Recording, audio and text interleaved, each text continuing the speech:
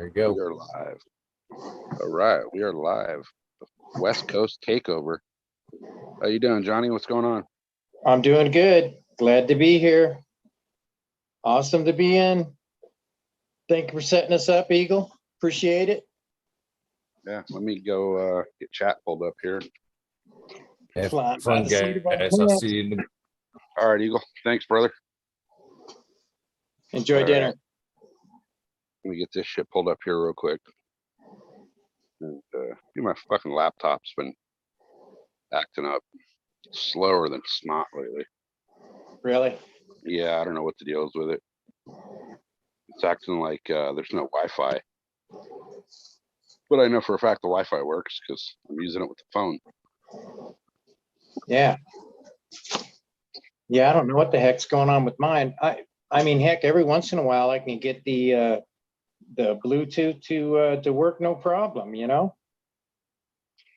Yeah, something's weird with that, man. You need I don't know. You need to do something about that because that ain't I mean, right. shoot, this is a brand new phone. It should work no problem. Yeah, I think it's a glitch in the actual phone itself. Welcome in, Rez. Rez, how you doing, brother? Yeah, so yeah, my connection is all I can do is hear what the phone.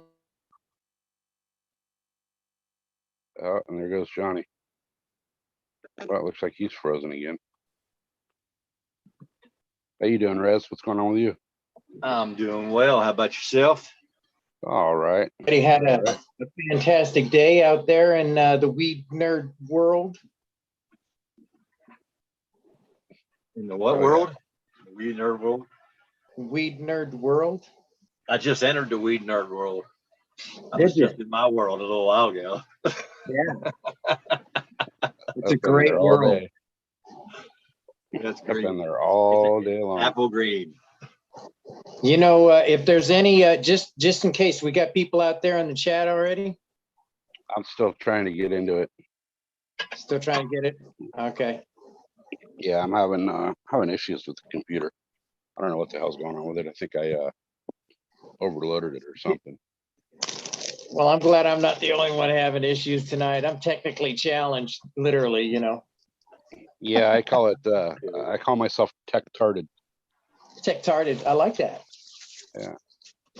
Every once in a while, my tech-tarded plates go crazy on me, you know? Right. Dude. You know, back in my day, like computers were like, /C semicolon D enter. And it was like, you moved 2 inches on the Oregon Trail. Right? Good old And now- DOS. Right? You guys remember when Prodigy was a thing? Prodigy. Wow. Yeah, I do. Actually. I didn't get online with a computer consistently until So here's something that's 6. new.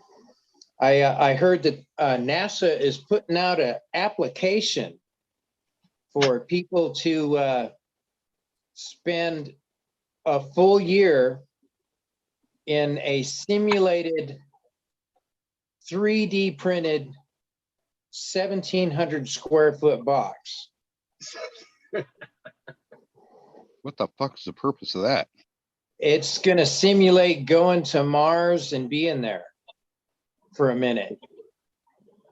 And back in the day, before they even sent the men up in space, they actually did that to the NASA pilots, or not NASA pilots, but volunteers, so that they would be able to kind of get a feel for all the shit that might happen and could happen and what they would do and how they'd react physically, mentally, you know. I don't know. So- You stick me in a box for a year, I'm gonna go fucking nuts. That's Somebody- what I'm talking about. Yeah. I watched a program on the Russian cosmonauts that did the same thing, and it was pretty rough on them, but it was good. It was good information. So hopefully some guinea pig will step up. And you got to be 30 years old up to, what is it? 30 to 50. I'm not exactly sure, but you got to be in prime physical health and be able to fly a jet and do other things. So I guess you would have to be in the Navy or the, Yeah, something. Uh-huh. Something. Yeah, sure. You guys have fun, and I spend less time. I spend more time in a less square footage than 1,700 square foot, and I wouldn't volunteer for that. I know they give me a bunch of soil and some plants. I'd go for it. Yeah, but you got no lights in that box and no power, probably. Well, they'd have to They'll supply give you that. That'd be everything. part of it.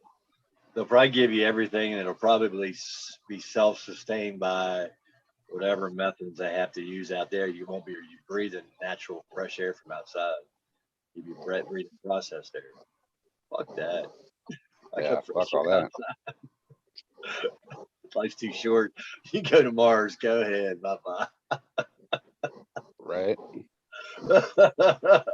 I'm 54. I'm past that. I Yeah. never wanted to go to Mars. Yeah, I don't need any more experiments like that. Oh, I like my experiments, but I like them close to Earth. Yeah. Yeah. Well, it's even like people tell me on the dirt bike, you got to jump more. And I'm like, nope, I prefer my wheels on the ground. Yeah, it's safer. Well, most Yeah. cases. Unless I'm going slow. Right. I'm still over here fighting with the fucking computer to get it up. Chat's come up, but it's all super slow and shit. Yeah. I can't see chat. What's up, chat? What's up? I could if I fired my computer up. Go fire that damn thing up, man. Well, but it can't get on to use it like this. It has to be the secondary, using time on top of this time on the hotspot.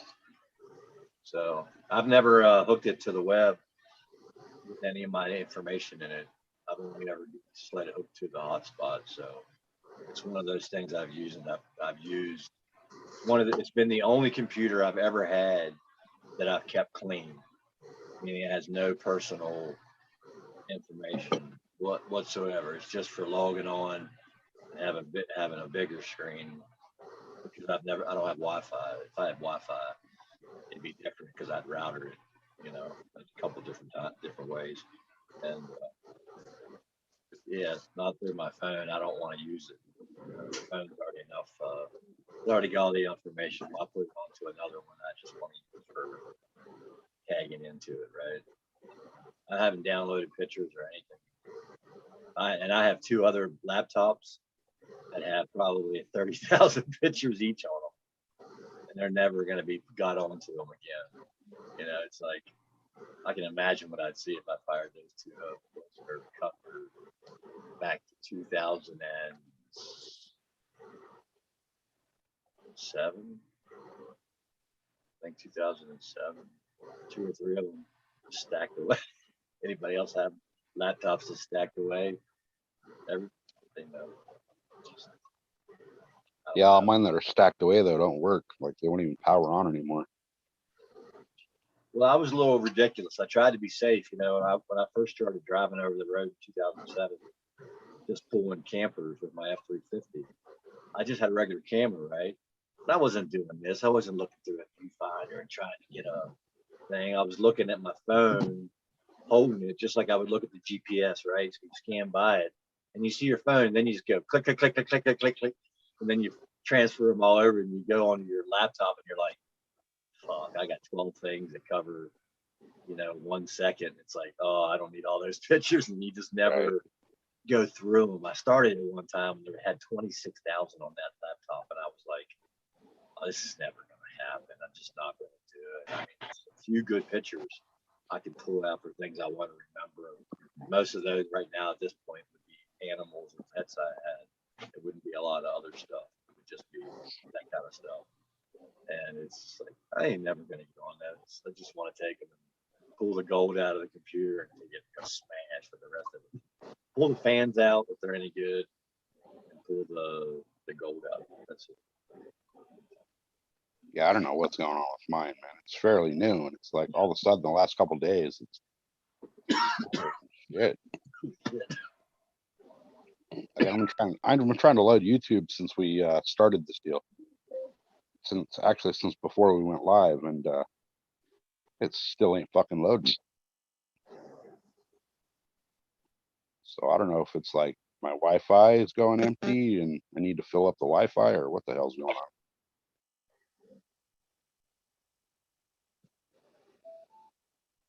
Shit, man. Yeah, I'm trying to connect my Bluetooth again, and that shit's just not working. So there must be something in there, you know? Yeah, something's all fucked up. Yeah, because that's crazy. I can't get mine to come on either. I just took a nasty stale bong hit with that left in the tube, you know. Oh shit. Oh man. That's Oh always the man. worst. And it needed new water change. It's that in between the last one, you know, where it needed changed. And it sat in there for like 60 seconds too long. I was like, oh, now it tastes like the inside of a burnt tire.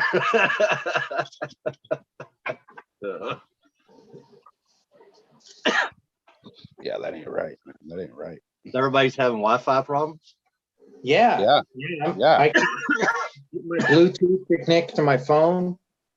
I've been having Wi-Fi problems the last few days. Yeah, definitely.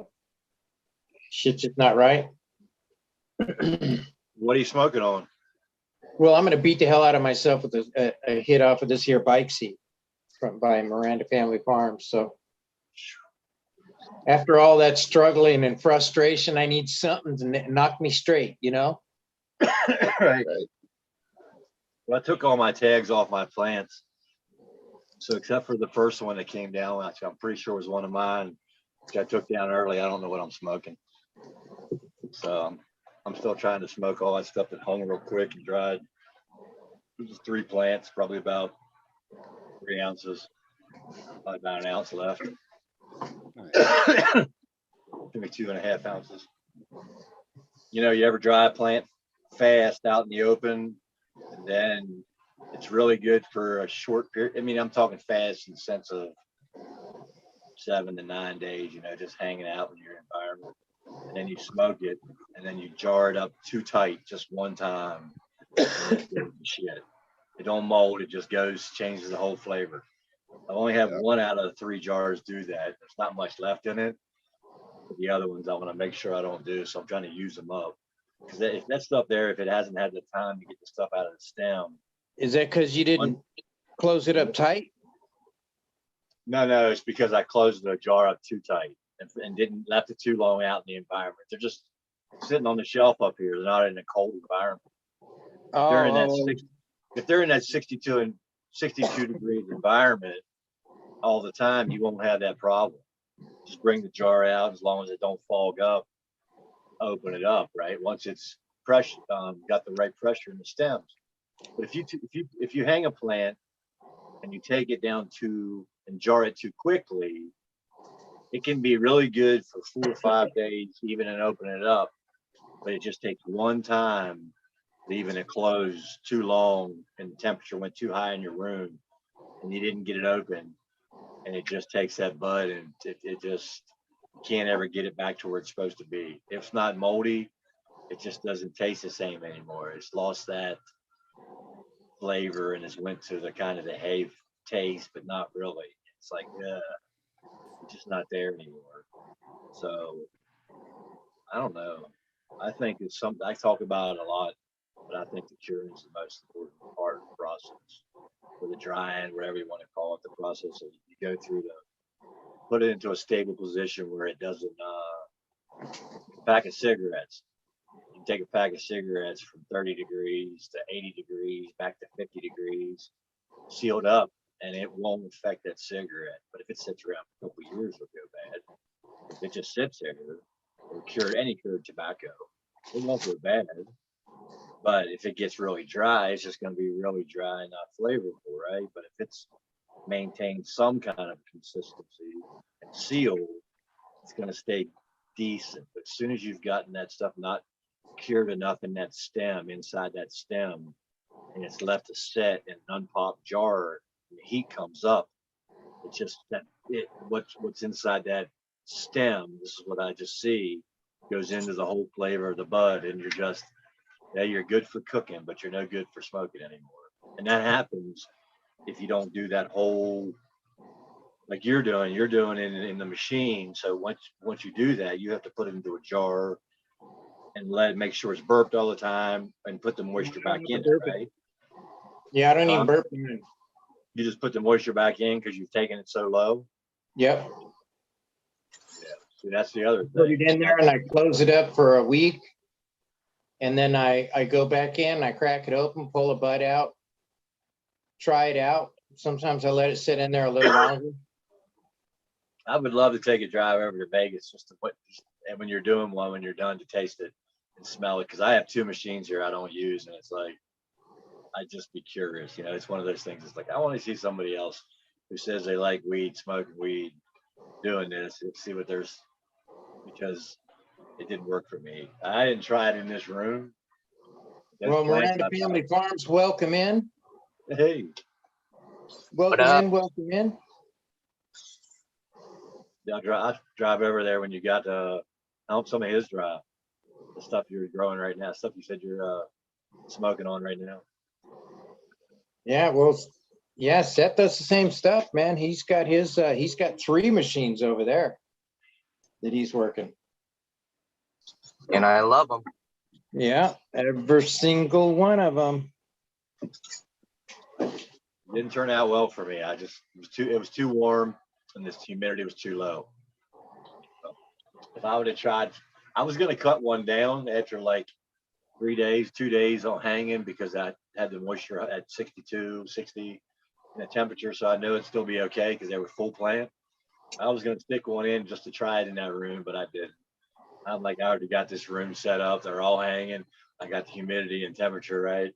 We're just gonna go for the 2 or 3 weeks, whatever it takes to get that 7 to 9% in the stem, and I'll take them down. 2 days on hanging because I had the moisture at 62, 60.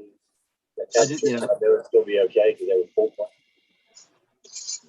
I just can't flip anything, all the stuff I'd like to be throwing in 5 gallons right now or 3 flipping. But I'm like, why should I rush? There's no reason to rush. I can't smoke everything I grow by the time I'm done on the next one. So it's like, I never can. You're not trying hard enough, man. Yeah. Oh, I'm trying hard, dude. I got a jar. Look at it. I was going to show this. Watch it. Where's it at? This is just one I've already went through. Rockefeller, Smiley's Garden. Welcome into the Weed Nerd world. Look, I've already probably went through two others of these jars, right? This is the stuff that I won't smoke.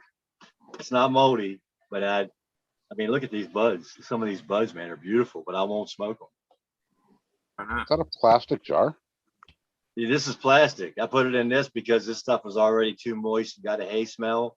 This is all for cooking. So I was just gonna say, man, that's just the same as putting it in a paper bag on the shelf. Yeah, well, this stuff here it probably has about 10 bovitas down inside of it, and they're just all through it. But this is just the stuff that doesn't turn out right. I just throw it in here and it ends up getting cooked. But I've went through probably in the 2 years, I'd say probably 5 or 6 of these that I wouldn't smoke. I keep saying it, but it doesn't matter for me when I harvest, because I could be in the middle of a goddamn blizzard.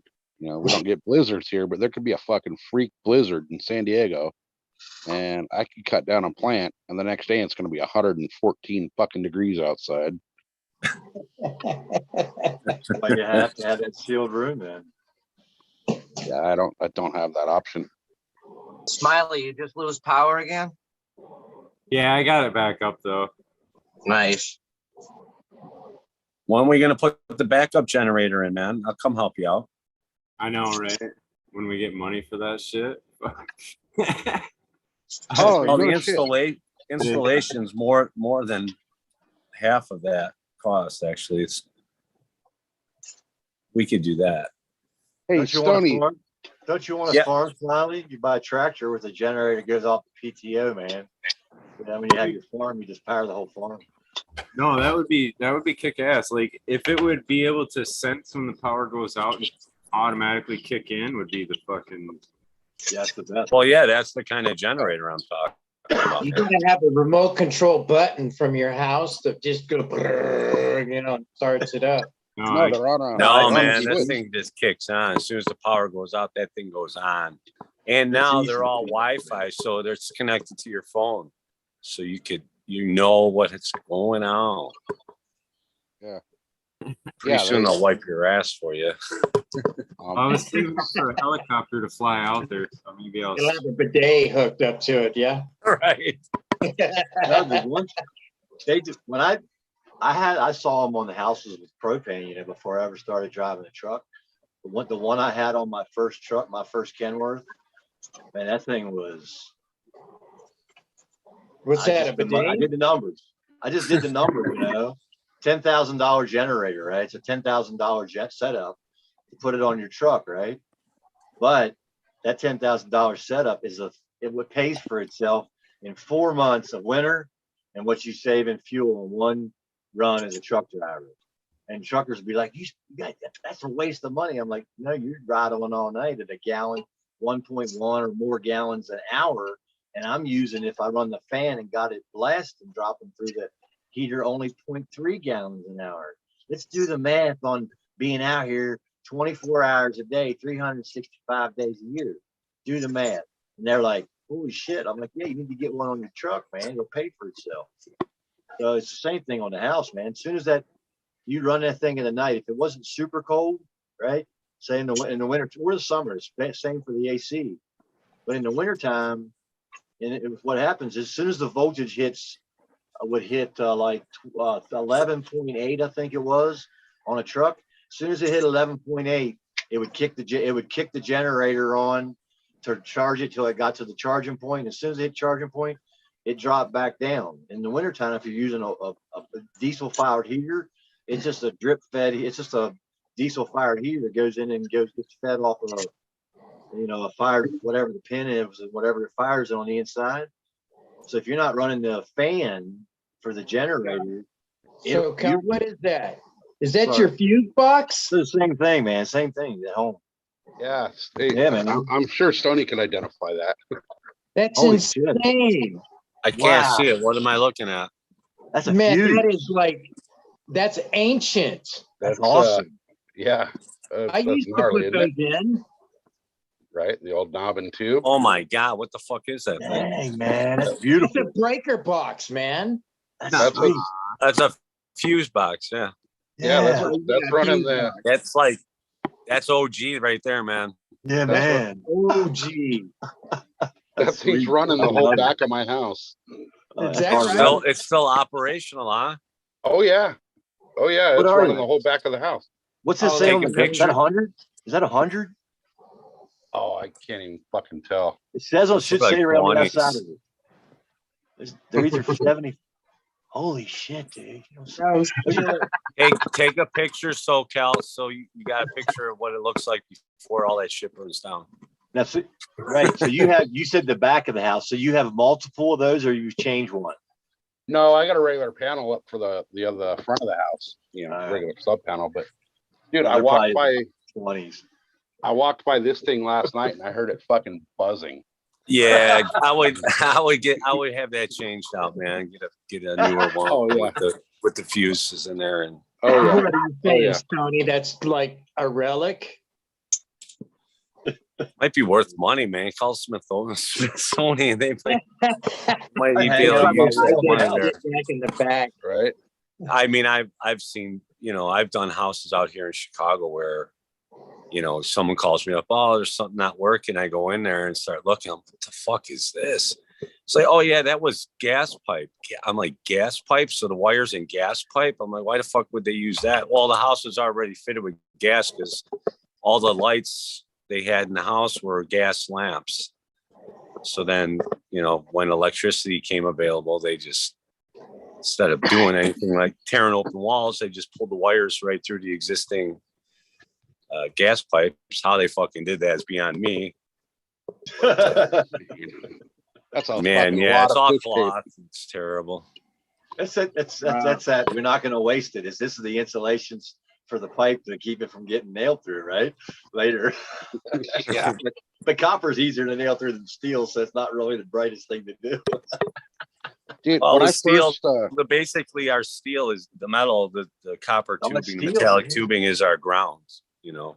Yeah. Like when we pull wires, we don't pull a ground wire unless I need to because it's dedicated grounding for something specific. But Yeah. Hey, Yeah, but back to the generator, I would do whatever the cheapest fuel is to your BTUs. I mean, to the amps you got to produce.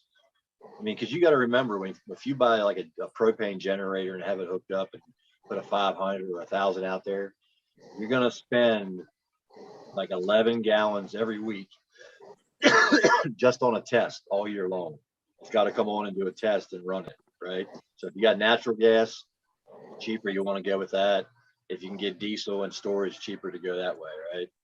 So that's just what I'll throw out there from what I know, right? well, So a diesel, okay, remember so the- yeah, but you're talking when you start getting into diesel generators, that's big stuff. That's buildings, okay. Yeah, Like yeah. what Smiley would use would be it could be run by either LP or natural gas. Okay. I would do Either natural or. And gas. it's a simple switch on the top. You just pop the hood on the thing, you slip the switch. If you had to switch over to LP because natural gas shut down for some reason, Yeah. you know, you could go ahead and do that. But I mean, Well, you could get like a 7K generator. It'll give you like 10 circuits, I believe. So you can run an actual like AC and then another 2-pole circuit of 20 amps, I believe. And then the rest would be like a couple 20 amp circuits and maybe some 15s. So you would have enough to keep your shit going, refrigerator, right? Yeah, but what happens is if you don't run the test on those things, and it's They're summertime, automatic. Yeah, they're automated though. Those things are already preset. It's got a time clock in them, especially now everything's connected now through the Wi-Fi too. So, but there's a test every week, right? They still run a test on those every week. It'll do. Yeah, it just runs. It starts up. It's a startup test. Yeah, it's 11. So all it does is 11 starts up. It gallons runs for 1 minute or 2 minutes and then shuts down. That's it. Hey, it? Johnny, Yeah. we're not Brady bunching on the YouTube channel for some reason. Yeah, I know. we're I'm not. not in control though. How do we go about fixing that? That there would be SoCal. You're gonna have to Yeah. go into the side thing and put it on Brady Bunch. We how gotta the see. hell do I do that? I think you hit the little bars on the side because you got control, Okay. little mores, and then Right. look in there. It should have that. I don't see anything like that. There we go. Stoney, that's an improvement, man. Because 2005, 2006, they were using one that Is it would run running a big one that would run a whole house. Ran a Yeah. test every week that burned 11 gallons. So if it's only coming on for a minute, you wouldn't burn 11 gallons. That's nice. Yeah, they run. I mean, you could set the run times too. You know, you have complete control over all that. Well, of course. They're really we're selling nice the now. I propane, mean, so I don't you know wanna about the recommend newer best. ones. I was certified from Generac. I went up to Wisconsin to their facility for a weekend and then Yeah, man. had to take some classes and then a big test at the end, you know, and I always got my little respect that patch. people But it's when I only was a doing a 2-year. What's that? When I went to a house or was leaving a house or doing it, whether it was construction or in the propane business, when you leave and you see somebody setting that that pad and putting that tan box by the house you in, somebody's Yeah. thinking ahead because somebody putting the generator in the tan Generac boxes were the big tan boxes. Yeah. On the side of the house. I'm like, they're thinking ahead. They're up in the woods. They're not being stupid. They're nice to have, man. I'll tell you, especially if you do generally lose power here and there. Cheddar Bob, what's up? Build a house and get a loan from the bank, You just go ahead and say, hey, I'm up in the mountains. This is best for the house and for the best for the quality house. Can I just put a loan for the generator into my house payment? How do I do that?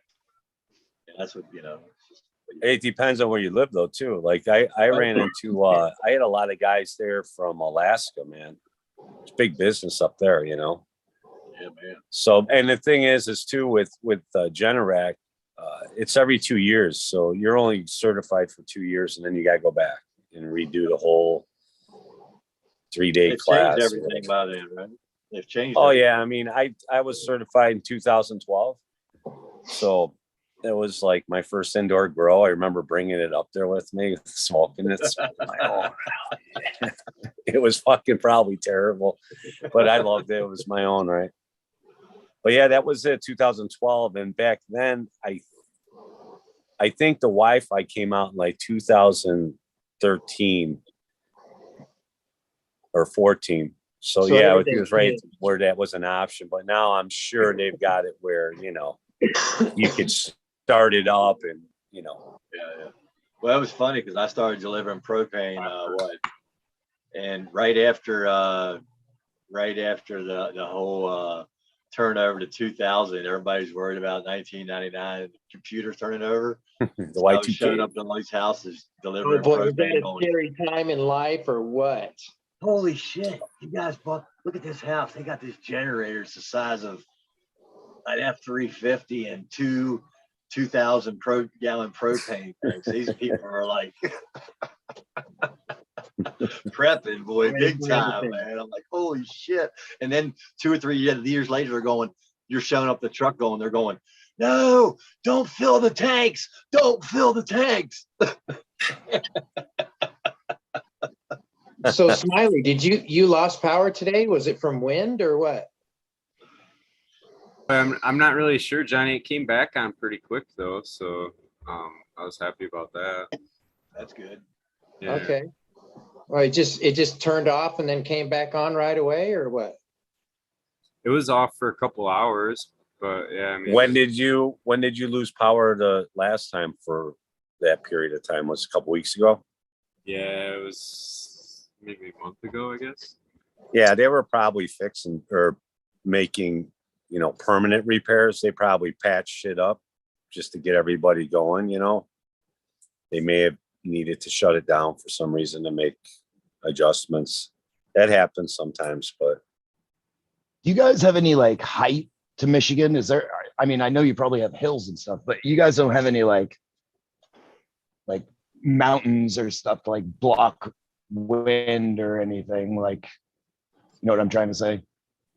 Are you plateauish over there? Oh no, it's pretty flat. I mean, for the most part, and Yeah. like up northern Michigan, maybe it's got more hills. That's why Eagle calls us the Flatlanders down here.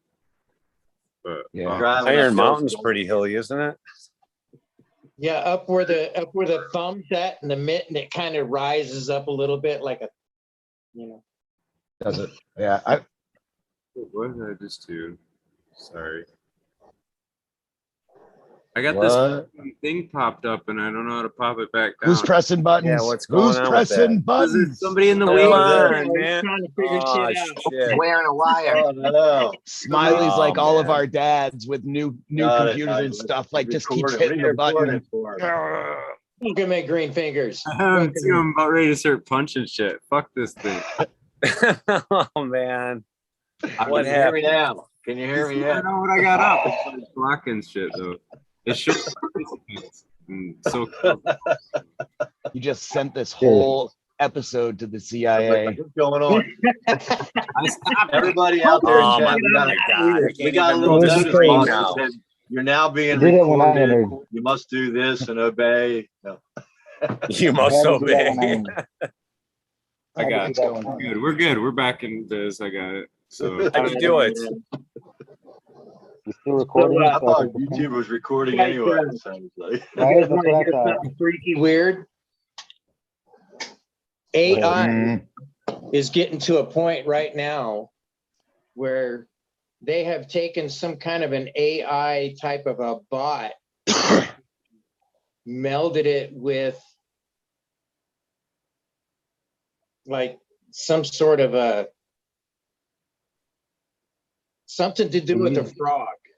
Oh, okay. So this is You're so talking about yeah. Nancy Pelosi. No, no, Yeah, no. they So use this chlorophyll. is They're just legit. saying that they did So True, you okay. know. So what they've done is they've used the something about the electrical currents in amphibians' bodies, namely a frog. And Yes. so this is a biological nanobot. You know, it's not mechanical, it's like a biological. But yeah, artificially, yep, they are Kind of like reproducing themselves. Terminator. I was talking about this like 2 months ago when I first heard about it. And it's freaking crazy. It's like Jurassic Park, basically. They're gonna turn the frogs against us with these fucking nanobots. It's I think any of that. But. yeah, they It's only quarter after 9 on the West Coast. I didn't know we were going down this side of the hole this Smiley at fast. the beginning. yeah, Where and they that- just found that dinosaur egg with like a fully intact embryo inside it that they're No gonna try and extract DNA from. And now they got this nanobot frog running around. Like, folks. Hot frog. What are you talking about?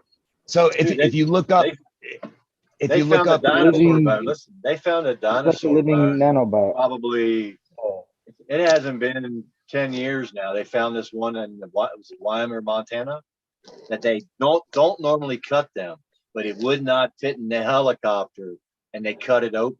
It had fresh gel in it. That did not show up anywhere for much because they can't prove how it's 6 million years old and still has fresh gel inside. well, they Because it find don't geodes line with up. water You in it can't be from 6 the million ice age. years old and still have fresh gel inside. They find geodes with water that's from the ice age too, though. So that's not really What does that too have to do with unbelievable. fucking nanobots? Yeah, that's what I Well, want to it's hear. the same- Bob, I'm tell us not about the exactly living sure. nanobot. yeah, It's just- so the nanobots weird are shit. basically like they're the beginning framing of like stuff AI. to go and heal when you get cut, you know, like to just automatically grow new skin and shit. Like that's where they're headed with this. That's what they're trying to do, and like go in and like gene manipulate and stuff like that. It's fucking crazy. You know Once get that locked in guy. 1700 square You know foot that box, guy it's in pretty- MIB in Men in Black when they would blow his hand off or his head and the shit would grow Yeah. back. So and they control these things through a computer. They can Manipulate it. I'm not no, they can tell them what to do inside the Yeah. frog's body by a computer program. So Yeah, like it's they like can make the tail fall off faster to make it grow. yeah, its but legs these aren't faster to but make they're it not but not they're frog. not they're organic, right? So they're Yeah. not made out of wire and shit like that. This is an organic machine, guys. Right. Yeah. Like I don't think people know how scary this actually Let's go jump back to the first thing that Here's came up. what's you know what's 1700 scary. square foot boxes, right, for Mars. So if you jump into one of those, you're like a frog inside of a box being tested. Exactly.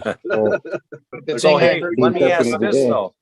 the Hey, thing let I me heard ask though. was this thing can actually reproduce yeah, itself. It can So- run around and get parts that it needs. and turn itself into Make it it can other- create itself as a new part. Yes.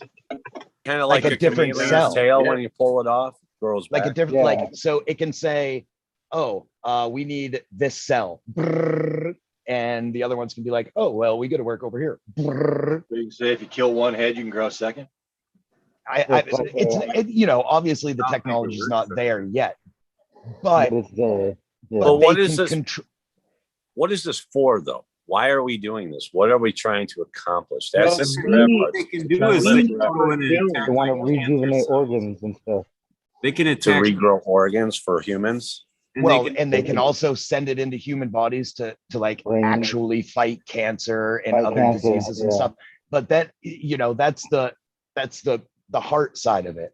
But on This the is the other good side of it, Evil. on the evil other side. side of it that we know is always Prevalent. part of it. There's a we're not headed down a very safe road, in my opinion. No. Yeah, it's a slippery slope. It could be good, but it could be very bad. It will be very bad. Be bad. What are Yeah. you worried about?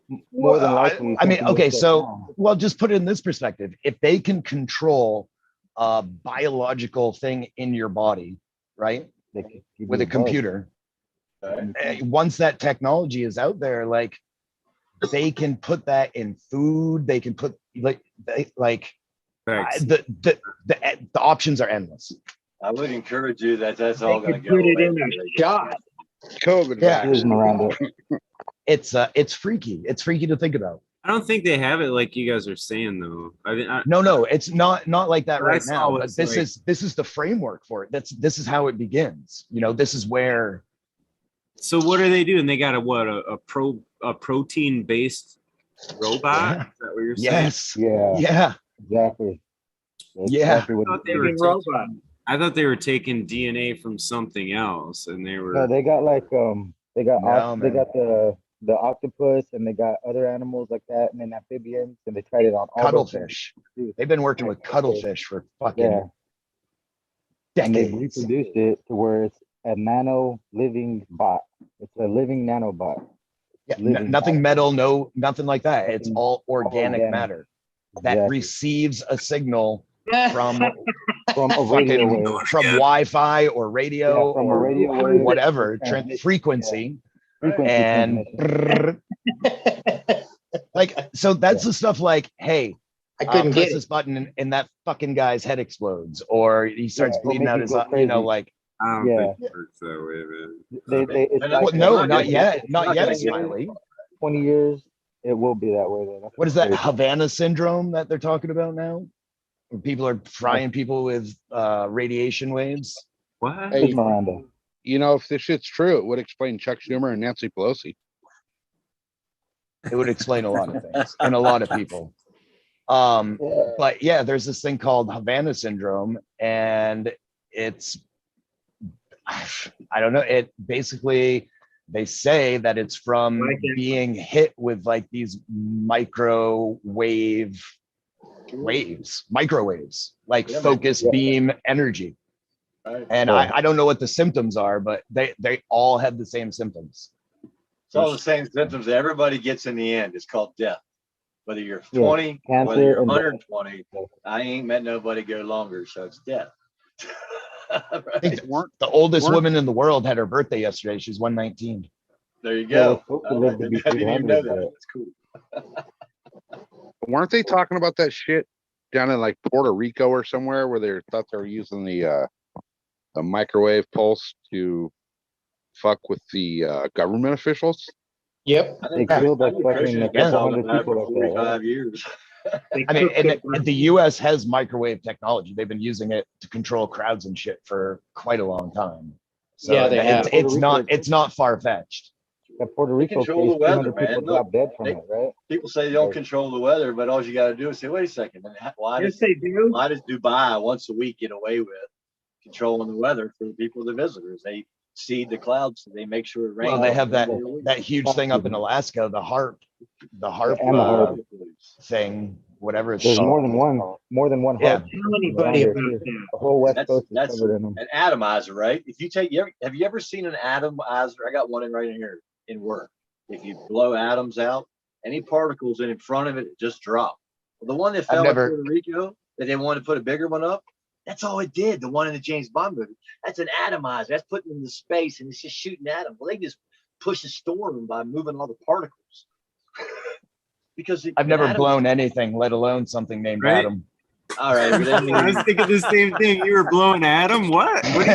electronically, yeah. at the end of a needle, if you buy an atomizer, right? Everybody It was blows my bubbles. turn. If you buy something that makes a negative ion straight on the end of a needle, right? You can move that off that electronic burning at the end of that needle. You can move it off. And if you have smoke particles right in front of it, the smoke particles just go shoot, just are gone. Right. So what happens is when you have a lot of that and you point it in direction, all the particles that are in the air, in the atmosphere, you can move them. Well, they've just been playing around for years. I mean, people, they play around with that shit. right? So that's what that one in Puerto Rico that fell was a big unit like that, like the one you say, the HARP or whatever it is in Brussels or in those countries. Here's a fun little fact. What are you talking about? Adam, you know, Land in of the the Sistine Chapel, how it has God reaching out and touching Adam's finger? Creation of man. It's not his the finger. ceiling? Okay. Okay, Pull my you finger. realize that God is literally leaning out of a brain? Didn't. But what is? That's wild. What does that stand for? Is it supposed to be the pineal gland that he's reaching out of? If you were to cut the brain in half, kind of looking, or kind of have a see-through section, he's leaning out of a brain. It's a brain. Wow. Because who drew that? I mean, who made that? Leonardo da Vinci. Leonardo, yeah, right? Da Vinci. Who was playing with all that No, it was Michelangelo, Human right? Didn't he anatomy. paint it? Michelangelo. dissecting Apple. things? You know what I'm saying? Which one went So blind? next time you guys get a chance, take a look at that, and you'll see. Heck, Smiley, you should be able to do that right now. You got a computer. I'm You not could the look up- host. That's SoCal's job. He's the Yeah, host. well, he's trying to hold Ah, everything down with this slow computer. You No, guys what I'm singled saying it is- out and made it the West Coast fucking Wednesday. I was like, well, I know. fuck, I'm on the West Coast of Fucking bullshit. Michigan. And then all Yeah, these that's it. That's guys it. come in. So The Western Hemisphere. Everybody's on the west coast of, Something. well, they're west of Atlantic Ocean. How's that? so That's pretty regional. Fuck. Yeah, all So of us. y'all be motherfuckers. west coasters. I mean, western or whatever. Anyway, so if you get a chance to, go ahead and do that. Take a look at the Sistine Chapel picture of, That was in Roots. DiCaprio. 16 Shackles was in Roots. something like that, yeah. You know, I think I need Yeah, another take a- bit of advice. Take a look at it. Hey, take a look at it because it'll It's be not gone. February yet. Take Yeah. a look at it because it will be gone soon. The rest of them, the rest of those laying in rubble, Yeah, like bring it up. How do we bring it up? I can't share screen, so it will be gone. So enjoy it. Johnny, Let the me see Bible if I- says that Jesus got stoned before receiving the throne. Everything gets laid to waste. That doesn't walk rightly. It doesn't treat humans right. It doesn't take care of the poor and doesn't treat people justly. It's just the way it happens. If you don't treat the poor and the poor and the orphan, the widow and the orphan right, you ain't doing right. And it happens through history over and over again. And all those ones that we see who built those that we now know have been to all kinds of preferred stuff we don't want people into, or we say we don't. Well, they're getting ready to go whoosh, gone. So all those people have been lying for years, getting ready to go bye-bye. I'm just serious. It's a repeat. History repeats itself. Those things that have Is to that go the away. brain, Johnny? I'm sorry, where are you? There you go. That's it. Oh shit! It is a brain. I know. I never noticed that, dude. You're right. It's a fucking got brain, it. man. You got us on that one. It's fucker. unmistakable now. Is Was it that a is heart? that amazing or what? I always That's thought it was a crazy. cocktail. I thought Is it it a was heart Or is or it a a brain? heart, though? How's It's a that? heart. It's a heart. How's It's a that heart, for not a some brain. great information off of the Weed But Nerd it's a World? heart shaped It's as a a heart, brain. not a brain. It could be a Johnny. heart. The valves at the top. It's a heart, Yeah, not a I don't brain. know, man. It could be either I think it's a or. liver. I think it's a liver. Oh, shoot. It could It's a be the penile gland cut in pancreas. half, guys. Yeah. That's the penile Fucking gland Cheddar cut in Bob's half. always got to ruin it. Yeah, come on, It's man. not the brain. That's the penile gland. I- 'Cause it looks like a I heart. see a but that's left what the penile kidney. gland looks That like is as well. that is a The distinct gallbladder. that is That the is- distinct left kidney shape. You sure? That's a I thought it testicle, was a bro. gallbladder. That looks like my left So testes, why do you bro. There's think- a person inside of it. well, it makes sense. I mean, it would be depicting a mind behind it all, right? Like, and Right. it makes sense to me that there's Riley, I was going to ask you in particular what you thought about that. Why do you think he used the brain as what he was leaning out of? He was a Penis zombie. wouldn't fit in the room. I still say it's a penile Well, I gland. mean, in a sense, I guess it would be portraying that, like it's all in the like maybe we all exist in the brain of God and God's mind. Like we're all existing right there in his mind, So Well, God it's all in our exists- mind. God And if- exists in our mind. And if you look We at are the Adam, matrix. it's proof positive that if you got a giant penis that you're abnormal. Because there's Adam, the first man you could see, he's not very well hung. So, Define gigantic. Adam was supposed to be a giant. well, I don't know, man. Turn on Pornhub, check it out. Well, I don't know because I mean, the first thing. BBC. cold, dude. He's up in the sky. What are you talking about? It's way cold. Oh, you're right. Shrinkage. I didn't think of that. Well, like the first thing he It's said to supposed to be a Eve giant. was the first thing Adam said to Eve was told her to stand back because he didn't know how big that thing was going to get. Man, I just don't know. It does kind of look like the brain because the people inside there kind of look, how a brain looks, where it's kind of all wavy It looking. wouldn't look like that anyway, because Adam and Eve are one person. Hmm. And they were split into two. That's why a man gets married to a wife and joins back and become one again. Interesting. It's not what you've been told. It's not the story they've portrayed. Eve was pulled out of Adam. That's why when you get married, you come back together and become one again. And No you're full woman force. completes me, homie. She was pulled out of him. So when if you're going to point that picture of Adam, you need to have something that looks like two people that are one there. That looks like both sexes. That would be the Well, restroom door if in you San look at, Francisco. okay, Raz, so take a look at this, man. Look at, I think that's Eve right there, man. Looks like she's kind of checking them out over everybody else. She's the only one that's looking directly over at him.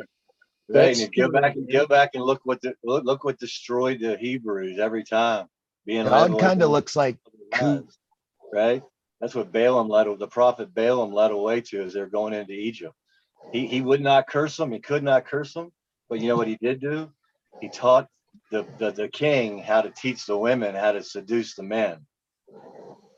And that's why Balaam was destroyed later. That's why prophet Balaam was destroyed later, because he was a wicked man. So he taught the men how to get tricked into sin by that woman right there. And they continue to blame Eve for being the fault all these years. It was a woman's fault. And that's a lie. It was Adam's fault.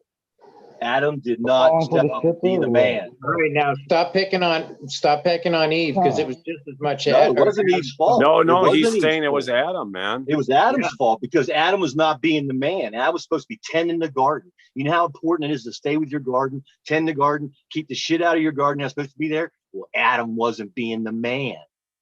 Adam so didn't tell the snake, go to hell away. There was a worm in that apple. Right? He didn't step up for his woman. He didn't take the place, and he let her take the place. And then blamed her. He blamed until her. he sinned. Until he You sinned. said He was like, Right. "Look what your woman made me do, and you gave her to me." Blamed them Right, both. and that's for history. But you just For said it's history, only that's one what men person. did. That's what Men every one of pointed us the would finger. do too. We'd be like, "Well, she did it, and you made her." But Rez, And you just Jesus said that they were fixed it both all. one I person. thought the serpent whispered in her ear. I didn't know Adam knew about it. I thought he didn't know. He didn't know. Adam didn't know. No, about it. Adam That's was why I right said- there the whole time. No, Oh, he yeah. Right wasn't. there. He's the Well, one. then, yeah, he's a dumb man. What the fuck? See, because Sean, watch this. that guy? If you go back and read it, right? And they don't tell you the whole story right there. But in that part of the story they do give you, you'll find out the fall doesn't happen until Adam takes it from her and eats and partakes with the deception she did, right? Because she came from Eve. So they're one, but she was pulled out to make him full because there was nothing in the garden that would make Adam be able to multiply and fulfill this thing inside of him. There was nothing, no creature. So he pulls and separates because it's that fulfillment. If anybody, man out there, has ever been in a That's gene relationship splicing, bro. where you become and you're best friends with your wife, it's that coming back together. And now you're a force and you're like, wow, she's got everything I don't have. She's got all this side I don't have. It makes us complete.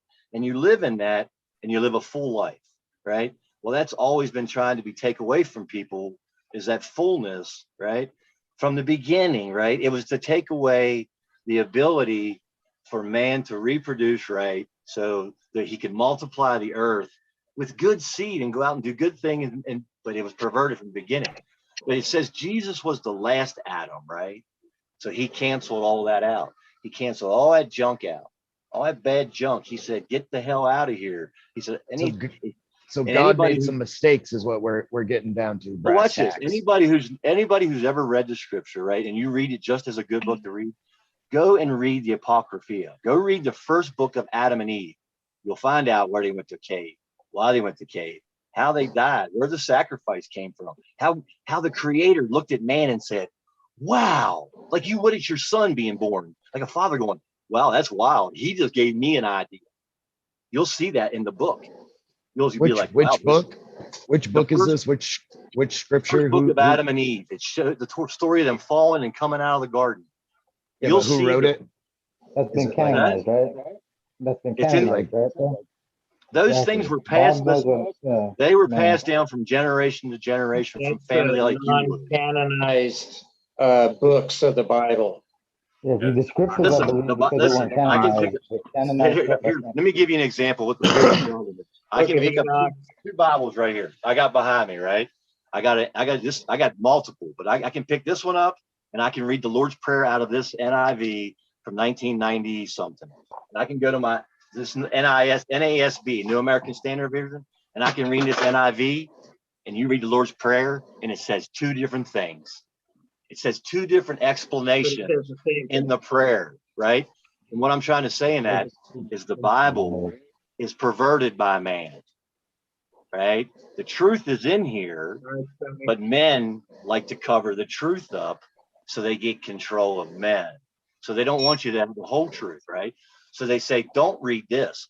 But what you got to do is read everything, right? And if you read everything, what registers on your heart. So if I pick up these things since I was a kid and I first met Jesus, I can read this and go, there was stuff for years I just took as plain face value because I thought people older than me knew better. And then I started reading going, that never registered in me.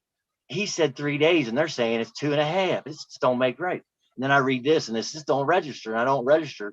And then I go look at all the other truths and I'm like, oh, they were tricked too. These people were lied to. It's not about all this money, paying, telling me to do something. It is that, but you find the truth in here. So what I'm saying is that when you say don't read that, that's the Apocrypha, that's not in the Bible. There was a reason the church, the Alexandria burned down, the Alexandria Library. Men like to cover up the truth so they get control of you. You don't, that's not good. Listen, in the very beginning, he told them, you don't want a king. He said he brought you into here to be free. And now you want a man ruling over you. If you love your neighbor, if you treat everybody right, you don't need a king ruling over you. I'll take care of you.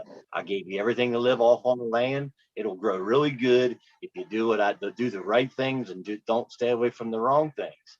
But they make it into all these rules and say, hey, follow my way. And now you're doing it. Make sure you fill my pocket while you're doing it so I can do it. No. If you're going to give that money to that person over there, I'm glad you pass it through your hands to give it to him because I can trust you. These people have set themselves up taking money from people that have not earned their trust or have not proven themselves worthy to take money, build gold buildings and live in luscious while the poor are out there squandering they say they love. It's ridiculous. I don't agree with any of that stuff. Not true. What's everyone smoking on? Sorry, I got really deep. I'm not sorry. I'm smoking on one that I cut down of the cross that I made. That's about ready to go in the cook jar. The cook Smoking on jar? two soups. In the jar that where I don't like to smoke it anymore, so I throw it in there and it gets cooked in the oil. Oh, doing some, yeah. Yeah, I use That's coconut good. oil and cook it up. Yeah, Of course, I got here. Well, I think it was on here. I said something about it. This is like a 1/4 pound. That's like probably 6 ounces worth of weed waste. Really good. It's got mold growing in there. Look at it. I'm gonna turn it in. I'm gonna heat it up, mix it with some water, and pour it over the soil outside, and let it go in the compost.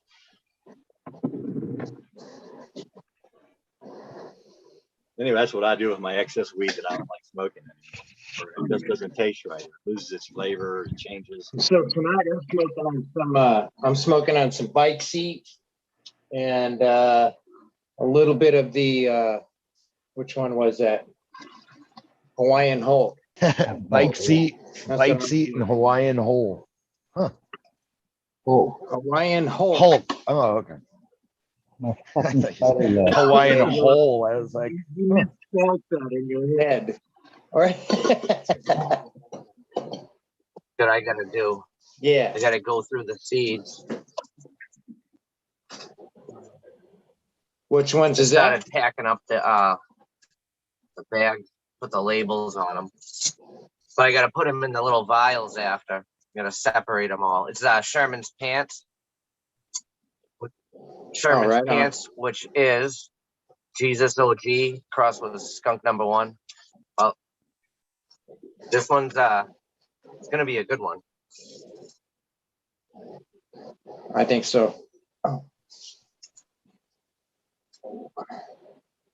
See, now I could line up 500 of my friends right now, and they just saw me a peace sign and said I like that. They'd be all saying, "Boy, you need to repent. You're going to hell."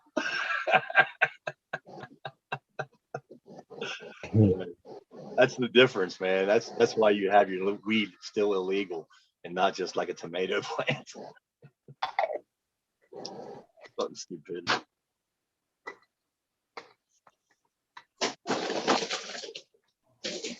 Okay, has anybody heard of a tardigrade? yeah. That's the little thing Okay, that can you know, live they're out in gonna space, can freeze and all sorts of stuff. Yeah. That's what they use in the new Star Trek to travel through space time. Well, yeah, as a matter of fact, didn't it make like their fuel or something like that? It was their navigational tool. Okay, I thought it was their fuel. I was No, actually the fuel Anyway. was a cosmic mycelium that the tardigrade fed Well, on. here's something cool. You know, recently they sent a rocket up and it had an encyclopedia of Earth and humanity and all that shit. And they sent some tardigrades to the moon. And the rocket that went up there, for whatever reason, I'm not sure, but it kind of crash landed. So it didn't really make it. So these tardigrades, from my understanding, is they're pretty indestructible because they live through all kinds of crap. They can So turn they're to like saying- these crystals. They turn to Right. crystal. So they're saying that these things are like, they're able Eons. to be quantum entangled. I mean, you guys talk about this like it's going to happen. You guys do know that last year Israel crashed a Hang on a second, Ray. spacecraft on the moon. They couldn't get it to land on the moon at this age. It crashed, landed. If you weren't successful. Hey, you got to break a few eggs. You just shit on Wait a you guys second. like that. We did it in You guys act like it's 67, gonna but this happen. much longer later that you can do it. They can't do it.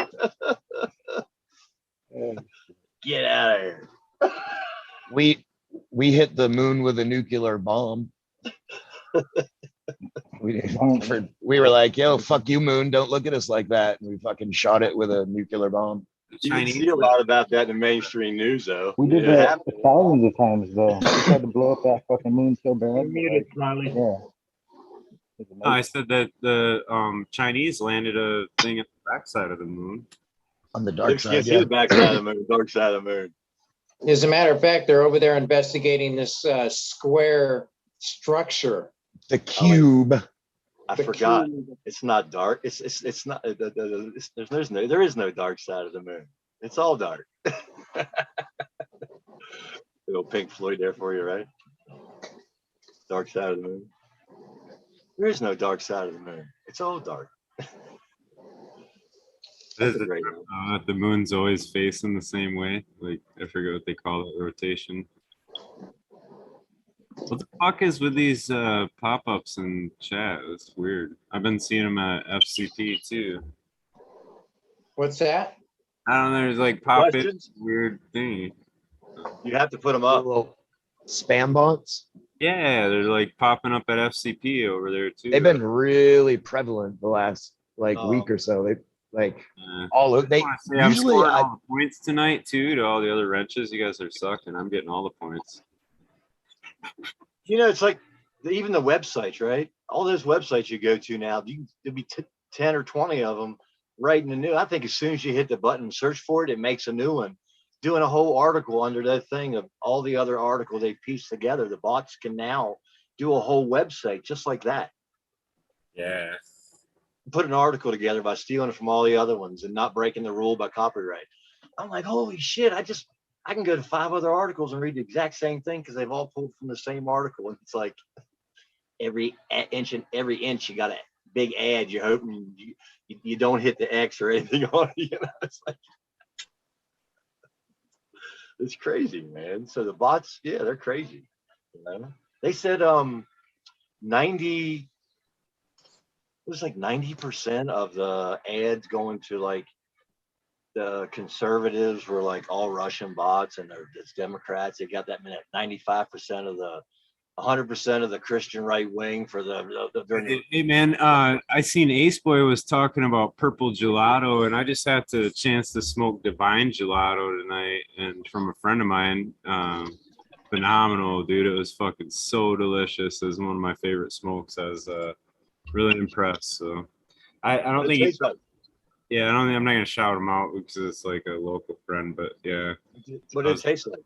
I was super impressed. It was similar to what I've had for gelato, so it's got kind of almost like a creaminess to it, I guess is what you would call it. I'm trying to recall it here, and it has like a nice little like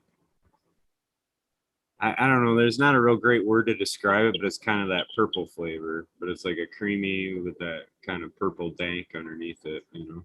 But it was really good. So Purple dank. The only good purple weed I've had is Sunset Sherbet. I'm talking like the flavor though, like that flavor. Flavor purple. So like a grape Kool-Aid or like a grape. like the smelly marker. Yeah. Smelly Like the grape Kool-Aid before you mix it like the powder, maybe. Grape Kool-Aid before you. Oh yeah. So if you get a big puff of that up your nose when it's still powder, it's like oh. But sweet. Yeah, but I know what Cheddar Bob's saying too. That's what DMT tastes like. The color. And then purple. you get the one that has that grape, but you can smell would smell like the inside of a tennis ball, but kind of like diesel fuel in the background. Yeah. Weird flavors, man. I'm telling you. Some of the flavors I smell of this stuff is like I cross those two things together now, and it's like, wow, this smells like that plant, but those two together, that's like, what the hell is that? And this F3 grapefruit, I did that stem rub on that a little while ago, and I was like, what is that? I was like, I have not smelled that yet. That's like sweet, tart, but what the hell is it? With almost like the skunk in the background, but it doesn't smell like skunk. It's like the texture that you would get from smelling skunk, which makes no sense, you know. But it's like, I'm like, wow, this is different. This no fuel smell to it, just a sweetness back in there. I can't even explain. And out of 12 seeds, I got 10 popped, and probably the other 2 were my fault because I did them in 60-ounce cups and gave them too much water. So 10 popped, and out of those 10, I only got 1 male, and he's got almost no smell to him. I'm like, fuck. I'll transplant you. I'll let you sit, go outside and make some pollen. We'll see what you smell like. I'll collect some pollen and dab a few and see how they turn out. That's cool though. I'd like to get rid of all the cat piss smell. It's hard to get rid of though. Cat piss, skunk. It's in everything, it seems. So Cheddar Bob, you got your Bob's Cheddar going yet, or what? No, I don't. I gotta I got some Bruce Banner 3, Cherry Pie, and another Bruce Banner 3 going. I'm gonna wait to do some new stuff until after we, find a new place to live. So Yeah, that's true. Yeah. I got these timed out, so they should be done like the first 2 weeks of March. We're gonna be out probably April-ish, end of April. So be able to air out the Cutting it tight. air out the basement for a few weeks, and maybe That's gonna be running. fucking work though, man. Like what did you figure out, or what are you thinking for moving that soil? Like, you doing I buckets? don't know, man. I got 55-gallon drums from fishing and stuff, from bait that I can use. So You gotta go up steps and shit or not? no, I got a big basement door that I can roll it out, and then it's just kind of rolling it up the little embankment. But that's not too hard. From my spot, and I'm like, God, dude, I'd be carrying that shit up steps and shit. I couldn't imagine. But Yeah, it's if to fill it anyway. if I didn't have this door, I would probably be fucked. I'd be doing it in like 10-gallon totes. How much soil do you think you got together? Like, Oh fuck! I got 2 4x4 beds, so probably 300 gallons. Really? They're probably 150 gallons. How deep are they? They're 18 inches deep. Like 2 yards probably of soil. Heavy when Yeah, they're wet. a 4x4 fits 170 gallons. So, and they're not quite full. So Well, I a yard is what by a meter, right? So it'd be like almost 4x4, and then just shy on the height. So it'd be meters 3 feet. Well, my raised beds took 2 yards, about 1 yard. and those are 4x8 by 2 feet tall. How many yards you say fits in that thing? In that, it took 2 to I fill. mean, how many cubic feet fits in a 4x4? I think it's like 11 or 13, 11 or 13, I think, cubic Oh, that's feet. not bad. It's like a half a yard then. Oh shit, but wet, that would be, that's wet, that's like 400 or 500 pounds. Yeah, I mean, I moved the beds by myself. I dragged them from one end of the room to the other when I redid my room. So I can move them. It's just I You're a can't pick them. I superhero. can't pick them up. Like I can slide them across the floor. Can you slide them up onto a skid, onto like cardboard and onto a skid, and have a skid steer, put them onto a truck? Dude, I'm in a basement. I can't get a skid steer in here. You gotta understand though, Cheddar Bob's like, Once you get out of the basement, once you slide into the door, I was- Ropes and pulleys. I mean, Oh, I that's really, I don't mind. I can chuck them in a 55-gallon drum. A few of them. 3 other buddies, It won't man. be a You could problem. put two 2x4s under that with a piece of plastic or a couple things of something thick, and pick that thing up and right into a truck. People don't realize that short people like us have. Unless you don't have anybody that you trust that comes around, I can understand that. Oh no. I mean, I got buddies. We got trailers. We got. Oh shit! Pick that It, shit. yeah, it won't be a problem. I mean, we haul fucking thousands of pounds of lobster traps on trailers. So It just Yeah. depends on if you get a place where you have a door in the next place that fits in a 4x4. yeah, I mean, I'm gonna take the bed apart and stuff. So we got to find a place, and logistics will come as they fall into place. There's no sense in making a plan right now because there is no, Yeah, what do you plan? there's no conclusion yet. So I can't. There's no sense in worrying myself about it until I have to. What did you say, March or April? What do you have, March or April? The landlord said. Yeah, she said April, and they can give us a little longer if we need it. But Okay. the sooner the better. Yeah. Don't want to step on any toes, and so evict me, bitch. Give me another 90 days. Pretty so cool. there's not many places out there for you to hook up at, right? No, man. There was one place on the other side of the island, and that was gone the next morning when we saw it. And we can't go rent a place right now because we're still in a lease for this place, and it's just Exactly. so we're a little screwed. So we're trying to get a loan, but we're both self-employed, and they don't like self-employed people. and taxes last year with Corona were like all fucked up. So the bank is like, oh, well, you only made this much last year. You know, so, and first time homeowners, they just find so many ways to make you just Well, you know, a little carrot in front of your head they were just to say giving all no, that you know what I free mean? money.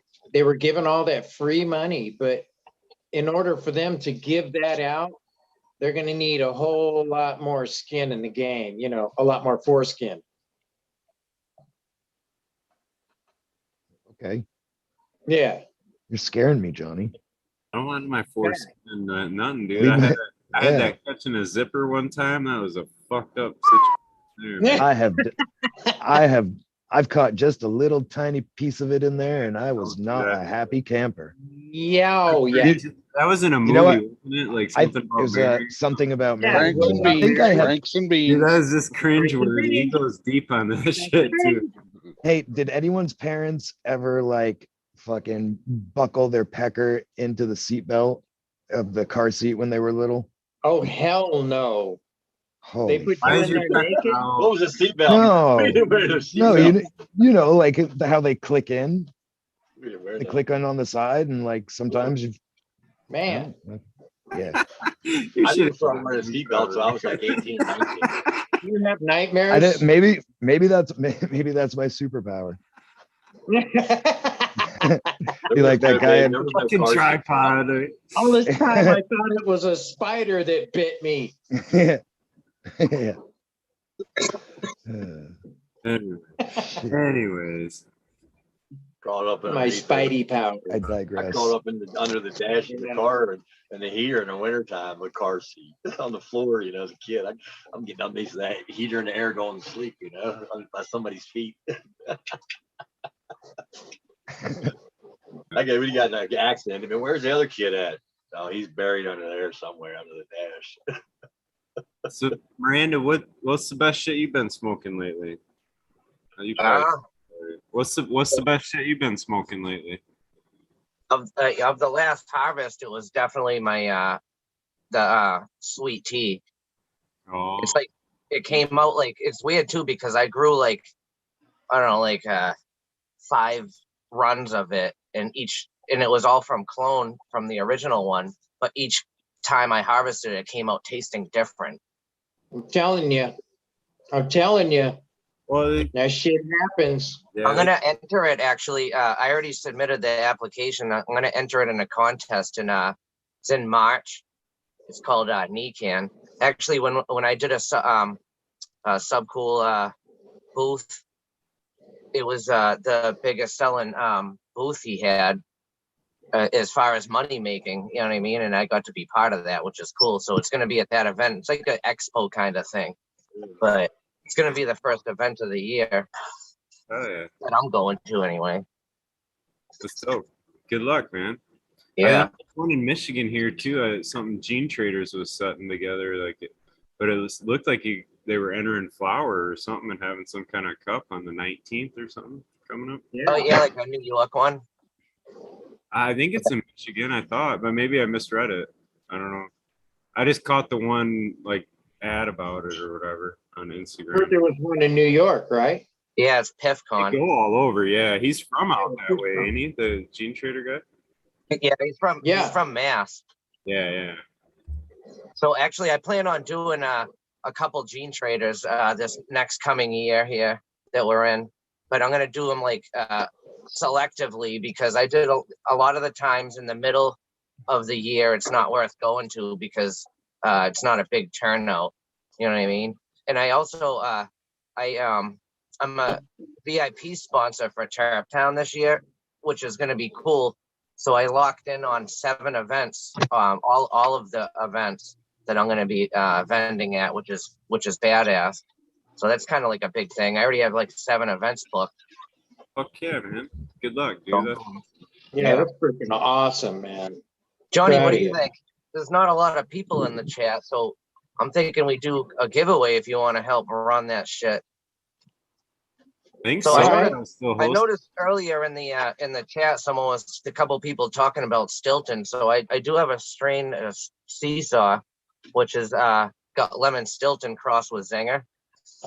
And then as I'm working on it right now, I might as well throw in the Sherman's Pants, which is the skunk #1 in Jesus OG. And today's sponsor is going to be brought to you by, I showed you earlier, I have a stack of hats. So you can pick your one from either the Trim Bag Company or Mr. B's Green Trees Company. And there's a bunch of different kinds. That's dope. And it gets better. We're going to throw in one more. This is also U.S. residents only. Sorry. There's more. But wait, There's yeah, more. there's But wait, more. act now. And we'll throw in a T-shirt. Put his numbers in now, and he's gonna get a T-shirt and a hat Yep. and some seeds. So I got large, extra large, and 2XL. So if you're any fatter than that, then you have to squeeze into it. Hey, what are you trying to say, man? I'm a medium.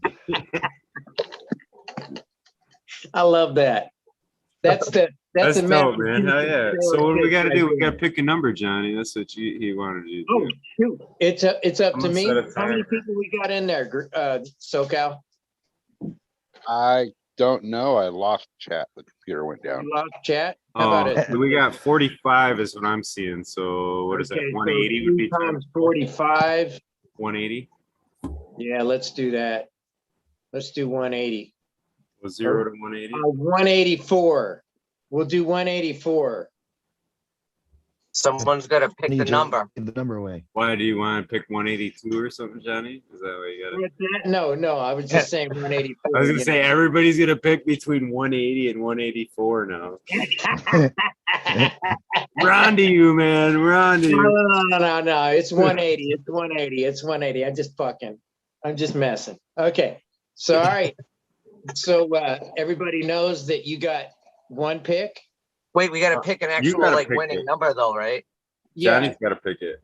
I'm Or gonna pick whoever. the number, Or but you we can, gotta- Miranda. I don't care. No, Yeah, wait. no, we didn't grabbed start that. yet. So everybody gets one pick. And oops, hang on a second. I lost everything here. I can't see you. So everybody gets one pick and one pick only. If you see somebody else click has your start? number, you can choose that or choose another number. You can't let the And- California people run anything. Do we got a number or what? I'm waiting to hear. Yeah. Oh man, I don't even have a number yet. I'm trying to find the chat here and I'll throw something in there. Okay, let's do, okay, I got a number, and here it goes. Number Hang on. 5. I got a number right there. You're gonna have to write in the chat when to start too. That's what I'm waiting on. I'm waiting on Johnny to give a number. And All once right, we got a number, then I'm gonna hit start and All right, chat, cool. and then we're gonna rock and roll. We got a timer Trying to set. figure out how to get this chat to work now. Well, okay. So Miranda, do you have a chat up? I do. Do you have it up where in our Zoom though? And then you can just type in a number. No, I can't. I don't know how to do that. All right. SoCal, no, Cheddar Bob. No, I'll pick a fucking number. Fucking pick that number, So damn there we it. go. I'm I picking- just, I'm sorry, man. I I'm just having put a a hard number time in. with my phone. I see the Okay, number. so I got you picked number. I'm just kidding. All right. Here we go. Starting. Game on. Game on. Okay, it's on. Everybody pick your number. Good luck. Do we have a Jeopardy song to play or something? Is there a This is US residents only. out of Who has the- country as well? Who has the best voice? Someone hum the Jeopardy song. Who can carry a tune? No, that'd be you. Forget about it. Yeah. Of a lovely lady. Check out this sick fucking poncho I got for Christmas. Alpaca. Fucking, I feel like a Jedi. Is it, Look at this thing. It's like is it alpaca? Oh man, yeah, you need a lightsaber with that shit. You'd be right on it. right. We'd be like all young kids and right the toilet paper roll. I just picture you like tripping balls with the fucking lightsaber out in the middle of the night. I don't even need to be tripping balls, man. If I had a lightsaber, I'd be out there all In the night tracers long. and shit. He'd be Yoda out there on the back lawn. Would I'd be fucking bouncing around and shit. There's the timer. Somersault. You know what I did get was I got one of those Oculus 2s, the VR. Dude, that's And, cool. Yeah, and they have the You said Jedi US on- lightsaber shit. Sorry, Cheddar Bob. You said US only, right? Yeah, U.S. only. Because the number was 71 and Wabasso for life 73. I don't know if he was in the US or not, but we'll try to find them. For life, I believe that he is in Is he? the States. Sweet. I think he's down in Cali, Awesome. someplace. I don't know why I'm picturing that being an Australian one, but I don't know. I guess it's a little early for that too. I don't know why. I think. I have no idea why, but that was just in my head. But otherwise, Stony Rockefeller is right there too, actually. So it was 73 Wait, and Tony 68. jump out? 68's what, 3 away, and 73 is 2 away. So either way. Ah, Man, it's sticky. All right, so Dirty HO saying he won. I didn't see no 71. Hey, What? Smiley. He said 47. He meant Smells like 71. Smells like Well, tacos. Whoever it is, will they put in chat if, Yeah, he's in Florida, so Wabasso for life on it then. what size shirt they are? And, Nope, they can, sorry, can't go to DM Florida. and stuff. Should Can't he go to just- Florida. Do you have IG Wabasso? Can you just get a hold of Miranda on IG or Or Yeah. you can email me at Email. mirandafillingfarms@gmail.com. One or the other.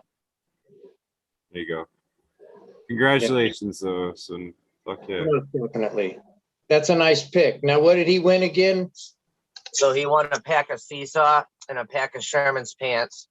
I'm gonna have him pick if he wants a trim bag or a Mr. B's green tree hat, and then a shirt. And I also have the sticker also that goes with the trim bag and the Mr. B's green tree. There you go. Cool. Still no 60. And of course a Miranda Philly Farm sticker. Well, of course. Of course. Collection would not be complete. Without that, that's what I'm saying. Oh, so something I figured out. I bought, when AC Infinity first came out, I bought their fan with the controller. Great fan, great controller. I think it's been about 2 years and my sensor started kind of messing up. And now the power button, when I press it, go to put it into the control, the digital control, it kind of like sparks. So I'm thinking it's probably a better idea to not use that anymore. So what I did was I ordered one of those new controllers, the 67 that like hooks up to Yeah. Bluetooth. Tell me about it. They're supposed to be really nice. I would love to tell you about it, but they're not compatible with the old fans. So What? yeah. So Aren't they just so, compatible with the one that goes with this right now? wait, what? This is an Okay, AC so- Infinity. So they have two different types of the AC Infinity. They have the first generation, which came with the first model Alright. controller. And then, I think it was like last year or something, they came out with this 67 controller, which covers your VDP and you can control it with Bluetooth and stuff like that. But on the old ones, it had one power cord that plugged into the controller and then another cord that it has too many cords. Okay. So now the Right. new fan has a power cord that's separate from the controller panel cord. So the ones that go with that controller right there, you can't use the 67. Right. So the first That's generation fans you cannot use with the new controllers. So So- that's convenient that you have to buy new stuff all the way around. Yeah. Yeah, I Yeah, thought. I mean, I that guess- one- I thought the one I bought 2 years ago is compatible though, because it's like the S1 or something. That Yeah, was I'm not sad. sure. I'm not sure when they came out with the 67, but Right. whichever version I have is too old to Does the one to be you have, compatible with it. can you plug two into yours to run one? Oh, okay, Yeah. so it's probably the same then. Yeah. That's no biggie though, because as long as it still works. What I would do with the one you have, do you have another one? You have two of them? Another, yeah, I have one in each tent. And you say one's not working now? Yeah, So now you can run two off one controller sucking out at one time in a bigger area. yeah. Or sucking in. But the little module is not module. The sensor is not working appropriately. So What do you mean? You mean the just the cord? The RH temperature probe? yeah, the probe, the sensor probe, and the power cord is. Okay, so Yeah. you don't need that now once you. But I have two different tents. So one tent will be reading one humidity and temperature and sucking out both tents, right? Yeah, where you can just like do it. Like I can run that room right there, both units off one controller. So as long as those one's still good, you got a bigger area where you go to, or you want to exhaust or pull in and out at the same time, plug them into to the other controller. So in the other controller, you'll just have one sensor off that running two fans. Right, but I have different stages of growth, so I need my temperatures to be different in one tent than the other. I was saying if you go to a bigger place when you move, you might be able to use them at the same time going in or sucking out. I got you. Not at the current moment. Later. Yeah, right. Later, Anytime in the later down the future, road. You can still use got it, you. if you're not. Yeah. But if you got to pull out them both at the same rate, yeah, you could do that. You could hook them up and pull out of each one of those rooms. It'll suck it out. They'll both be at the same rate though, always. Right. Yeah. That's what I'm saying. Yeah, I don't want that. Always. So yeah, I actually my buddy's bringing me one of the newer fans tomorrow. So Nice. not a big deal. I tried to buy one over holiday sales, but their Instagram was all messed up, and then they shut off a bunch of stuff, and I was like, all right, I guess I won't be buying anything from you anymore.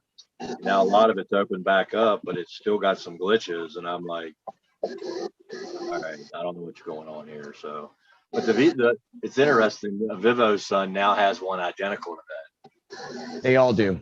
I think Mars came out with the same one. I think Spider Farmer actually came out with one. I mean, they stole that technology. I mean, how long did they have that patent? Where was it at for years that we didn't know about that? Now you can get a hold of it so quick. They're good little fans. They're good Yeah. fans and good controllers. You probably wouldn't want to run them for a super huge operation, but for your small home grower, 4x4 and a 5x5, a 6-inch fan with the module is fantastic. Raz, when you make anything in China, you immediately lose all of your intellectual property copyrights. Really? I didn't know that. That's called the Chinese Communist Party. So if you make your Oakley sunglasses there from 9 to 5, they shut down the factory. And then from 5 to 9, they're making nitrogen sunglasses, which is the exact same sunglasses with just a different logo on it. But this is pretty commonplace in business. So I didn't AC know that Infinity about- makes one fan, you pay for it from them for a certain price. I was Hey, just Jack. thinking, Jack, that I'd never seen the technology. Of course, I hadn't been around it. I'd been around other stuff. I said, wow, I've never seen this smooth technology. And now this one came out, and I was like, that seems weird, man. But now you saying that makes total sense. And I will say, even the ones without the controllers, I've had a Vivo Sun fan running for 3 years, 24 hours a day, nonstop. Never cleaned it a single time. Still running like a fucking champ. So I know that's not the best idea, but it All right. speaks a lot to its quality. If it keeps running like that, I mean, hell, I think some of those fans, have you ever noticed you buy a fan like that, and once you can turn it off, if it sets for a week or two and you try to fire it back up, it's like, I ain't Seized up. working the thing no more. Yeah. No, you're totally right. I will say also the Vivo Sun tent, the zipper hasn't given out on me, and I got this one 3 years ago, and I open it once or twice a day at least. So a lot of people love to shit on their product and go pay for more expensive tents, but I think a tent's a tent. So get what you can afford to get started. You want a more expensive zipper is what you want. That's what I've heard anyway. I'll say their zipper quality isn't any issue. As far, I mean, Rasta Jeff's talked about a few different tents, but he said he's had some for like 10 years. And I've at least 3 years. So that's more than the value you're getting. Tents are cheap as fuck. So if you can't get an ROI on a tent in 3 years before the zipper goes out, then you're doing something very, very wrong.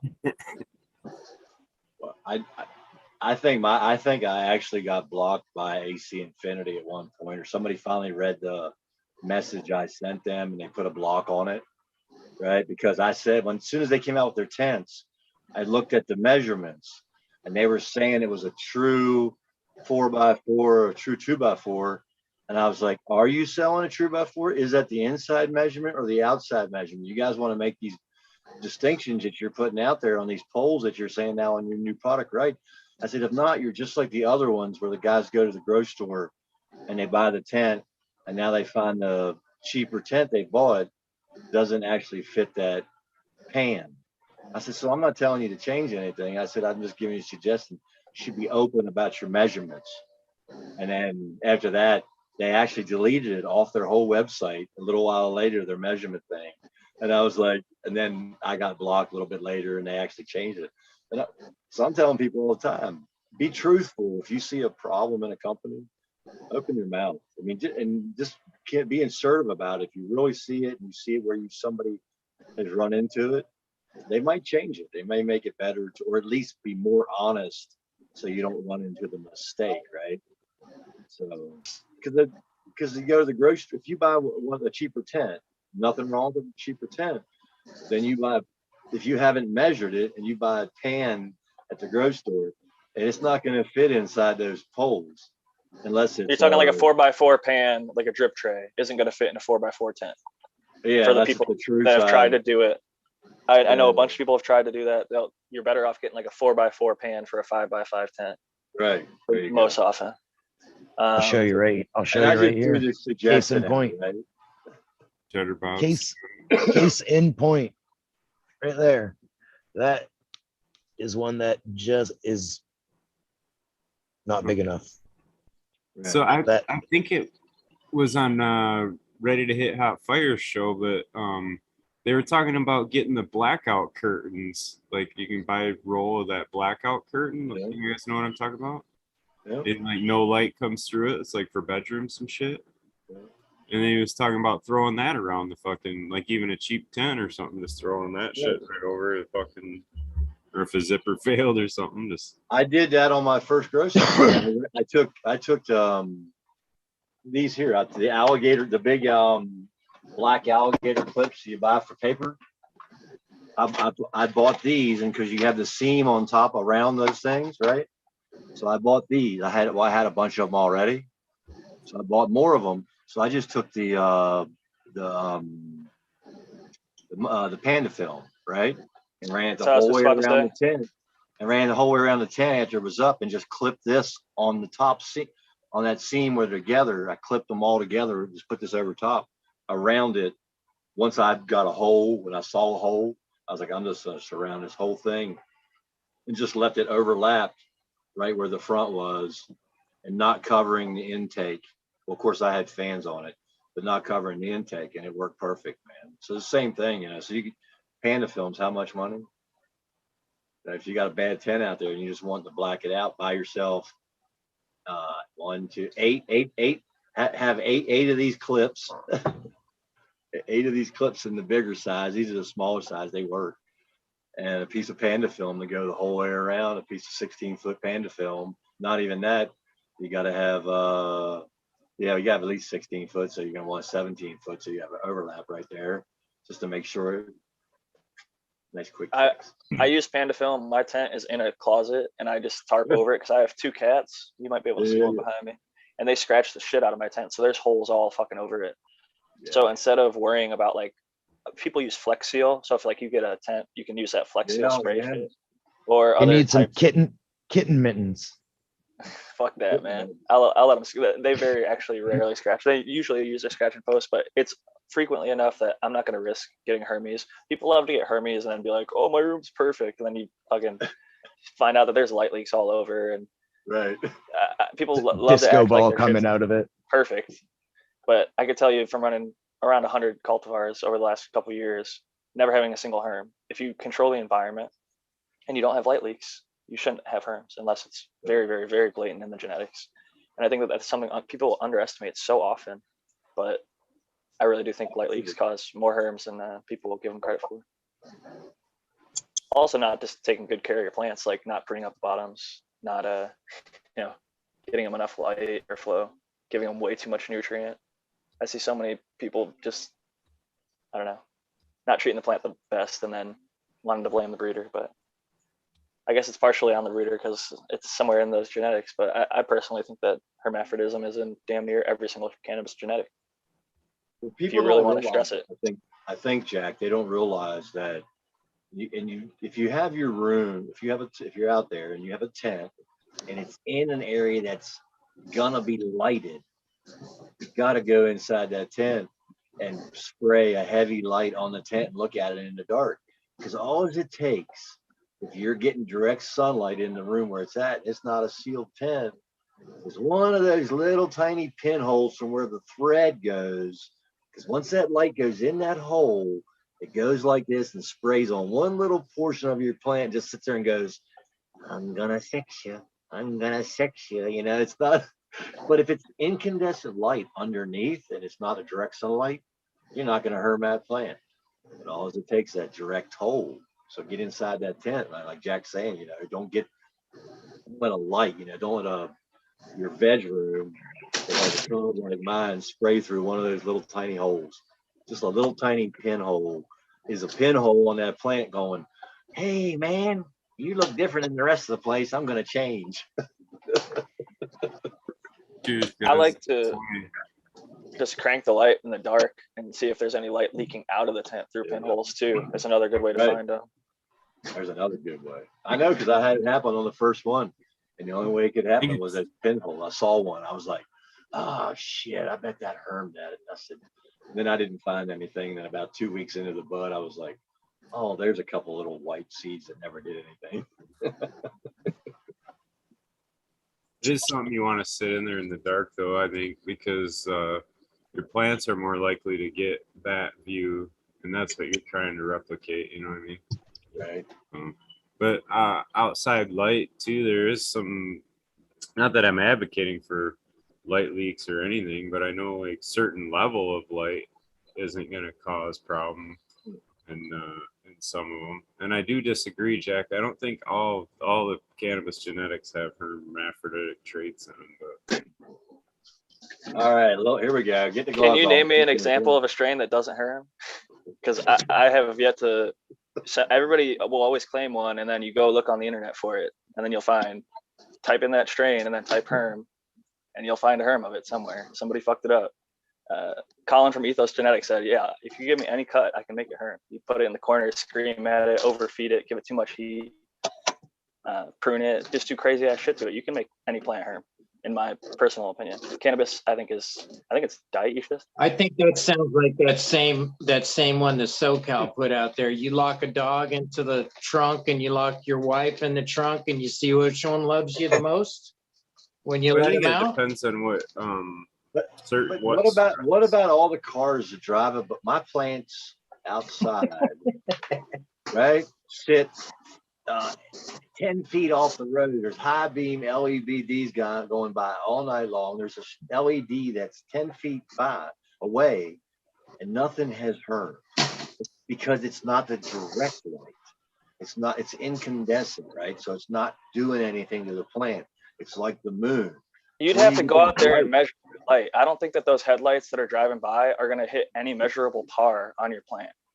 If you took For out long a light enough. meter, you could say, oh, I could go stand underneath the full moon and there's light.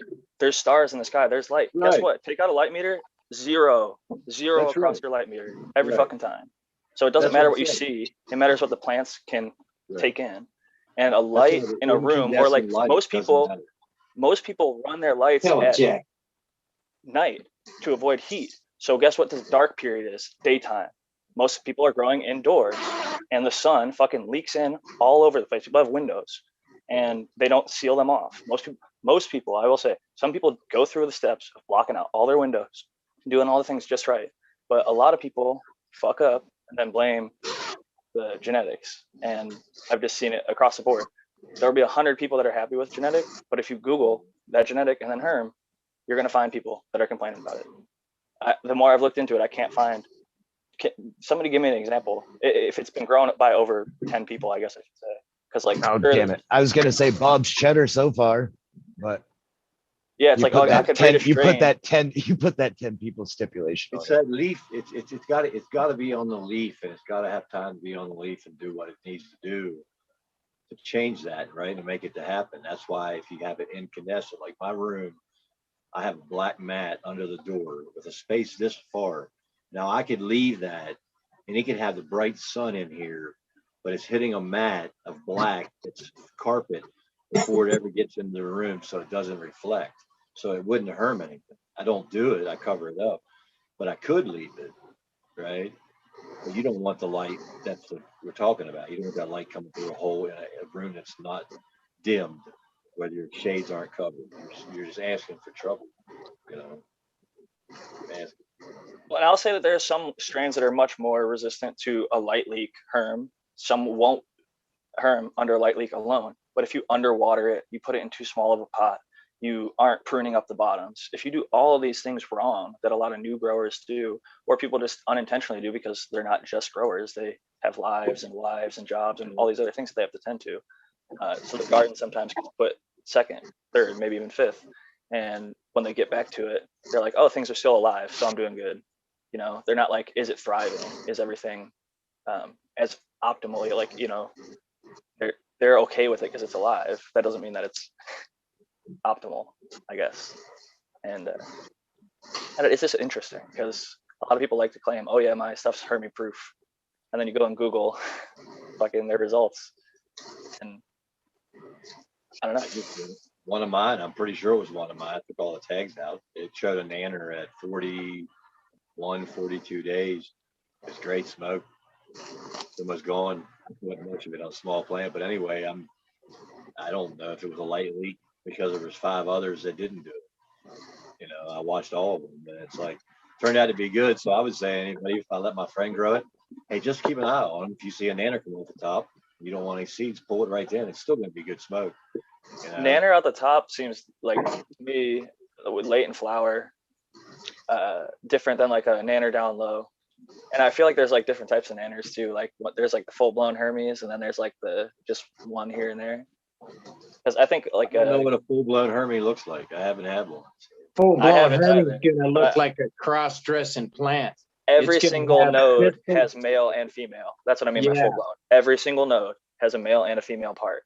Whereas Yep. sometimes there's just ones that have a single branch at the bottom will herm, and there's some that will have just a single pollen sac on the whole entire plant. There's only one pollen sac, and that's enough to fuck up your entire room. So be Well, warned an if you F3 in get there where plucky. it looked like it, and I'd never seen one, and that's why I actually sent it to the professor. I was like, I sent a picture. It looks like the straight pistol come up the point, but it wasn't a point. It looks more like a straight open cannon, and right out of the back of it was the single pistol coming out, long hair, right? And I didn't know if it just got trapped. It's the way it came out, but I was like, I had never seen one like that, and I'm watching it still, and it changed. It's just looks like a female, but for a minute I was like, what the hell is this? Just because I hadn't seen it. There's another weird thing called undifferentiated growth, where a lot of people kill plants thinking that it's a male or a herm, but it's really just the like early, not quite Right. developed growth yet. But Well, I let it mine kinda get looks much bulbous. longer than that. I'm getting to what, 14th, 15th node, 16th, 17th node before I'm even flipping. It's like a undocumented plant, kind of, right? Do you think the plant has it in it? Because at the end, if you just let the plant just go forever, it naturally just wants to reproduce anyway, just to stay alive. So it's got to be having something in it to make it want to reproduce like that. You know what I'm saying? It had to do it because in nature, when it had to survive out in terrible winters and crazy ass shit, if there wasn't a male that had viable pollen around and a female is just growing and growing and growing, never got pollinated, guess what it does? It reverses onto itself to make seed so that its genetics can come up the next year. It's a survival mechanism. The outcome if it doesn't. What if I have 2 plants out right now that have been going for 2.5 months and they're going through all this stuff and they're still living and they're not doing that?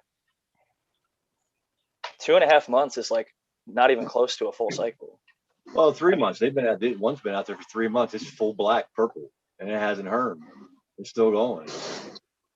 See, like most people, their plants are going to die outdoors from weather before they'll die from being run too long. I know that, but I've never had done this, and I'm not saying. All I'm saying is these aren't hermit. They've gotten down to 25 degrees. Covered up under the tarp. They're getting heat blown in there at nighttime, but not closed in. All plants have it in them, but they don't all. I would love to have them herm, Jack, and have seeds off them, but I'm not seeing it happen. Some are harder to get to herm than others, but take some silver thiosulfate out there and start spraying it. Take some Hybrid-Tech reverse and start spraying it and see what happens to your plant. I'm just cutting the top off and put it in the fridge. Have you seen the one I have in the refrigerator? Did you see that? Nope. Oh, check this out, man. This is Eagle saw it. He's like he saw some lady who did it at one time, and it was old school. Check this out. This thing, what is this, guys? Now 3 or 4 weeks. Oh, you stored it in there, right? In water in the refrigerator, and it still looks like it came off the plant, Jack. Look at that. It's like you're like preserving a rose. Yeah, like a florist. Yeah, so outside, I mean, I don't know what it's doing, man. It's just this is inside, but it's so wild. That's what Green 13 was saying. He's like, yeah, the rose, I don't know what to do with it now, but it makes you think about a lot of things, right? When you're processing, when you're growing outside, it's interesting to see. So what Miranda was talking about, though, Rez, is if you ran a plant for 200 days of flower, not 200 days of its life, 200 days of flower or whatever. I don't know if he said 200, but if you just run it forever, if you keep it on 12-12 and literally just give it enough nutrients and enough soil and everything so that it would never die, you're keeping it alive indefinitely. I think every single cannabis plant will eventually start to throw male pollen sacs. And that's where I just think like it's a matter of how well you can cultivate in that time. You've got to get things started, got to get it through the stretch, got to get it to flower, and then harvest it. Otherwise, you're going to start seeing those late flowering winners. And early, I think if it happens, it's usually a sign of stress in the environment. That looks good. Doesn't it? That was a plant I picked early, man. That's a super silver haze F2 and the grapefruit F2. So it's super silver grapefruit. Now he's taking it further. It's part of his line, but he's taking it further with a different line. Who is he? Professor P, Dynasty. Oh, okay, yeah, Dynasty. This was a freebie. Killer shit. This was 5 freebies, and I got 4 males out of 5. That sounds like a relic cross more than a dynasty cross, but it's actually a relic. It's actually considered a relic. It was I don't know if it came with I think it might have came. It's funny because I didn't open the pack. For those who don't know, relic and dynasty is the same person. Right? Yeah, relic and dynasty is the same person, but relic is like his old school crosses. So when I said that, I wasn't like trying to be like, oh, I didn't. And the funny thing about it is that, and I don't know it, so I got the pack, right? So I got another one in here. You'll get the pack, and it just looks like a regular pack, and then you open it, and you're like, holy shit! There's like 5 testers of this, and maybe sometimes 3 testers of this, and 5 testers of this. I'm like, and then you pop them, and you get all this shit. I had 4 of those, 4 out of 5, and then he had there was 3 sister cheese in there that he had. That were like a sister nice or something like that, mixed with a BX1. it was not a tester. These were the freebies he just gives out once in a while. And I'm like, holy shit! I opened the pack thinking I'm gonna have 12 seeds, and now I have, 20 some seeds, and I'm like, holy shit! He put out some F3 Cinderella 99 like pineapple pheno that my buddy Two Scrogs got F4'd it and then sent them to me. So I had Really? a F4 pineapple pheno Cindy 99. So Relic, he has some killer shit in that like catalog, but and Professor B just in general, he's been breeding some fire. Blue Magoo is another one that I really like. It's some strong ass shit. In everything I have, yeah. Blue Magoo's and I can't do any more crosses. I can't add any more blueberry to the crosses I did of his stuff because it has the blueberry in it, and there's another blueberry put back into it with his blue heron. So I already know with what I'm doing, I can't bring any more DJ Short's blueberry back into my crosses. See, that's the thing about him, and he'll tell you up front. Did you watch the episode he did with Dark Horse? Because he's like, I'm hoping that the guys who get the people who get my seeds, it's a stable gene. They're getting a stable gene. They're making sure they get a stable gene that they can breed with, that they're gonna get something good out of it if they breed. And I found that true, but look at what you're breeding in anybody. So if you look back here and he's got blueberry in it, but this cross over here that came into it has 2 blueberries in it. You might not want to think about bringing any more blueberry back in right away. You might want to bring it back in later, because that's where you're going to say, oh shit, I got herms and everything, But yeah, he tests that stuff, man. He's got a 5-year breeding plan. He's a 5-year spreadsheet he runs on what he wants to do, and then he puts other stuff into the mix. And I can't say that I've had any problem with anything, and I've won like 5, 6, 7 packs from him. He gave me 2 packs up front after the name will not mention screwed me. He offered them right up, So I would suggest anybody to go. And right now, if anybody right there is my neighbor, you want to drive, I can't get anywhere right now, but if you wanted to come to me, I'd cut you clones of what I have in here that I'm not even run yet, because I know it's going to be these F3 grapefruits are going to be. I know there's 4 in there that are just off the chart. It's like, I haven't smelled this yet. They're supposed to be like the New York City diesel. So pink grapefruit. So I'm hoping that's what I get. My neighbors are all, it's too hard. That's too much work to grow your own stuff. Like, what are you talking about? It's too much work. Oh shit, man. It's not too much work at all. It's funny, man. It's we're in the weeds with it, literally, but a lot of people like wouldn't brew their own beer or like tune their own car.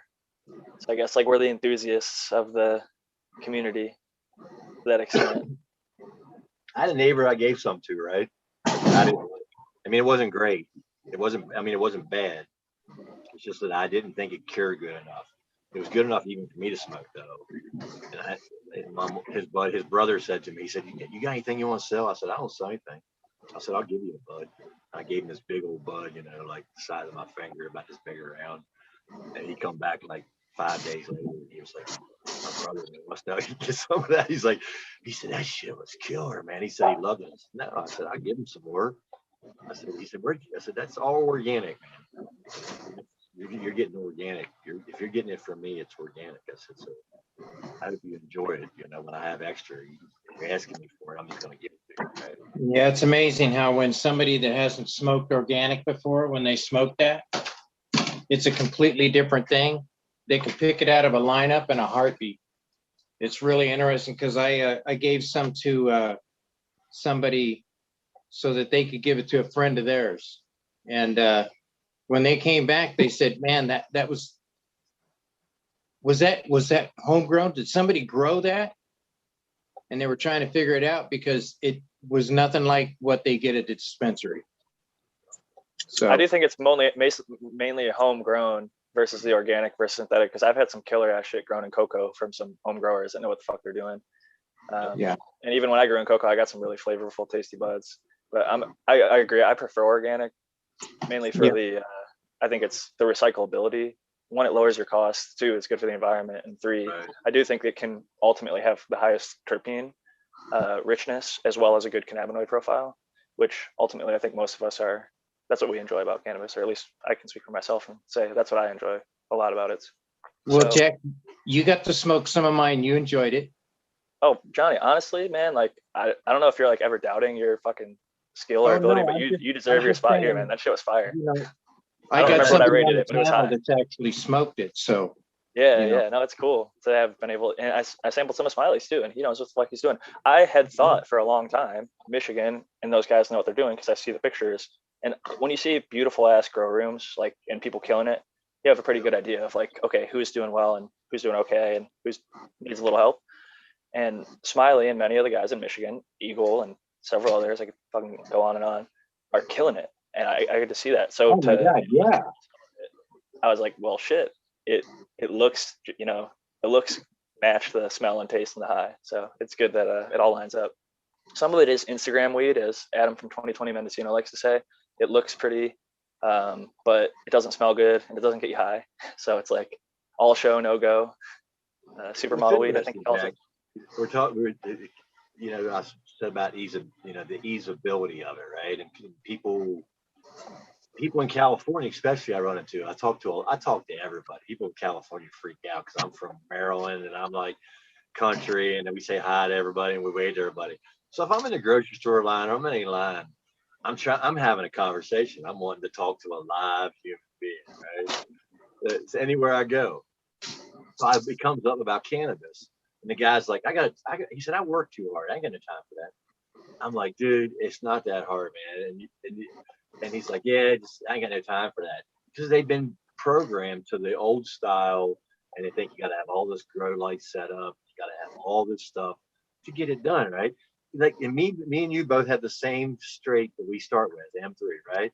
You can take anybody, right? Give them 4 or 5 gallon pots, take one bag, fill those 4 or 5 gallon pots evenly, put their cuttings in that, say, water it like this, have this ventilation, and don't let it get too hot, and don't let it freeze in here. And they would be like, what? This is so easy.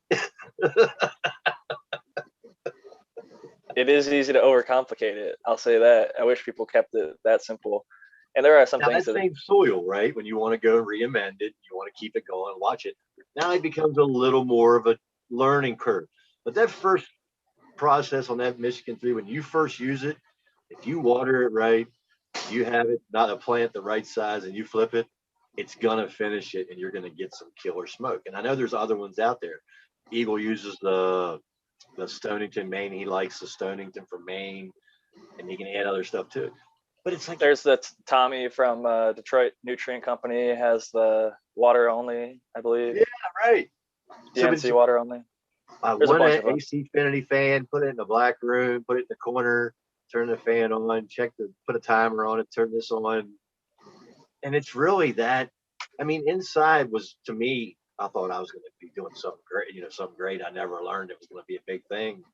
As soon as I learned that you could do it in the soil, I was like, oh, wow, this is not any much Even better. outside. I had an idea. Well, I didn't actually have an idea. I stole an idea from somebody from the Growing with My Fellow Growers chat, because I had the idea of they're going to start putting, as soon as AC Infinity started making tents to go along with their fans, and now they're making lights, I'm like, they're going to make a grow tent with like a roof that is the light. And then people are like, well, how are you going to raise it and lower it? Well, what somebody in the comments said is they need to make like an accordion side of the tent, so it can basically raise and lower the tent, and it would expand and contract, and your tent would just have basically those little like click notches. So if you want to get your light closer to the canopy, you just notch it down. It would have the light, basically, you'd sell the kit, right? So you know exactly how much wattage you're pumping out of that light, how much heat it produces, how much circulation per space you need, with their pretty high quality fans that are now being knocked off by all the other people at pretty good quality as well. So I definitely think something like that could happen. And There's even if it doesn't happen, tents, right? it's getting easier and easier. Somebody with some ingenuity out there, right, could take some other technologies that already go up in frames and go, wow, we can really up the game here. right? They can up the game insulation, insulated walls that are filled at the pull of a string.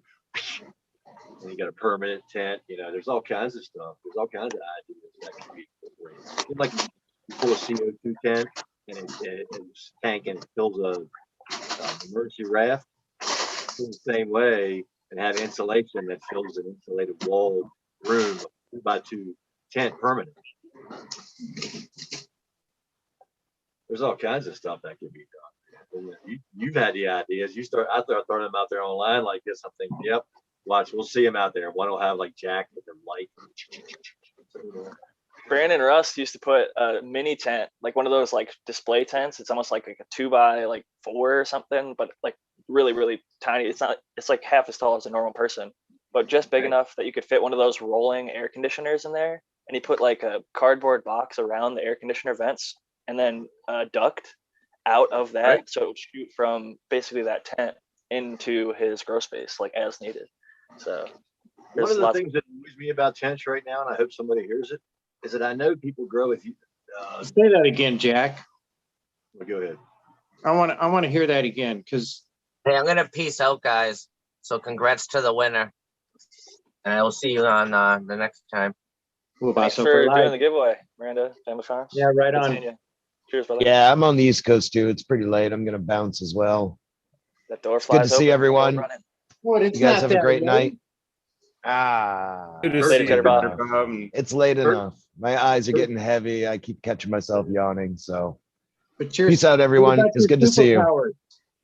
My superpower is being able to fall asleep quickly, rapidly. Awesome. I like that superpower. That's a good one. It's a good one. It is a good one.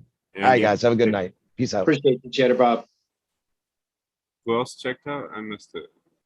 That Miranda Family Farms. Miranda Family Farms. Yes, he jumped out. Miranda too. That was a kick-ass giveaway again too. Oh my God, that was a great. He's a good dude. He's always giving. He's like Santa Claus, and every time he comes in, he's giving something away. Stony Rockefeller, welcome. Cheers. Well, you see the box that AC Infinity has, right? They have just a carbon box. It looks like a setup that you can add to your ductwork. Well, you can set that thing right on the ground and put it in one of the holes and have a carbon automatic setup filter. And they're not advertising it like that, but it could be used the same way. It could just be used as the intake for somebody who doesn't. Okay, Smiley. Could you explain that Brandon Russ setup again? That kind of interested me. What are you talking about? Something about the You said he put the air conditioning unit inside the tent. Yeah. What was that about? What inside the tent? That was me, Smiley. I was saying. Yeah. Brandon used they make these smaller tents. I think they're almost like to display what a grow tent is, or to grow like veg, put a cloner in there or something. But they're probably like half as tall as you would be. It's a real small tent, but it's big enough to fit. Well, I got a 2x4 that's like what you're talking about. Yeah, so he just pushes one of those rolling air conditioner units that you'd have for a house or whatever.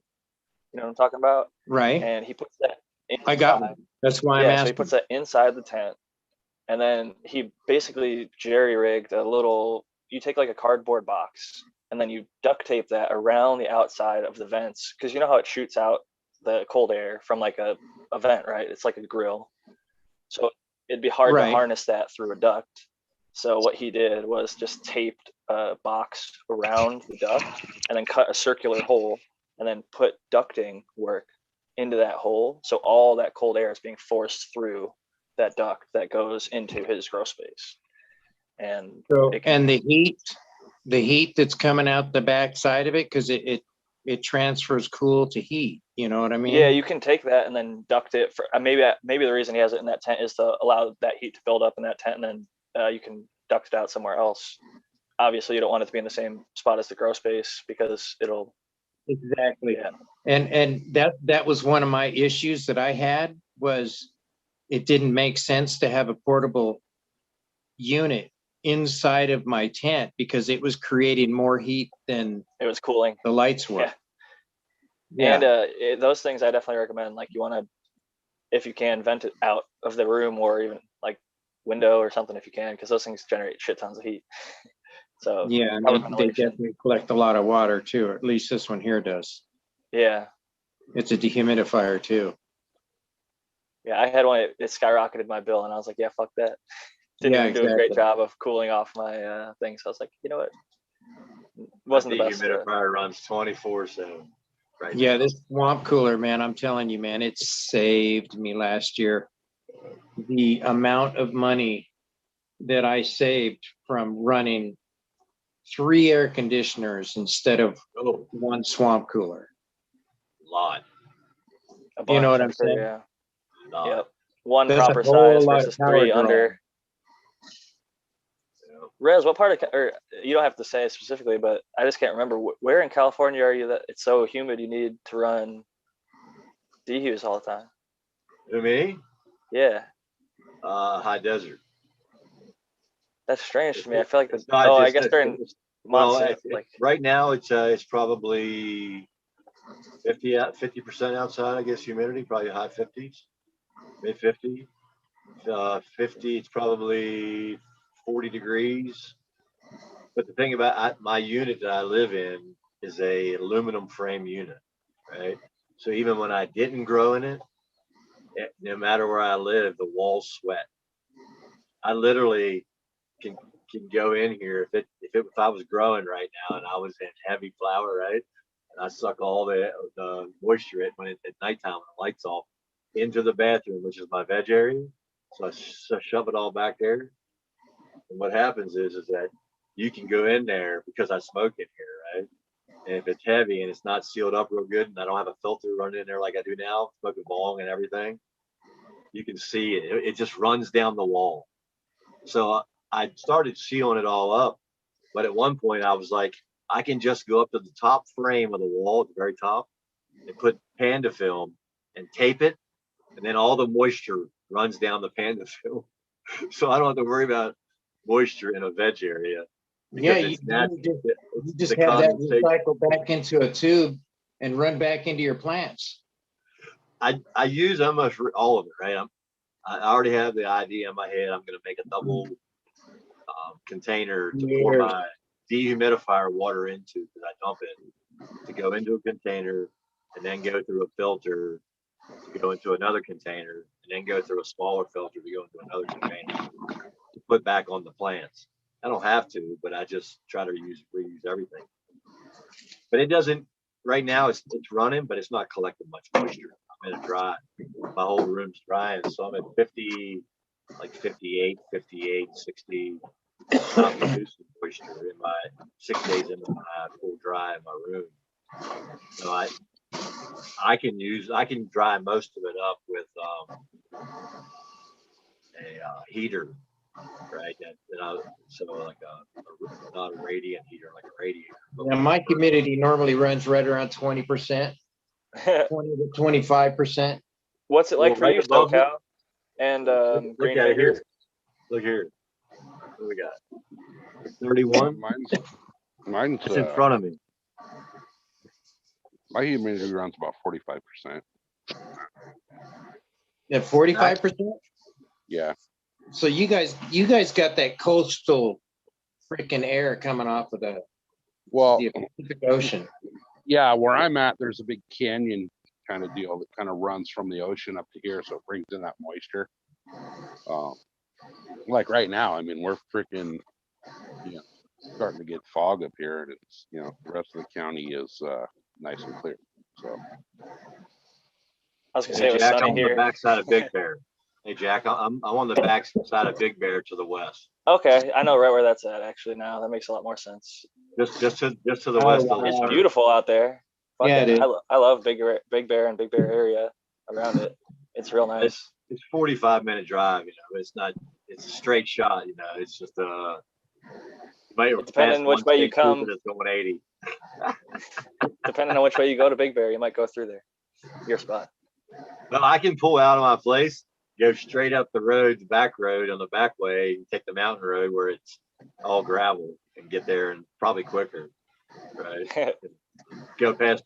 I can get to Twin Peaks even faster. So that's Big Bear Lake is it's not quite I'm from Ohio where we have Great Lakes, that's a tiny little lake. but it's a cool spot, man. There's some little cabins up there.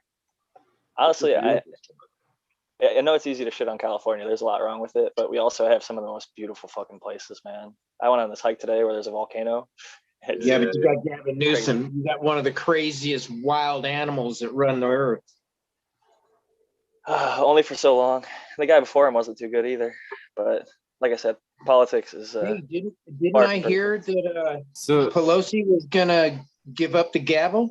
I'm gonna go back to growing here. Humidity, green figures, 38, in my opinion, is a touch low, man. I don't know if there's a way you can try to bump that up ever, or if that's even a possibility. But like some of that, like That's low.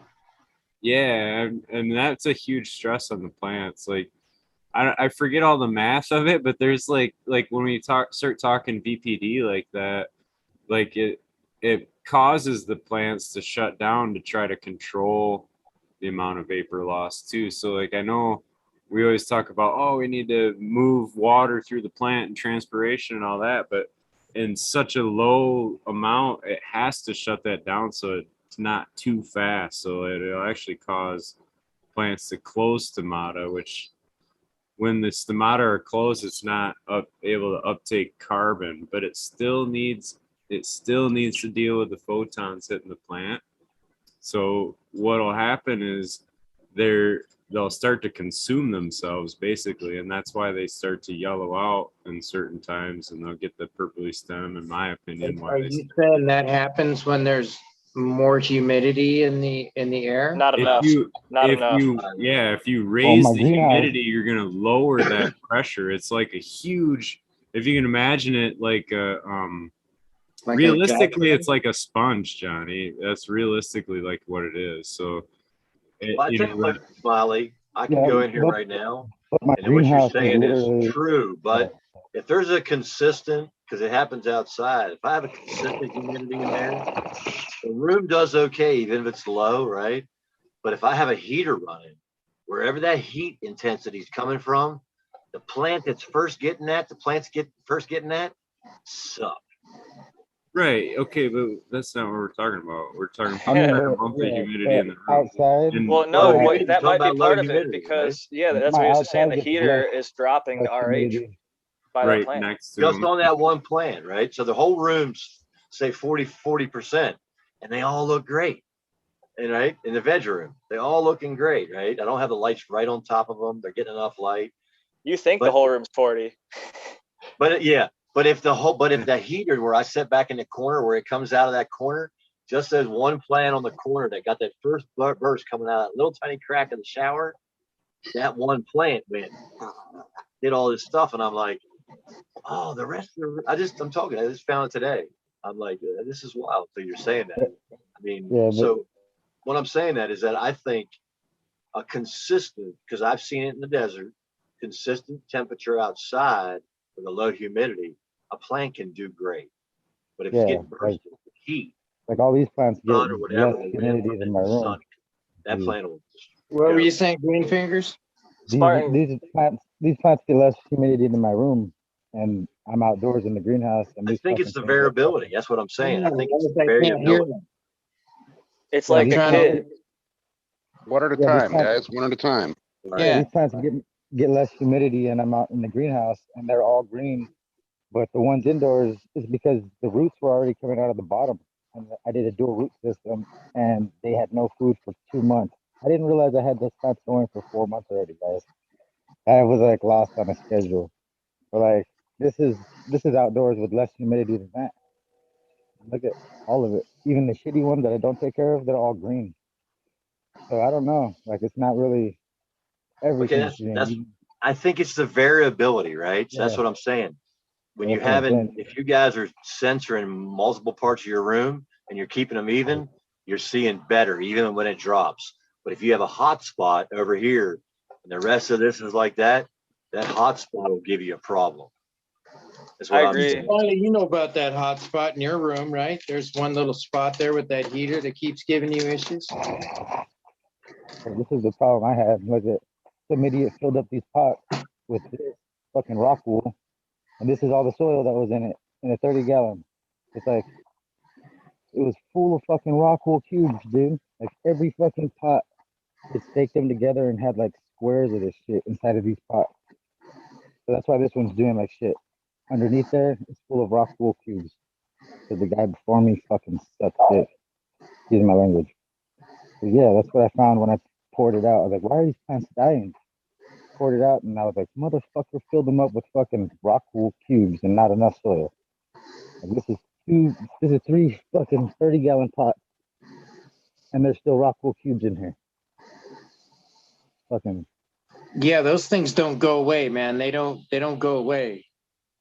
no, That's like the one guy of the put them in there reasons why thinking he I thought he never was got doing a good involved with thing. those. It sounds like he Yeah. was trying to almost do like a dual root zone, like you were saying, like that was supposed to be Yeah. like the sub-irrigated layer. It wasn't Exactly. supposed Oh, Yeah, and he didn't tell okay. me nothing about it. So So when I that way, if walked in you there thinking, overwater, they could sit in a little inch or two of water and you don't have root rot. It's just kind Right. of like yeah, a, see? Yeah, Okay. and see, I didn't know he did that. And so when I walked into this place doing what I had to do, it was like fucking everything started dying because he's feeding them newts. And I was just feeding them soil topping, top dressing. And so it was not working out. So shit was turning into this. I stopped feeding it top dressing because I don't have no more money for that shit. But So what was that doing negative to your plants? well, like this is what happens. Half of it wants to stay alive, but Oh because if I shit. dig down in this motherfucker, if I dig down here, I know I'll find the same problem because that's what I found in every single one. So like, I don't even want to dig any further because half when you get to the bottom, it's all fucking that. Like the whole fucking bottom 6 So inches he is used that there as like as the root as the pellets or the hydro tin. Yeah, kind of like clay pellets in a way. yeah, exactly. That's And kind that's what I did over okay. here.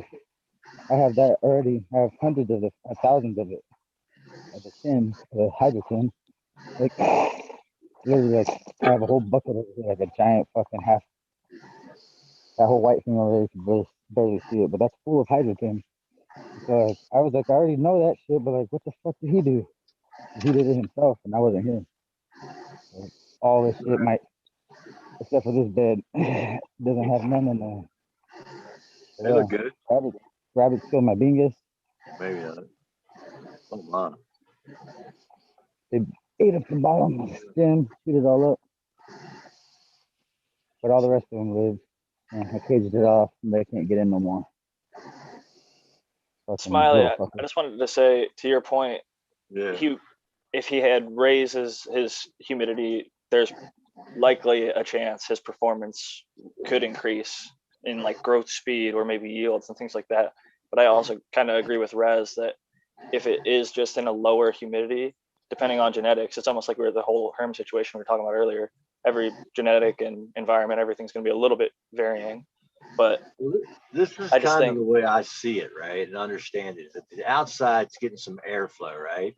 So we always talk about airflow. I think the VPD does make a difference if you're going for your whatever they figured out, you're going for this maximum growth inside.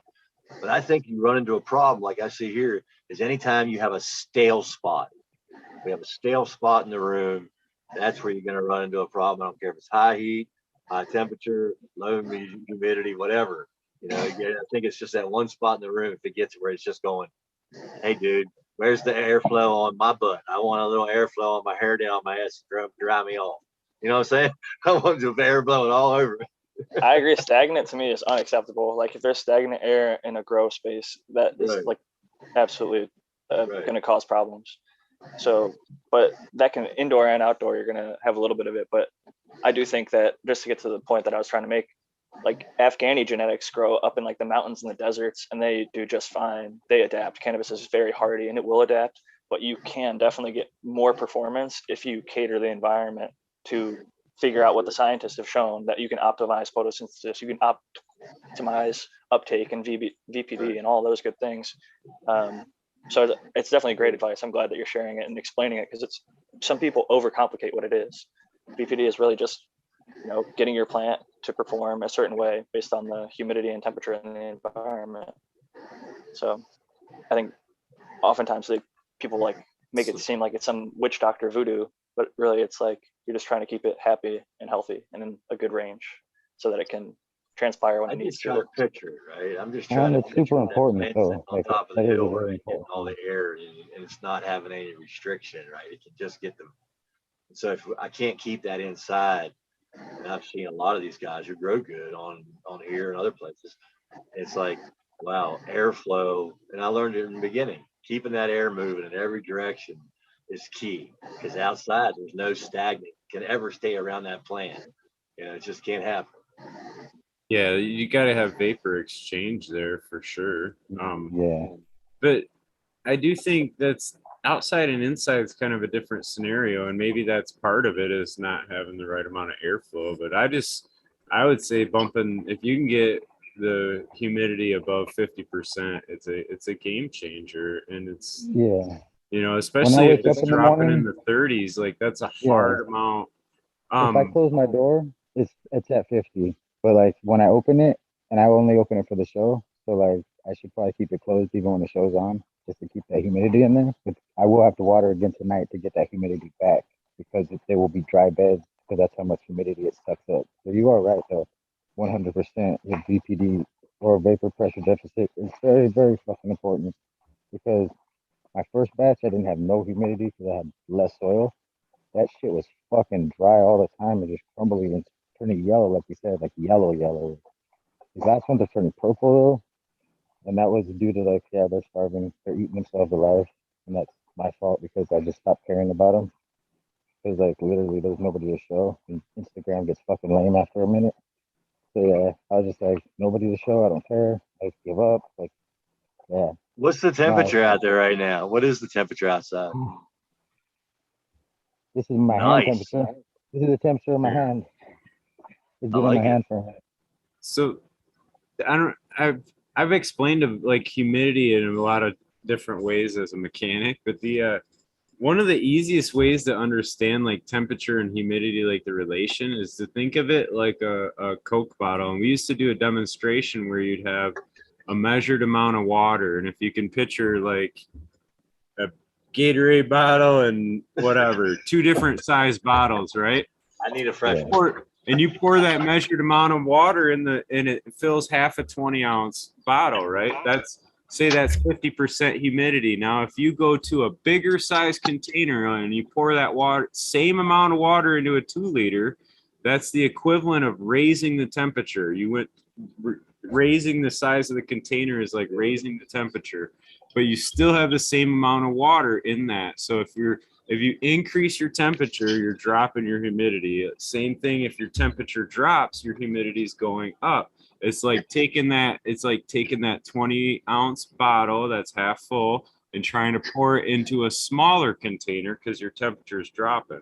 So like that's the point of trying to like control that. But on the reverse side of that, if it's super low, that draw is happening on the plant leaf, and the plant has to control it where it's trying to step into that.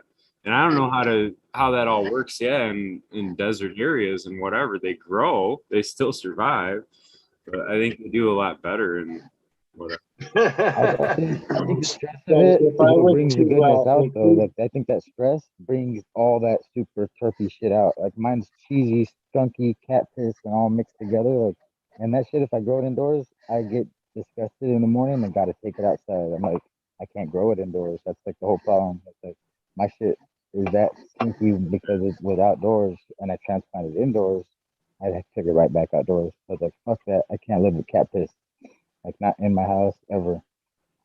So I'll say like this: some stuff is stinky. everybody's environment is going to create, I think, a very unique impact. Like the whole like phenotype or whatever in your spot, it's going to be very hard for somebody else like Smiley to replicate Greenfinger's room or me to replicate Smiley's room. Even if we all send each other our cuts, it's just going to be difficult because where we're at, even if you said I run it at this temperature and this RH, our measuring implements aren't perfect. We don't use enough of them. They go out of balance sometimes and we have no way of knowing. The whole time that Smiley was describing like pouring the water, I was just like hearing like, I don't know if you guys know fucking Bill Nye the Science Guy, that fucking song, like Bill Nye the Science Guy. I was hearing like Smiley the Science Guy, and I see like Stony Rockefeller over here. He's a musician. We got to get you on the fucking boards over here, create some jams. for I think I'd be organic known takeover, as maybe. science guy. Well, here's another thing you have to consider, right? Oh yeah. If you're growing in the ground in the Middle East or wherever, right? And you're one of those countries, and it's growing up, say, in Afghanistan or Pakistan or India, in a cold environment, right? The root temperature means a lot, and the mass of the root where it can go. So where it's in the ground, you're not worrying the same thing about it above it, right? So I can take a seed right now, and I know it happened last year. I can put it in a 20 or 30 gallon pot outside. But once it gets to, and I had it happen, it got to about 7 foot tall, right? Early. It came up in February. It kept growing.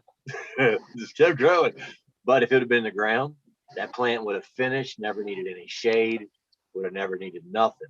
But since it was in a pot, in pot temperature, the soil temperature is hotter. So it doesn't have the mass where it can just go and go and go and go and just, where if you've ever grown something in the ground and you try to pull it out and you got something that's this big in your hand, 4 inches across, you're not pulling that thing out. Go out and try to pull a 4-inch tree out of the ground. Can't do it. It's got a root system that goes so deep, so long, so far, probably, 15, 20 feet out from the plant. Something else that you're kind of talking about with Afghanistan is they're growing seeds. No one's growing clones out there. That's all. Right. Their parent passed this seed down. Their grandparent passed that seed down, and they've been growing that same like hash cultivar for hundreds of years in many cases. Well, I shouldn't say in hundreds of years because the Soviets came in the 70s and fucked a lot of shit up. But some of it was, held and passed around, and a lot of it still exists. There's a Baba on Instagram. He has an Afghan_selection is the easy way to find it. They have some really killer descriptions of like the bulk region versus like everybody thinks like Afghani's like this short, squat, broadleaf plant, and it's just like one thing. There's like 7 different Afghanis that they have very, very descriptive. Like one's purple, one's red, one's black. They all have different flavors. They all make different hash. They all get harvested at different times of year, but they're all saving seeds and growing it from seed. And like you were talking about being in the ground, I think it's like 65 degrees roughly almost everywhere on Earth. Like once you get a certain depth, it's like the Earth's natural temperature or whatever. So the plants can at least survive. Not that they're going to thrive like they would. Like the Jungle Boy's name is because they run it hot and humid. And plants do really well. Like Hawaii, shit expresses really well in Hawaii, right? It's hot and humid there, and cannabis plants do amazing. But the soil's not hot and humid, right? I mean, even in my grow space, I can go in there when I was growing, and I just did it. I can take the leaf temp at 75, and the soil temp's going to be 65. Right, because the plant naturally shades it from the sun or the light or whatever it is. And the water stays cooler, and it's on the ground, so there's different things happening. So you go into the ground, and what happens is it maintains that, right? Once it gets below a certain depth, it maintains that for the plant in the ground. And you don't get that inside. So you're fighting that another battle because one of the first things I went to the professor about, Professor P was about water temps. I was hearing all this other stuff and I wanted to ask what he was doing. And guess what he couldn't give me? He couldn't give me an exact answer because I'm sure it violated some kind of proprietary thing out there. Because he's like, I said, is it this temperature? I said, is this temperature? He's like, well, it's like this in between this. And then he wouldn't say. And I said, you can't say. And he just gave me a thumbs up. So maybe his varies and maybe he doesn't take it. But like I have a temp gun and I can adjust my sink from like 62 degrees to like 80 plus degrees. And I want to get it at 68 because that's where I've been told the most oxygen can be held in the water. So 68 works. But if it's 70, like I have seedlings that are sprouting right now, I let it get a little bit warmer, 75, 80 degrees. Seedlings like a little bit of warmth when they're coming up. So I don't mind a little bit less dissolved oxygen to not fucking douse them with 68 degree chilly water. Right. The whole thing behind that was like, I think they found that and they found this certain growth because it's like the ground, it maintains a temperature. So I asked him about the 62 and the 68, the exact temperatures you just said. And he says, yeah, right in there's a great range. That's all he would say. I was like, oh, you're not going to tell me what you're running at, but you'll tell me right in there. Which leads me to believe somewhere along the line, there's a proprietary contract. You go to work for somebody, you help them out, you sign a non-disclosure, so you can't say exactly. Perhaps. Roundabout. That could be it. Or sometimes, like, he's like, you're asking me questions you already know. Almost. So you gave me the answer you're looking for, and it was the right one. That too. That's possible too. I always look at the extreme just because where I grew up, I guess. It's programmed into me. I think there's another motive behind it. But anyway, good advice. So, I mean, I just think it falls, Smiley, I think that falls into the conversation of what you're talking about is also the consistency of the soil temperature and the consistency of the airflow. I'm going to Well- change it up from growing. Oh, sorry. Go ahead, Smile. I don't want to cut you off. No, I was just gonna say technically it's when the roots start to run out of water is when the stomata close. So as long as they can pull water and move water. So yeah, you're dead on where like a smaller pot, you're gonna run into that issue faster than a larger pot or even a bed. Or a So- sip. Sip containers are fucking amazing because they've always got water unless you let it go dry. That's Right. one of the beauties. Yeah. I think that's why honestly, I think that's part of the reason why it can grow so fast in a sip versus just growing in soil. That's why I've enjoyed growing in sips. I know you rock the earth box, but you also grow in pots. Do you notice your earth boxes are substantially quicker than your potted plants, or do you think it's about the same? No, it's about the same, I would say. I don't know. Yeah. I also wasn't growing as large of a pot as you are. So I think if you grow it in a large enough pot, it can definitely have some great performance.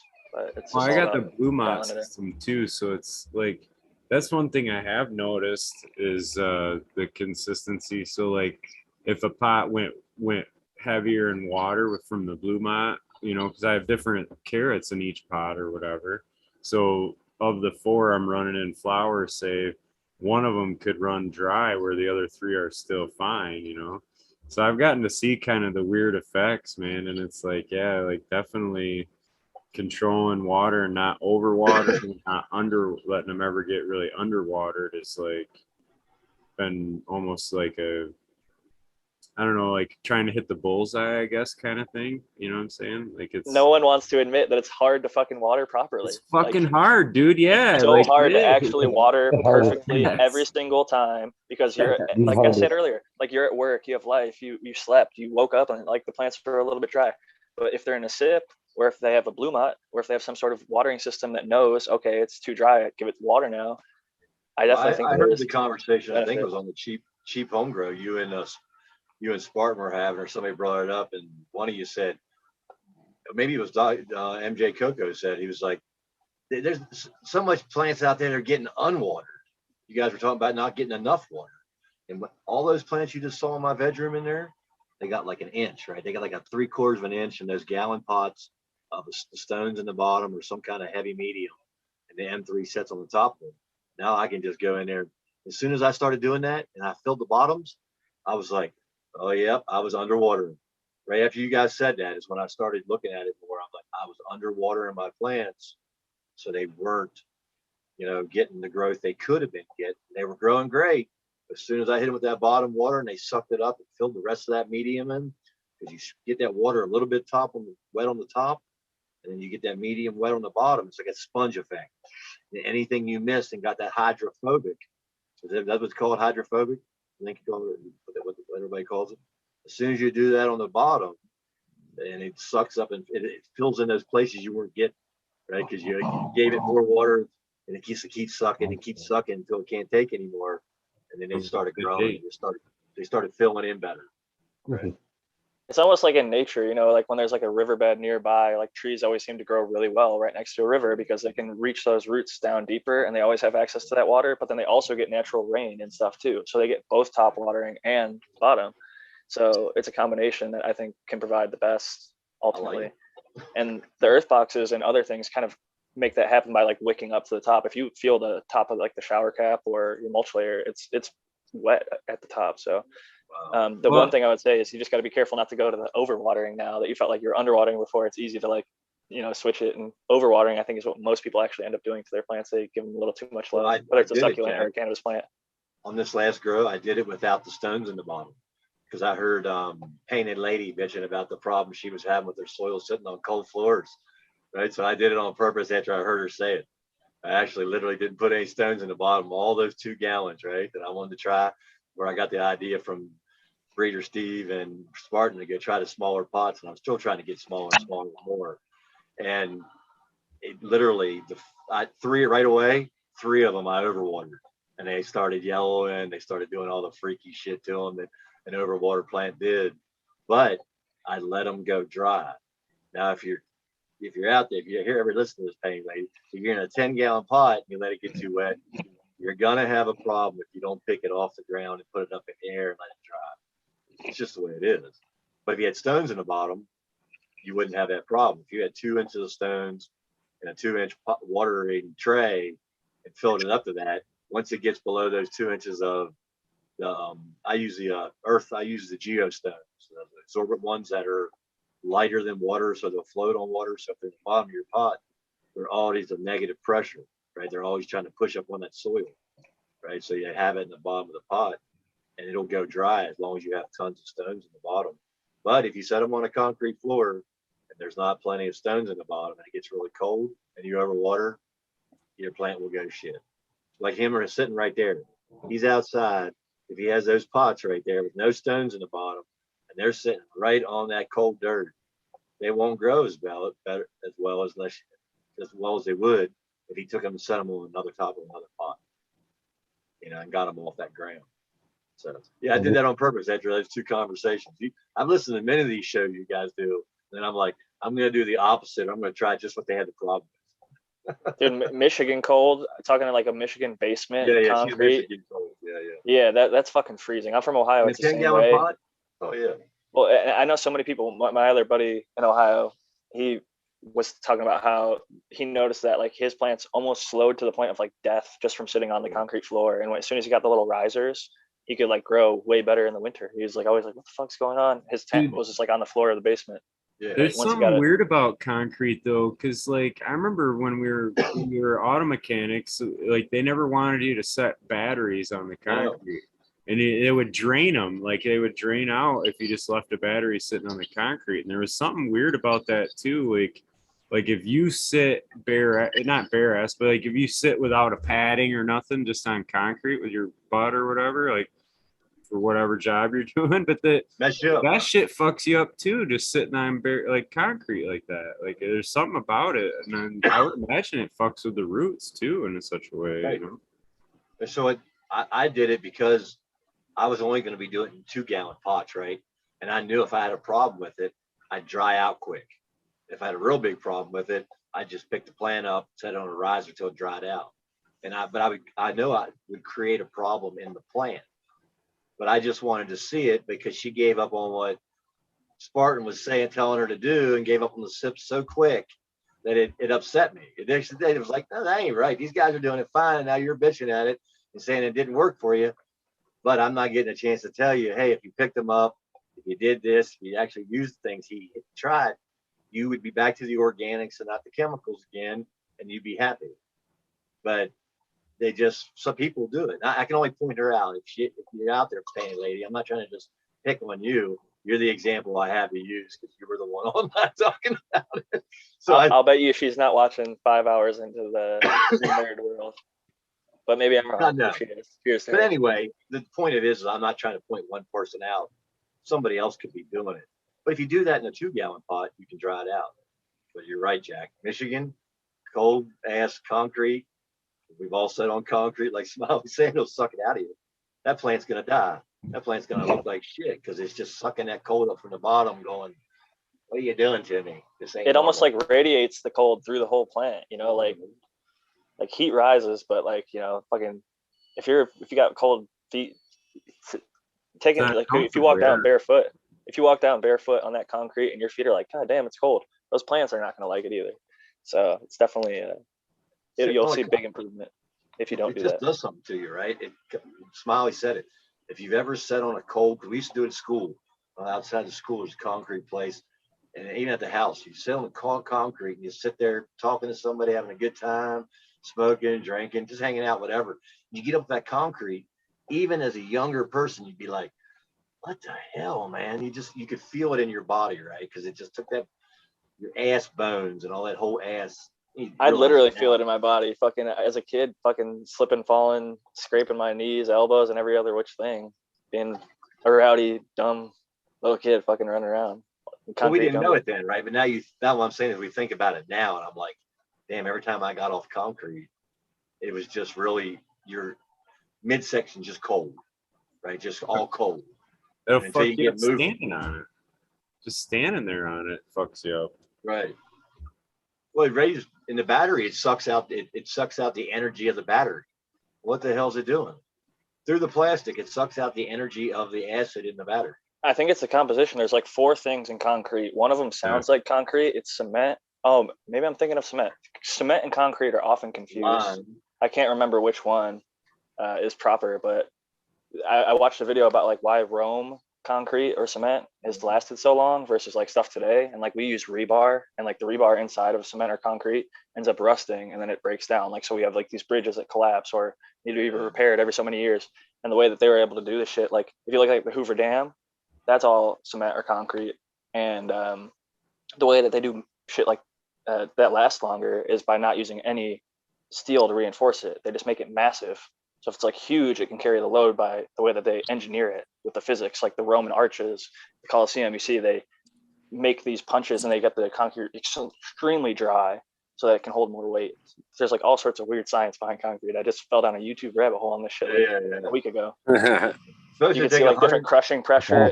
It like crushes way. It's supposed to take Jack.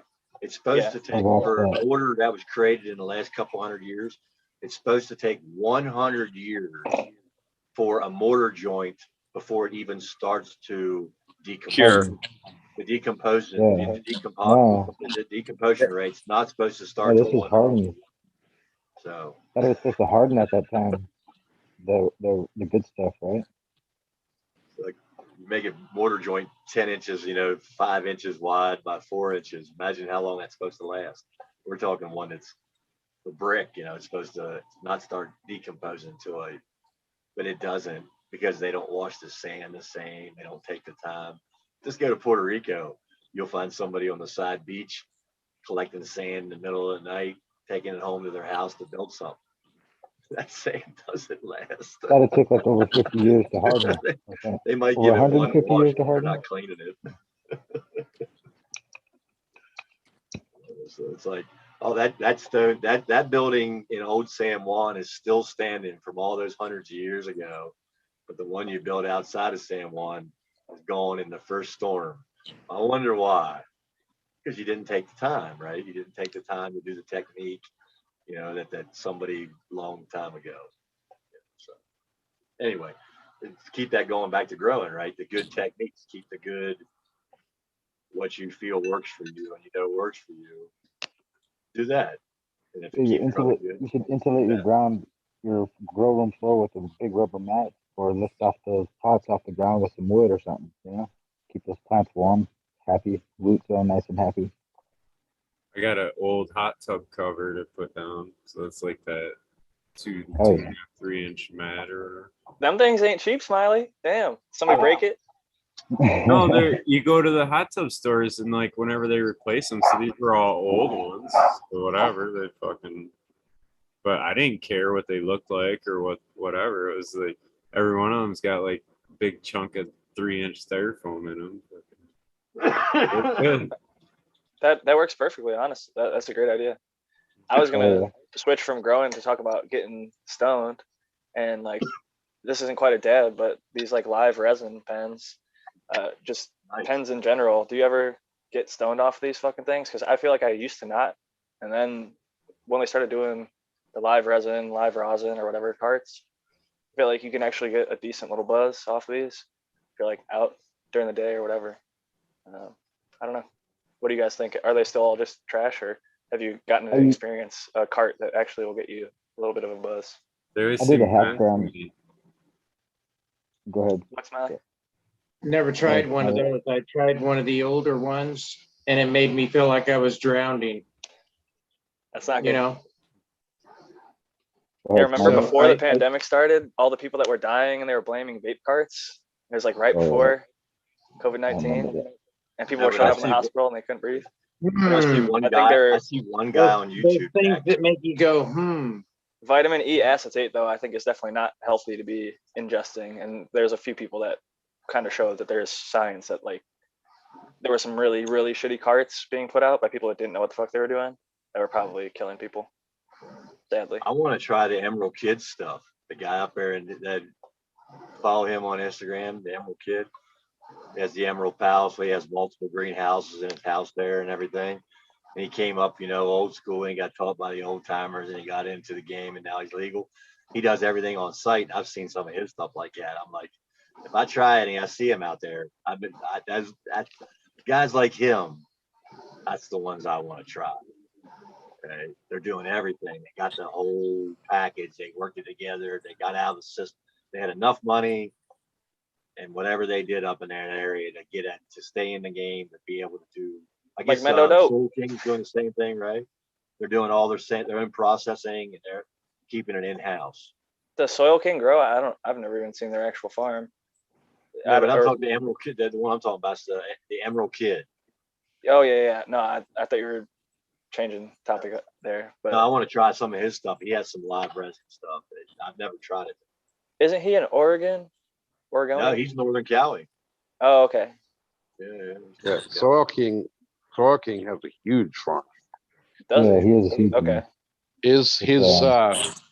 So his gardening products, the soils and all that are under the Soil King label, but his grow operations are under the Seed to Soul Farms.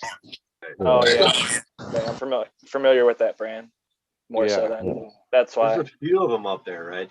But if you don't follow him on Instagram, check him out, the Emerald Kid. I mean, it's just a beautiful, clean operation, man. It's a bunch of guys that are all come together. He works with Dragonfly Genetics. He grows a bunch of their stuff. And I guess he's an old friend of theirs, but he's probably your age. And they just whipping that stuff. I mean, they got it on a conveyor belts coming in and out in a couple of hours. I'm like, damn, these guys just freaking moving in 5 or 7 gallon pots, whatever they're doing. But he processes it on there, and he has all his own label for everything, and it's in Northern California. So those guys, I want to try their stuff out. I want to try their vape stuff. Guys like that, right? So whatever you're trying there and you're saying is good, it's probably, is it somebody local down in the San Diego area? This is actually Steezy, which is a big fucking brand, and I think they're a multi-state operator. But I will say there's a lot of other ones that are quality. My wife works at a delivery service, so we get the shit steeply discounted. So I've gotten to try a bunch of them, and often actually we get them for free because she is like the number 2 at the place. So all these brand reps come in and be like, hey, here's a bunch of samples for you to try, like, so that you know what it's like, so you can recommend it to patients. And so we get to try a lot of the products, and a lot of it's not the greatest, but sometimes every once in a while you find some really good shit. The concentrate, I would say, is more consistently good. But even like the carts, a lot of it, they do have like the flavored distillate pens, which those don't get you like stoned. They'll like maintain a high, I guess, but they're not gonna like by itself get you, at least if you're like me, a heavy fucking daily user. You've seen me fucking token bongs and puffing on this, and I'll probably take a few dabs here in a little bit. But it's nice when you can actually have a cart where you're like, wow, this legitimately got me like high. Like I feel stoned after like 2 or 3 hits. Like, really, I know. My neighbor handed me one day, and he's like, you okay with taking this? Say, give it to me. And he's like, I took it, and it was a Kush. And I was like, oh, man, that thing tasted so good, man. I was like, it was like tasting candy. I was like, and I walked away going, yeah, I'm happy. I'm like, you know what I mean? Your buddy turned you onto a bowl hit you never hit, or a bong. You're like, wow, that's good weed. He gave me that. You got to try Mendo Dope or Green Shock Farms, man. That was the best thing I've gotten to try from my wife's delivery service. Was we got some concentrate and some flour from Mendo Dope and Green Shock Farms, and the Green Shock Farms flour was 7% terpenes. It was the POG, Passion Orange Guava. Some of the best flour I've ever consumed, and it was from the legal market, which is incredible because to get through the testing, the packaging, sitting on shelves, and all that stuff, and still be good at the end of all of it is very impressive. So hats off to them, because a lot of people struggle to put out good flour in the legal market, and they put out stuff that to me is as good or better than homegrown. They're growing it outdoor with like fire fucking soil mounds and doing everything right and polyculture and everything. So cheers to those guys, because they're fucking representing for California, because people like to pretend like there's absolutely no one like them. There's them. There's several, not several, but there's a handful of other people that are doing it really well. So That haven't sold out the big corporation. Yeah, there's a few. I got a guy around me. I'll shut them out. those are Fucking the 710 compounds. Labs, Wonder Brett. Sorry, I didn't mean to cut you off. Go ahead. No. I don't know any ones that shout out down here. I stay at home. I don't. The only thing they talk about up here is Jungle Boys. Dude, And Jungle what they Boys is not. I hate to say it. I love that he started as a home grower. I love that they have a bunch of big successful grow facilities. I just watched their little walkthrough on whatever that grow. He walks through all the grow facilities, Can of Cribs. Can of Cribs. So I watched their Can of Cribs episode, and I've seen a bunch of their content online. I've tried their flour. It does not even come close to what I was just talking about.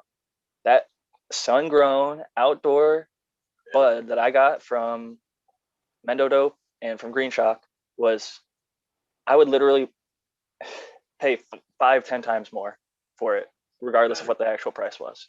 It was so much better. I will not smoke Jungle Boys again after going and trying it. Like I went to I think it's called Planet 13. Planet 13 is a stock that, to me, I'm like, holy shit, like this is a cannabis group that's big enough to become a stock on the stock market. I got to at least check it out because they had a big one in Vegas. They opened one in somewhere here in Orange County. So my wife and I went up, checked it out, and I'm like, I know it's probably not going to be the best. The bud tender was even like, dude, Jungle Boys isn't that great. Like he was being honest with me, and he's like, he recommended one called like baked, fresh baked, and fresh baked flour is actually good, but the Jungle Boys flour, not so much. Same with cookies. It's like, it's a letdown for the people that don't know anything about cannabis. They're like, oh yeah, this shit's fire, because they're into the brand and the package and that Mylar. It's almost like a designer Gucci bag or something, you know. No, the best. One of the best you could get up in the high desert was that was cheap. There was a couple of them, but the Farmer Felon, is that what it's called? Farmer and the Felon. Dude, that's like $23 an eight. That's Yeah, just so super cheap. like $20 an eight, man. They're fucking good Yeah, outdoor grown, man. It's gonna be like bragging about having McDonald's or something, the equivalent. Dude, it was $23 an eight weed. That's Bust them all out and hold them like this on pictures. sticky. Oh, Look, fuck yeah, look, there you that'll go. mean Look, what's he got there? Farmer and the Felon. Look. How much they sell it for down there? It's $23 delivered up here. $30. $30 bucks with a an fucking pack of papers and a pack of matches. If you They call it, get 3 or 4, you'll probably get a gram of this. You'll probably get a gram of something for free. You'll get a shitty pre-roll, or you'll get a they used to sell 5 or everything 10. I turn down the pre-rolls. They're always Me so too. terrible. I'm They're like, always give me so the bad. can. It'll give you a headache. Give it away. I'll say, sorry, you can keep it for yourself. I don't want the headache. I don't want Like, the fucking pre-roll. give it to the next person. They're like, They you used to don't want the sell pre-roll? I said, everything, no, but can I get an extra? Can I get an extra gummy? I'll take an extra gummy though. Can I have an extra? They said you rather have. I'll give you 2 if you're not taking the pre-roll. Give me the 2. Green 13 join us. Cheers, Green 13. Cheers, Green 13. So anybody who's listening, in a red state, they just can't get the concept of you're calling to buy an eighth, you buy 2 8s, and you end up getting like 5, 10, 15, 20 milligrams of gummies for free. It's like. What's up, Green 13? What's up, brother? You gonna say hello or just look beautiful over there? Getting those headphones in. Doing the technical shit. Fucking hell. Hey man, we're looking like the same cut right now. We got the, slim top and little beard going. To get into this room, I had to blowtorch the lock. It was so cold last night. Oh, you took the mohawk off. Yeah. Wow. Was it gone last night? I didn't get to watch. No, it was a couple of days ago. Okay. You should have Man, I feel bad for you. That's fucking cold. Yeah. I don't miss it. No. Wait, weren't you just bitching the other day that it was hot? Yeah, he's in the Caribbean weather. That's the UK for you. He was bragging. It was 59 degrees 2 days ago. That's what it was. That was like 2 degrees cooler than it was here today and every other day. What is it now? Just working it out. Oh, How cold is it over there? What's your Celsius? What are you in Celsius? 23 Fahrenheit. Oh, No. Oh fuck, that's cold. That's freezing. Damn. Below freezing. You Yeah, can't snow. minus 5C. Fuck that. Oh fuck, I'll take that, man. I'm I at would 8 die. right now. I literally We're would at die. 8 degrees. what are you gonna do when you get 3 foot of snow? Well, that I mean probably isn't going to happen, but we Fuck might that. get a little flurry. Ooh, Crazy, Smiley. ooh, You don't get You snow like Smiley. Are you north or south of London? I am just slightly west of London, so same parallel. Well, London could use about 10 foot of snow. It needs a little cleaning up. Yeah, yeah. There's no one there though. They're all COVID and moved to the country. If you get enough cold, maybe they'll get a warmer heart.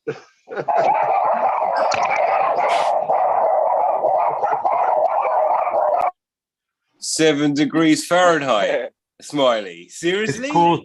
Dude, it's colder than Wichita out, dude. It's like Oh, 50 shit. mile an hour winds, and it was blowing like blizzard like snow. It was crazy.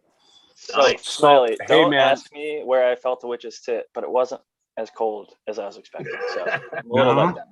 Yeah. So when I was working construction, right, and basically we were outside all the time in the winter.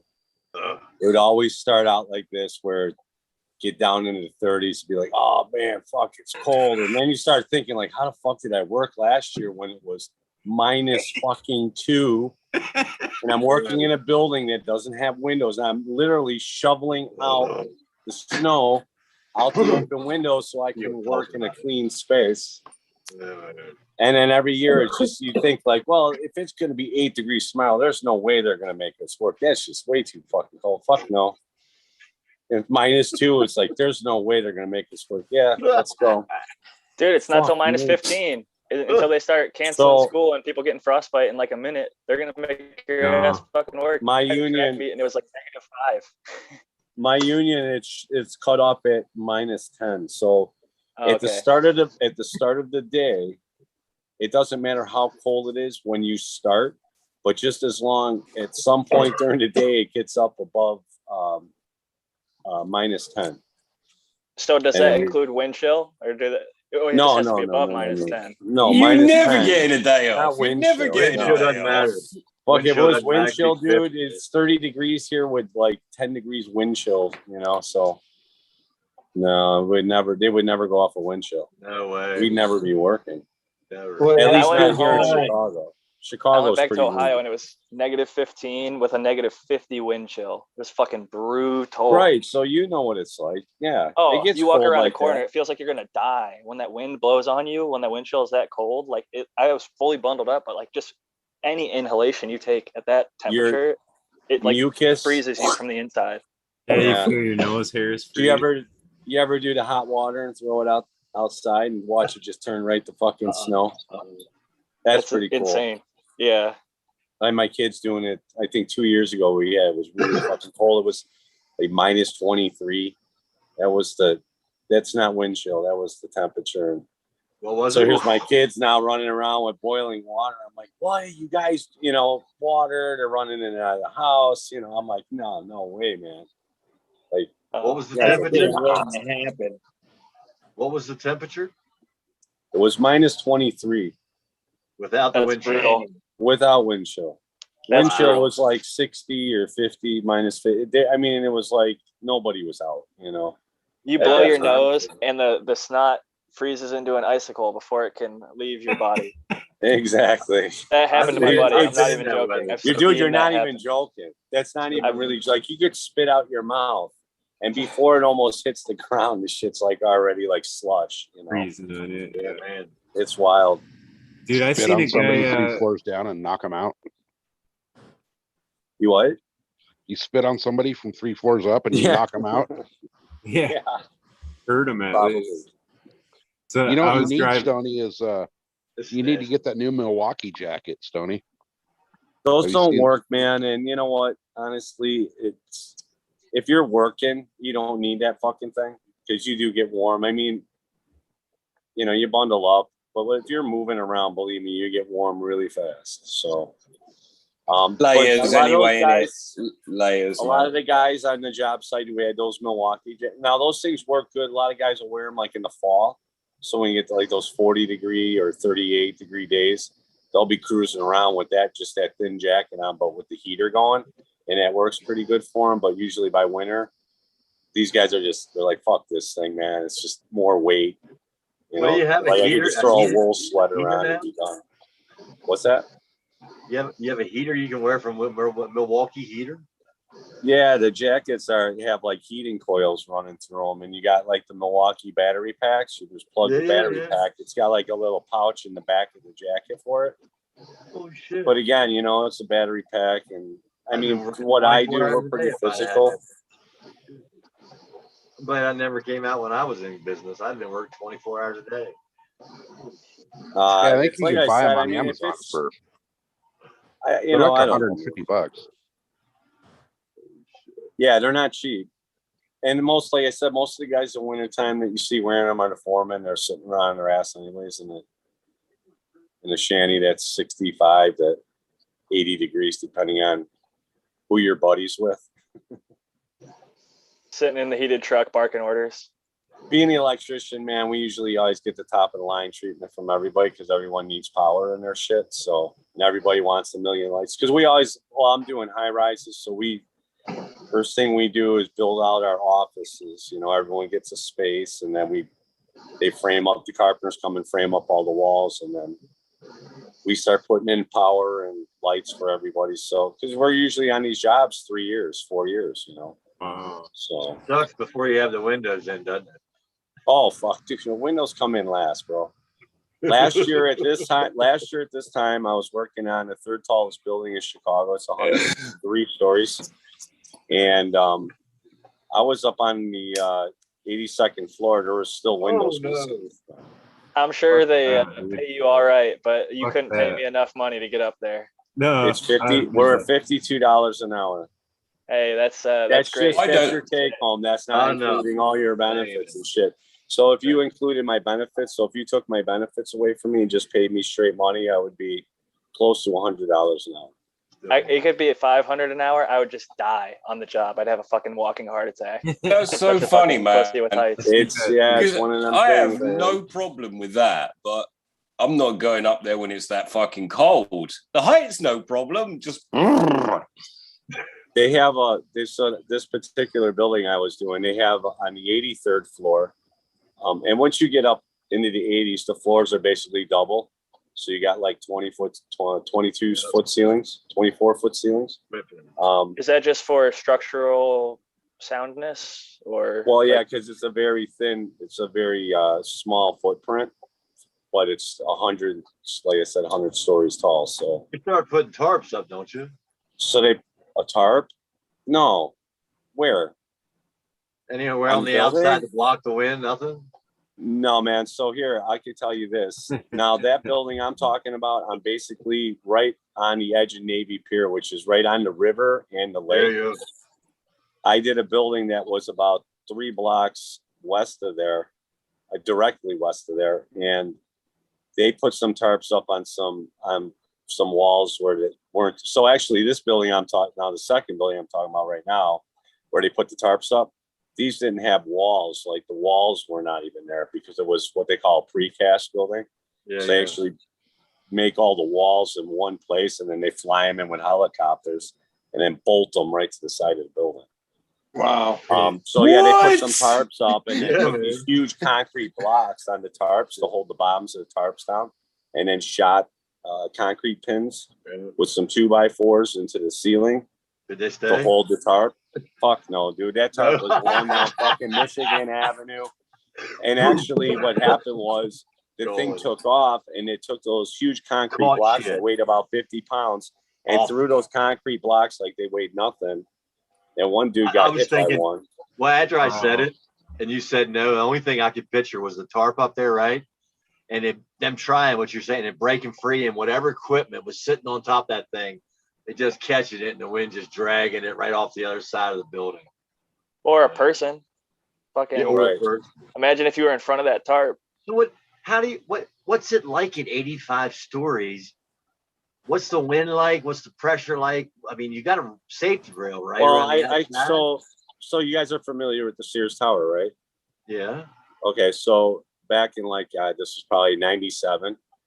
I was working for this company, small outfit, and we had to run a 4-inch pipe from the third basement because they have 3 or 4 third basement. It's the deepest one. So they have 3 basements there.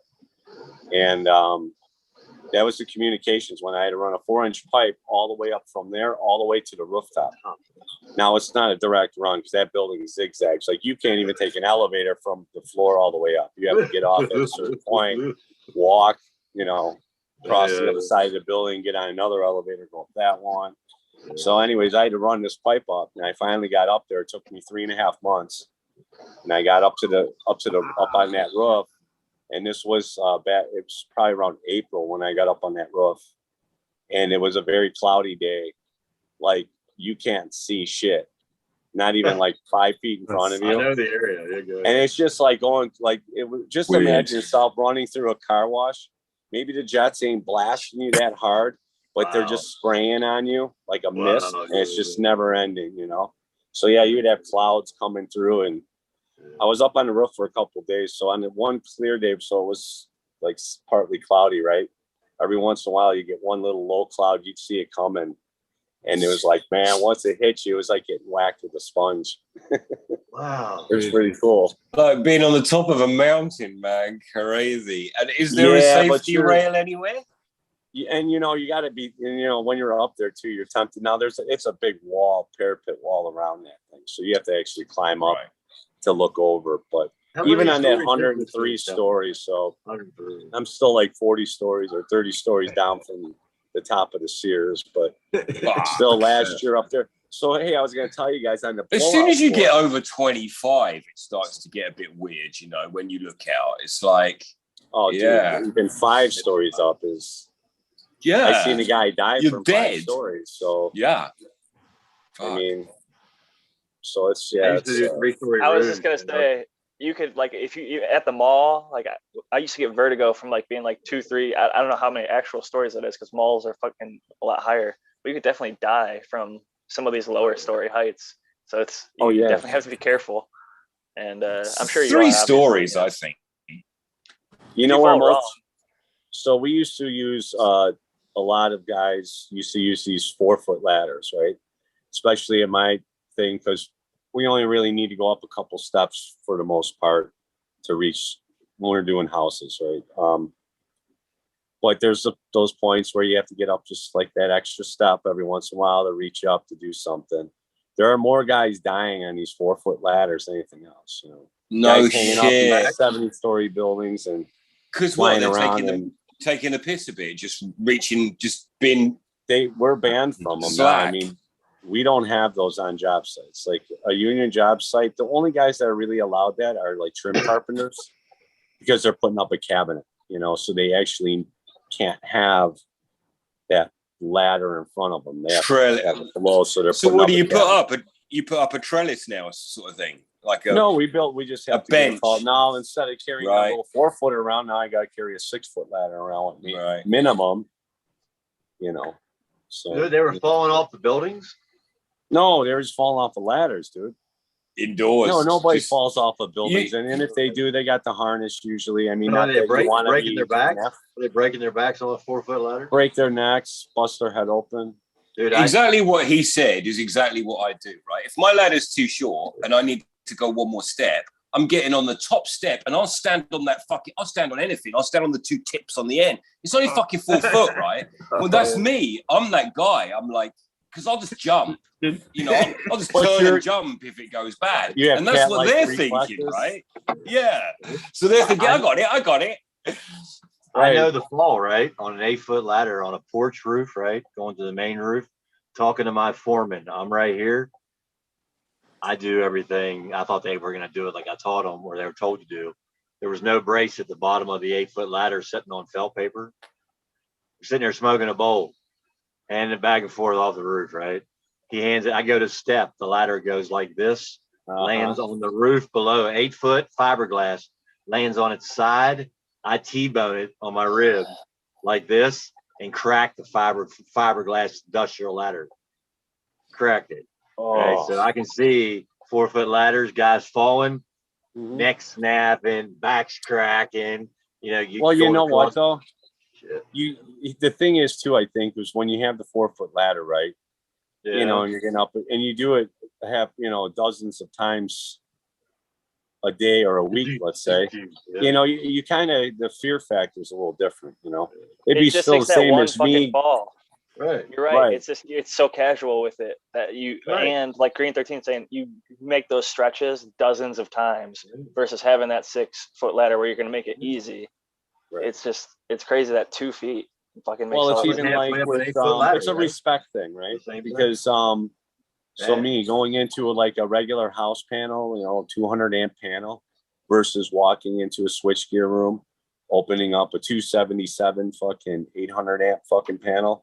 You know what I'm saying? When I open an 800 amp panel up, I'm going to be very, very aware and careful what the fuck I'm doing versus when I open up that 200 amp, I'm just going to be in there talking to you like this, fucking hands flying around in there. And that's where the accidents happen the most, are on the smaller things versus the big things. Not that the big things don't happen, they do, unfortunately, but again, usually it's a freak thing because, like I said, when you're in that situation, you're paying attention, man. You know, working on some heavy DC voltage, like that shit, like sativa only, you know what I mean? Electric trains and shit, forget it, dude. With the third rail, forget it. That shit right there. Bring that whole thing back. Look, that's parallel, Stoney, to what we were talking about airflow. Somebody gets from a 4x4 room to a 6x6 room to an 8x20 room. They can run into, they can have that small problem be a big catastrophe on either side. But once they get that bigger one, they're looking for stuff, but stuff can hide, right?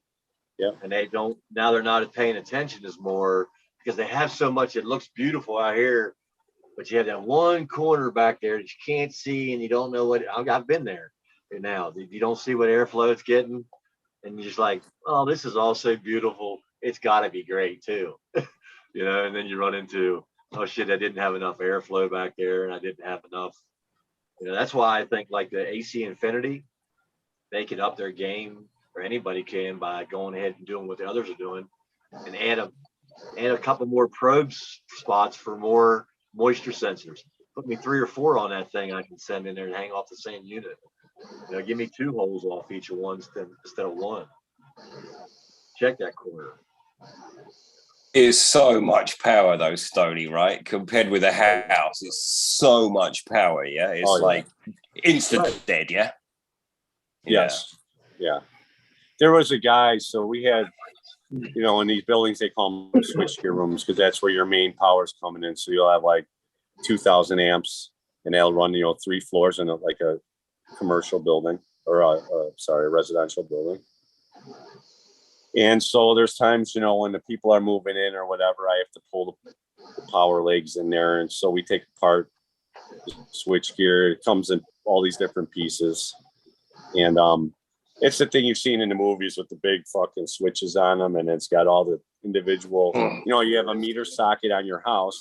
Well, they don't have a house, so they have a closet with all these meters, and representing each one tag for each unit in the building. So I run power in there. So there's days when, we're the only ones with the key. So this particular building, though, being very high end, and they had these units that were for sale. They had a real estate guy that was on site, and he would every once in a while have to show a unit or go in there, and he would want to turn power on because we'd run power in there and have a panel ready, and we put one light in there so they could turn on a light. And apparently the power was off in the unit. So he, instead of waiting for us to come in the morning, he decided he's going to get in that room and go turn something on himself. Well, the guys were working in the room the night before, and even though they're supposed to, they didn't. There's a thin top opening on that switchgear, which is all exposed, which is the main bus coming in. You got your 3 fucking lines, right? And they're all exposed. And he took one of those covers, which is about a square like that, metal cover, which is pretty heavy. And he decided he would just slide it up in that slot there. thinking that that's just like a cabinet, like it's just a cabinet that opens up, and when he slid that in there, it blew out and went through the drywall wall. Now, understand this: our switch gears backed up against an elevator shaft wall. So if anybody does any construction and build buildings, those shaft walls, they use what they call shaft board, which is like, if you use screen board, it's pretty dense. This shit's like 3 times denser, and it's about 1.5 inches thick on one side. Then they have another layer of that that's like 3/4 thick, and then they layer that with a couple of 5/8 layers. So that whole thing ends up being like almost 4 inches thick of drywall, and that fucking cover was in it. Like there was only 1 inch of that cover that's about 12 inches sticking out, and it went through all that drywall. How bad did he get shot? He didn't. His fingernails, his hand was black. Oh, wow. His ring finger heated up like that instant, but he really didn't catch a blast, you know. You have good rubber shoes like, on? He had his work boots on, yeah, so that saved him. Plus, he wasn't grounded out, so the power didn't really have anywhere to go. And because he just was, you know, when he slid it in there, he actually lost contact with it. You know, so he just kind of like pushed it in there and just like it dropped in, and once it dropped in, it fucking blasted right out. He was more scared to death than anything, you know. And yeah, it was. I had a range from me across the floor, so I can imagine what that's like. Yeah, I know that wasn't like a massive switchgear either. So, I mean, 240 is nothing to mess with. I mean, I wouldn't. You say it's no big deal, but I put a set of Kleins into it, and it put me 8 foot backwards across the floor. Yeah, I mean, it's just 3-phase 220. You know, just cut into it. You know, 208. 208. Yeah, I just yelled at the guy in the basement. I said, "Is the power off?" He's, "Yeah, I got it off." He's like, "Let me check the breaker." No. Fuck he that said, shit. "Yeah, younger kid, man." I hit that thing. I cut that range in to put that kitchen range in. Boom! I was like, "Fuck you! I'm done here. Free room, my brand new clients, motherfucker." Brad, you see this thing? Yeah. You know what that does? Yeah, it tells you beforehand. You turn that thing on and you put it right up to anything that might have power in it, and that fucking thing will go ding, ding, ding, ding, ding, ding, ding. Or it does nothing. If it does nothing, that thing's dead. I don't do anything unless I don't give a shit who's telling me. Well, in the fall of 1987, when I was not yet 20 years old and still green behind every ear. And they didn't have these then either. That's when I started. If he had it, if he had it, he damn sure wasn't going to let me use it. This guy, I busted my skull up with a skull open, didn't wake up until the ambulance got there, and we took me in and got my head from a ground rod driver doing this, and come back. Oh yeah, get me, and split my head open. He wanted me to go back to work. I had 8 stitches across the top of my head with a hole in my head. He's like, "We're going back to work." I'm like, "Going back to work?" I said, "Motherfucker, I feel like I got a nail in my head." He's like, "Oh, you pussy." I was like, "Motherfucker, we're going home." I'm only 19 years old, and I was like, "No, I'm not working through this shit." Yeah, that's when I was doing. Well, no, I started in like 88. It was funny. And they didn't even have screw guns back then. They didn't have like the wall drills. Or Makita was the first one to really come out with anything that we did get. And that was like around 92, 93-ish maybe. And they were just like these little 8-bolt fucking things. But I mean, I used to use them to put like the outlets in. It was nicer than cool though back in those times. Listen, you went to work for this was a friend of mine's grandfather's company, and this is a Robert E. Lee's grandson, right? Great grandson who owned the company, who I worked for. Right? I'm the Robert E. Lee, the Robert E. Lee. Right? So that could tell you a lot about the company. But when you went to work for the company as a greenhorn, they'd hire anybody, right? As a greenhorn. But if you didn't have your tools, just like a company store, they gave you all your tools, what you're supposed to need. And everybody got a screwdriver, one of them, you know? Yeah. You got the I love those. plug-in. Yeah, the fucking fuck, what the hell, the something. Oh man, I can't remember the name of them. The push drivers, though. Yeah. Yeah. Or hey, dude, how about this one? They had the one, if you go, and they still sell them. You go to like Home Depot, but the one that's got the offset in it. Yeah. The handles here and the screwdrivers over here, and it goes like that. Oh, dude, I could put it on fucking. Oh yeah, man. It's funny because my dad had one, right? He probably still has it in the toolbox. It was a drill I bit. actually have one of those. Look at a bicycle, right? You just get one like this on a bicycle thing and it just drilled a hole. But that was like 1987. You're talking about all that stuff. I'm like, I was doing it when it was. Yeah, no, that's what we were using in 1987. Fucking right, man. You was by hand screwing it like this, or you used that thing, or you used the push drive. Yeah, right. There was no screw guns, man. Some guys would try to use a drill every once in a while, but there was no variable speeds and fucking things. There was no clutch. There was no brake. Cords. You were switching and plugging. If you didn't stop it at the right time, you were cracking every plate. But it's no joke, actually. That tool, really, you don't do anything without a gun these days. I mean, nothing. You don't even put a skateboard together without a gun now. It's like, what the fuck? We used to do everything by hand. Yeah, but there's still a lot of things that need to be done by hand in my business. When you're trimming and stuff, and I see these guys putting up light fixtures and using those screw guns, and they strip out the heads, and I'm like, dude, that's the finished product. Someone's gonna see that screw. Oh, it's just a screw head. No one's gonna. I go, I'm gonna fucking see it. You gotta have some pride.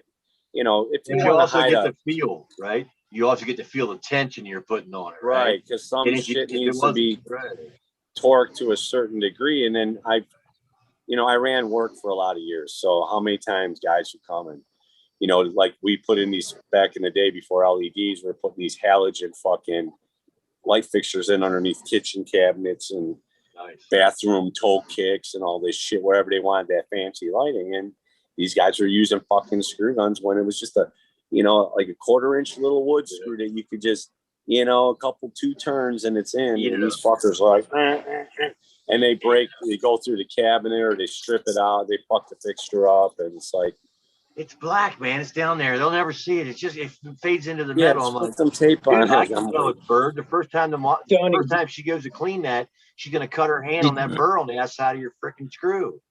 I did a lot of work for pretty much all the famous people. The buildings I was doing, these high rises were starting out at $2 million for just concrete. That's not built out. That's just like buying land. So imagine $2 million for the land, then you got to build the house. But I mean, I did a lot of work. I could say it now. My contract, I forgot the disclosure agreement is over, but I didn't do her house, but I spent time designing and building out like mock-up rooms for Oprah Winfrey. And then we did like, a lot of movie stars and shit like that. Actually, we did some stuff for the guy from Apple, not Steve Jobs, Wozniak, the little short dude. Michael Jordan, I mean, Scottie Pippen and then a lot of people that you guys, none of us have even heard of, and they own the fucking world. They live in Chicago in their $18 million condo for 3 weeks, 4 weeks, and then they leave. Then they go to New York for a month, and then they leave. They go to California for 2 months, and they leave. Then they're in Hawaii. Then they're in Dubai for a month.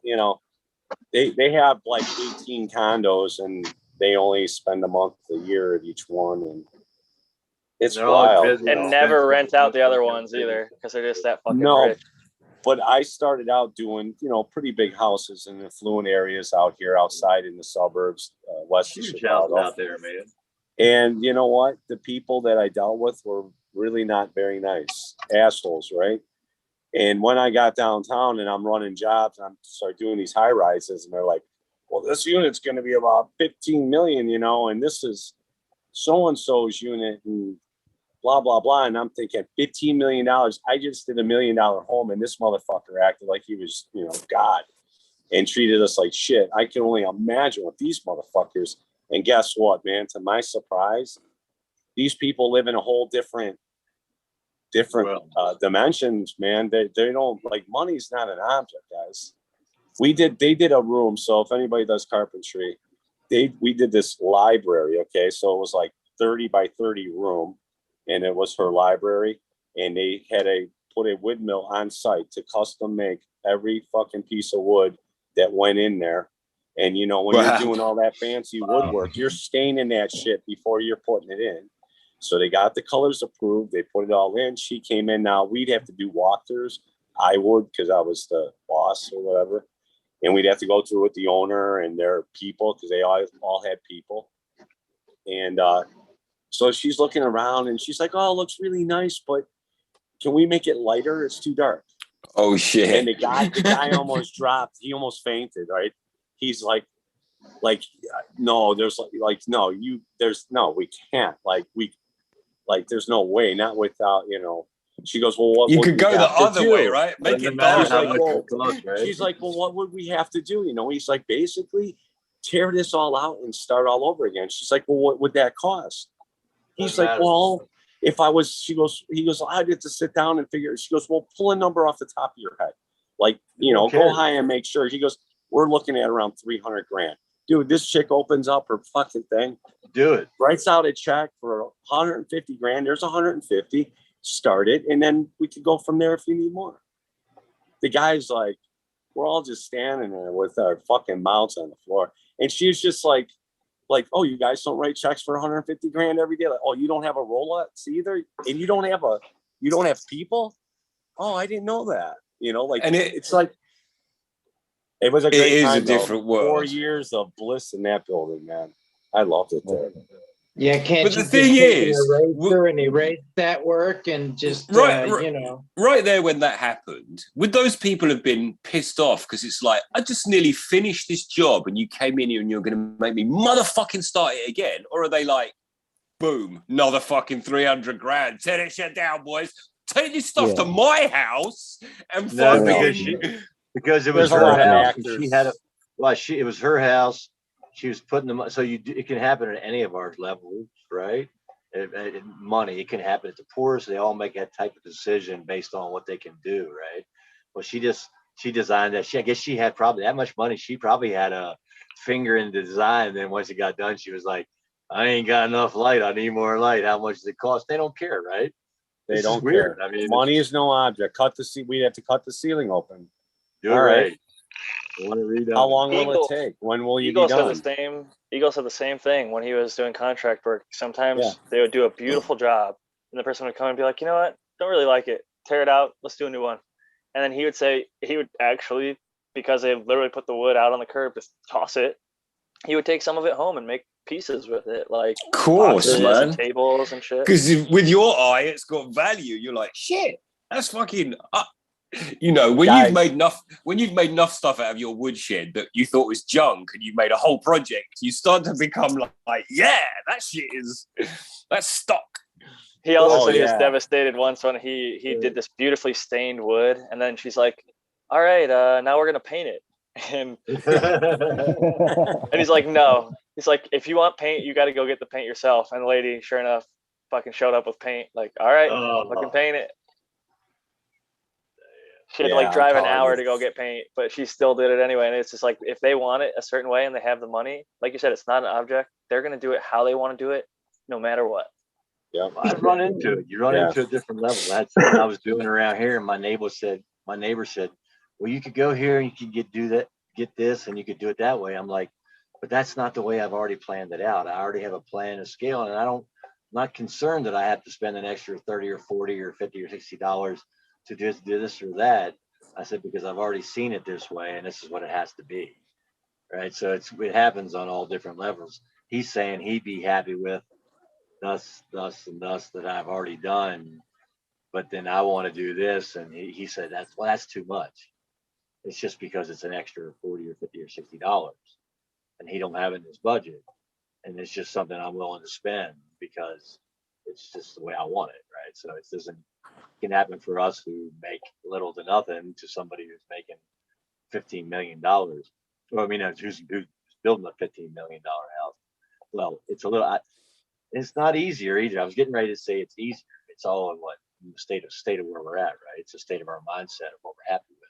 If we're content with the $100 vinyl fence around our house instead of having to have a $2 million fence with the security guards, it's relative to our happiness, you know, to where we're happy, what we're happy with. I'll tell you a funny story. When I was younger, I used to run a kart track, like really spanking fucking facility. And once a year, the Sultan of Brunei and his family, he was the richest man in the world at the time. I doubt he is now, but maybe him and his family would come and rent the whole track out. Now, actually, that's like insanely expensive because it was a corporate thing and we'd rent it out for a lot of money, but they didn't care. When they arrived in the building, their security would run through the building from top to bottom. And they would go in every single room without asking. They're big fucking security guys. They don't, you know, they're paying a lot of money. So they'd come from room to room. And every time they'd encounter a person, they'd give them £50, a red £50 note. But the thing is, we don't have that culture in Britain. There isn't a culture of tipping. It really isn't a thing at all. So that's weird for one. But the cute bit about it was the people in the cafe would start to staff every single member. So there's like, where normally we'd have like 100 people in the building, there's like 5 people. But behind the counter in the cafe, there's like 16 people working, right? Handing each other the drink to hand each other the drink. Anyway, so funny was this that actually some of the rooms in that building were sublet to other companies, you know, so there'd be people like renting cars out. Now there'd be, you know, anyway, it doesn't matter. And these people would walk in, look left, look right, hand everybody £50 and walk out. And they don't know what the fuck's going on, right? So in the end, they started to clock what's going on. Everyone's working on the day the Sultan of Brunei comes. And literally they would, dish out wads of 50s. Funny deal, man. That's funny. So and what was everybody this for, though? Just to grease everybody's palm to leave them alone, or? I don't even know what it's about because we don't have that culture, but it's grease everyone's palm to make sure that they have an absolutely amazing time. And the thing about it is those dudes, they are such the nicest people. They dress like Benetton. They dress like really understated, like, you know, just nice clothes, but not flash at all. And they want to come up to race control and they want to sit with you with all the computers and fucking all the dumb shit that runs the building. And they want to watch their kid from up there and they want to be like a fucking racing driver for 5 minutes. And it's like, it's really all encompassing. And then they'll buy a cart. You don't have to buy a cart. We rent them, but they'll buy one and it's there next year for them. But like, it's exactly the same as all the others. But no one touches that one for a year till they come back because that's their one. It's wow. Stupid, but like, you know, it's just is what it is. Really, it's just it's like you're raising the vibration of wherever they go, just so everybody wherever they're at, there's nobody like pissing and moaning. You can't anymore. You just got handed some fucking free money, man. Exactly. Everyone's happy. When are you mad at someone who handed you 50? The guy who had all the money, right? He just gave a bunch of money out, so he's trying to make everybody feel good by letting everybody else have some money. Right. And so, hey, like I was telling you, that one building, those 3-4 years I was there, man, you know, and more of these people moved in and, you know, I got to meet more and more of them and became somewhat friends with some of them. Like the one guy, him and I were like buddies for a while. His uncle was the artist who came up with Dick Tracy. The guy pulls out a cardboard box filled with every fucking original drawing that went to the press that they used to make the presses for it. He has them that his uncle drew. I could imagine what that shit's worth. And he's just got them like in a box in the closet. He's like, you know, but super nice people, man. And it was like the vibration there was so awesome. Everyone, it was like I didn't want to leave. Like I remember Friday night, sometimes I go tie one on at the bar. I'd be there too late and it'd be like 1, 2 in the morning. I'm like, well, fuck it. I'll just go up to my office and sleep it off on the desk, right? The one night I was coming in there, is like, I don't know, 12:30. And the elevator doors open up and it's this one lady and her husband.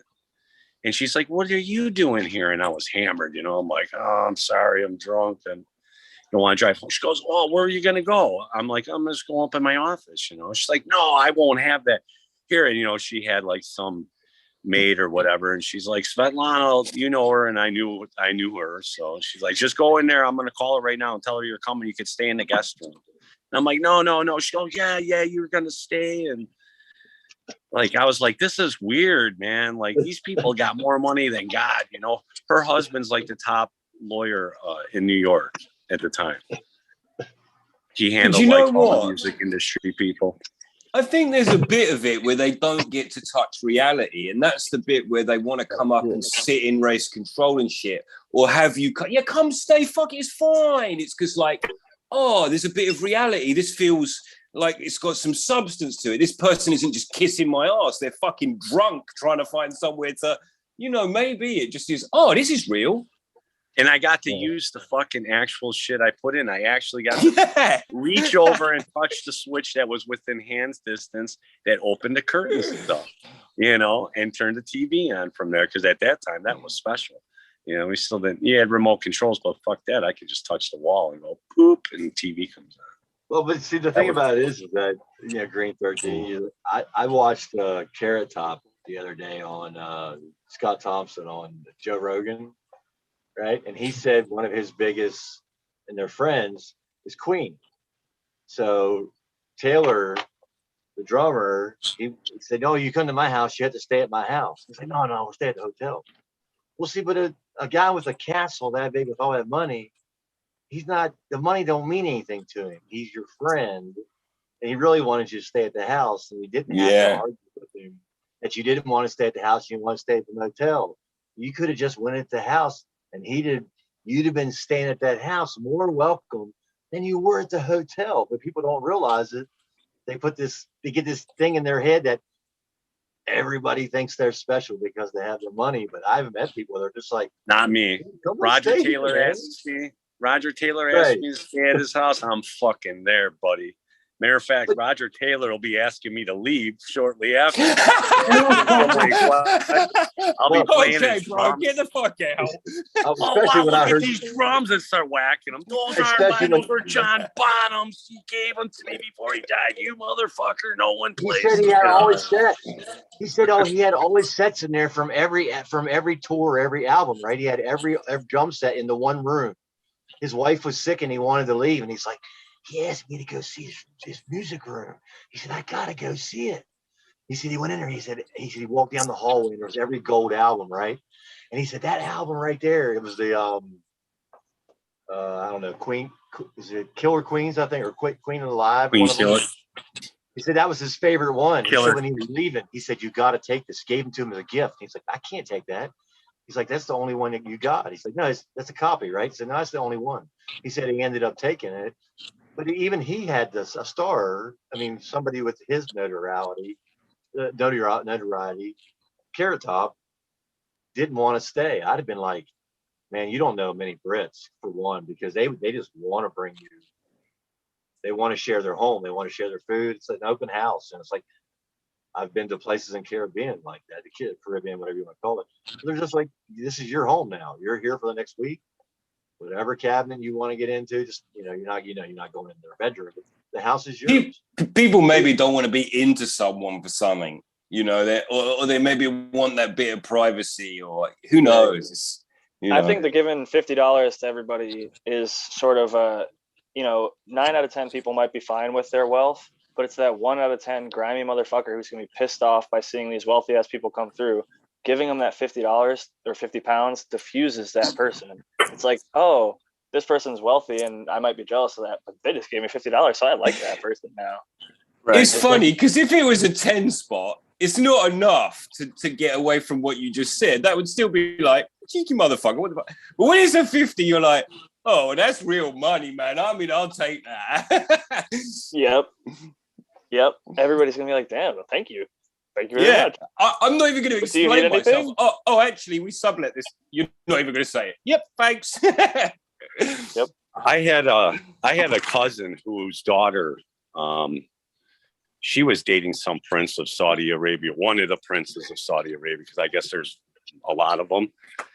But he would show up, and we were, being a bunch of Italians from Chicago, basically right out of the center of the heart of the mafia cultivation center. Everyone's like, oh, these motherfuckers, this and that. They're ready to already hate everybody. And these guys came in with their limos and all this shit. And man, they were so fucking nice. So everybody loved it. And then we all got along great, man. And we had probably one of the best parties ever. You guys, What you? out, man. Well, I had to jump out. I'm falling asleep. It's been fun. yeah, brother. Here's Smiley. Cool, Smiley. Hey, Smiley, thanks for coming in, brother. Oh, yeah. Appreciate you. Oh, yeah. One of the funny things you just said, that was one of the difficulties. When they would come to the racetrack, you have to enter everyone's name on the system so that their car is their data, right? So you'd be like, okay, what's number one's name? And they'd be like, oh, Sultan. And it's like, cool. The little kid, he's called Sultan. Number two, that guy there, what's he called? Oh, he's called Sultan. And it's like, yeah, you all are called that, aren't you? What about this guy, Sultan? And it's like, I need to distinguish between you guys. Okay, you're number one today, and you're number two, okay? You're number three. Oh, I think I was number 7. No, there was no number 7 out there, dude. Okay, I'm Sultan. And it's like, yeah, you won. Oh, you won too. You can't fuck up. You know what I mean? Everybody wins. Yeah. That's funny. That is funny. Here's the small time kind of a thing. I was driving down the road, all covered up in paint after spray painting the house on the inside. On my way home, I had a worker next to me, and we're driving down the road, and I see this really cool looking vehicle, and I didn't know what the fuck it was. This is about 5 years ago, and basically it was one of the new Mercedes. Kind of looked like a Land Rover, but it was the box type SUV type Mercedes. You know what I'm talking about? Yeah. Really the cool. coaster on wheels. And it was the very first one I'd ever seen, right?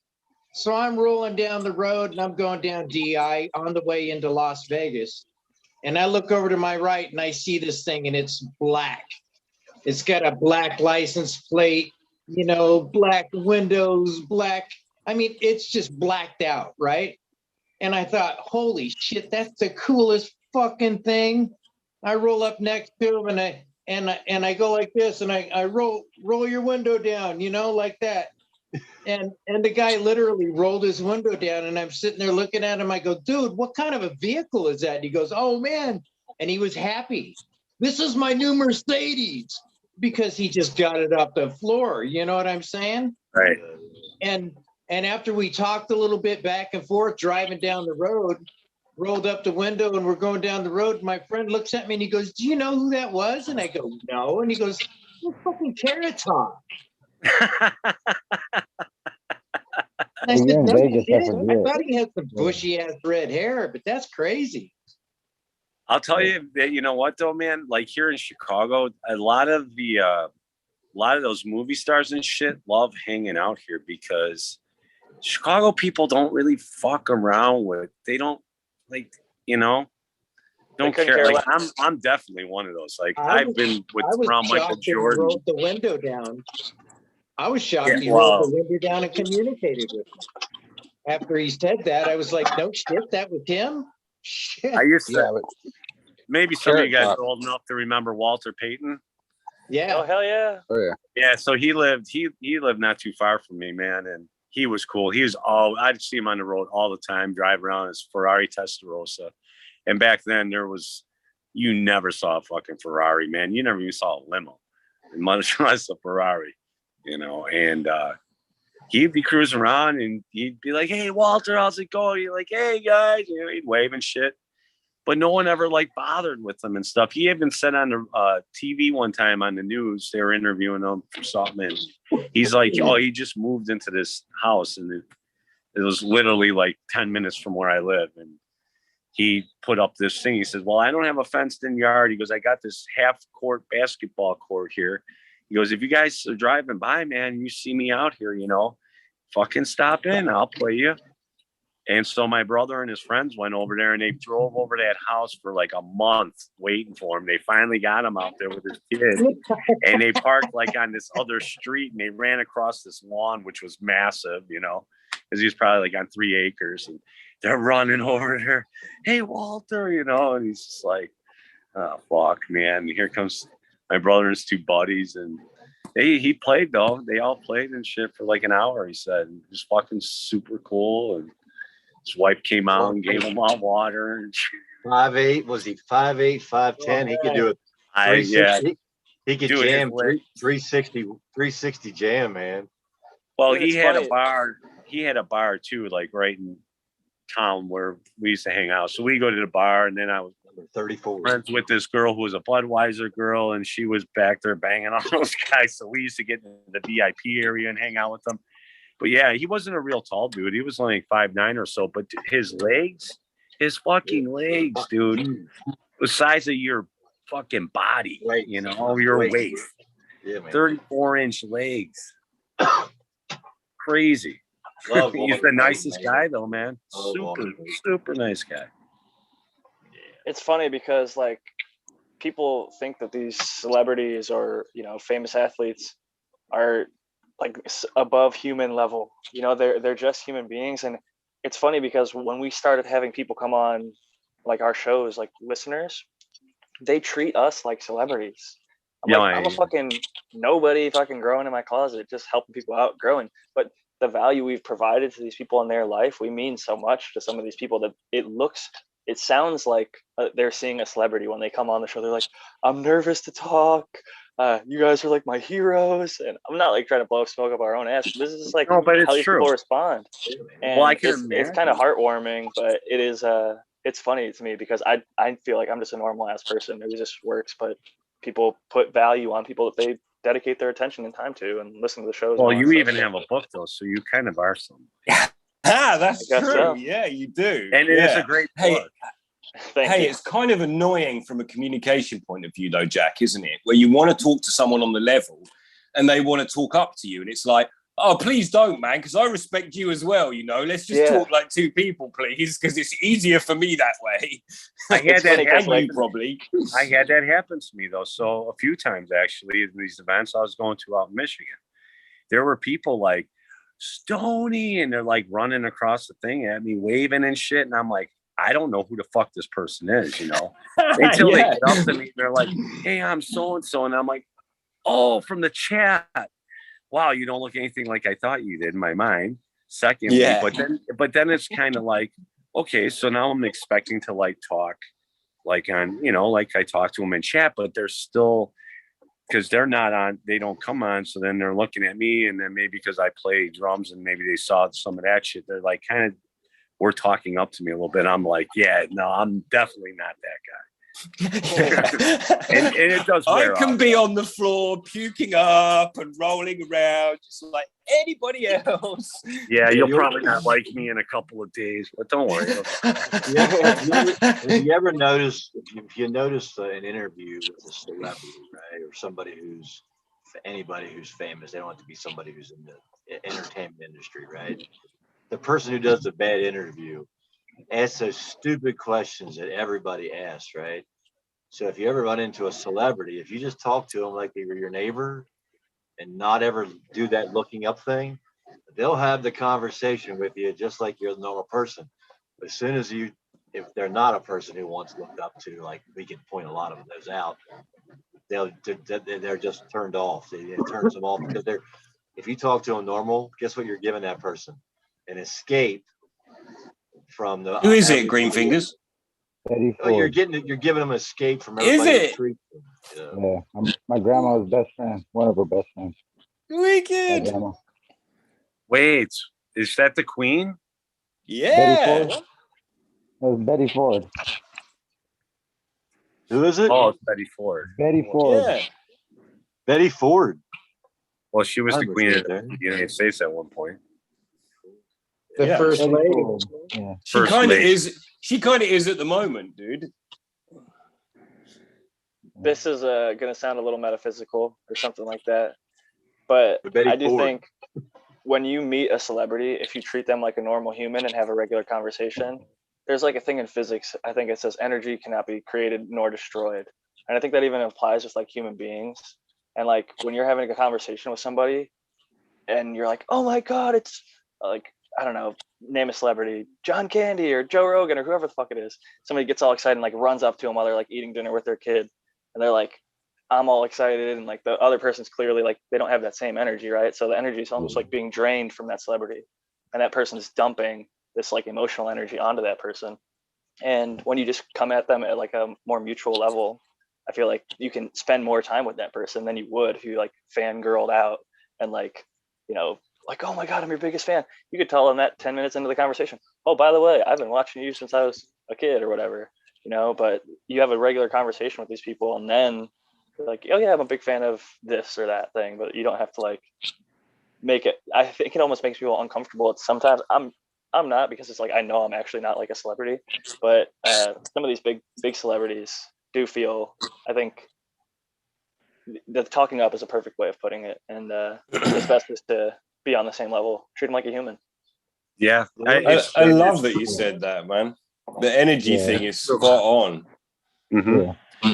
It's true. And you know what? Honestly, I remember this one time we saw Jamie Foxx and we were at a bar and he walked in. It was a smaller bar and he got, you know, kind of mobbed, which was un-Chicago like, but he got kind of mobbed by these people and he was signing autographs and this went on probably for a half hour or so. And then it kind of got drained out and everybody was like, okay, let's leave him alone. And we were just sitting there next to him like, hey man, you want a beer? And he's like, looked at us like, all right, you know, and we just started talking a little bit with him, you know, shooting the shit. I mean, of course you're going to start out with, oh yeah, I saw your last movie. It was fucking hilarious, you know? But it was like, you know, they don't want to talk about, well, what's it like to work with this guy? You know, we didn't ask him any of that. So what kind of beer you like? What do you like to do when you ain't fucking work in the movies, you know? Oh, and he's like looking at us like, wow, fucking some regular dudes. He was like waiting for his agent to show up and then they were going to dinner somewhere. And he thought he'd just come down and hang out with the regular folks, you know, because he was in Chicago. And like I said, they don't usually, and again, even for what they were doing, nobody was like on them, freaking out, you know, they're just like, oh yeah, you know, patting them on the back. I think it gets to a point where it's literally mentally unhealthy. You see like Britney Spears going crazy. You see these kids that have like the meet and greets, whether it's like a Logan Paul or a Justin Bieber. They take 1,000 pictures with people where they're literally just smile, click. And by the end of that, it just like, it fucks these people up. It like, it messes their emotions up because they're like fake smile, like, and they're meeting all these people. And it's just like at a certain threshold, it's just too much for somebody to handle, I think. Yeah. The biggest turning point in my whole life was when I was stopped trying to be the fake person and started finding out who I was, right?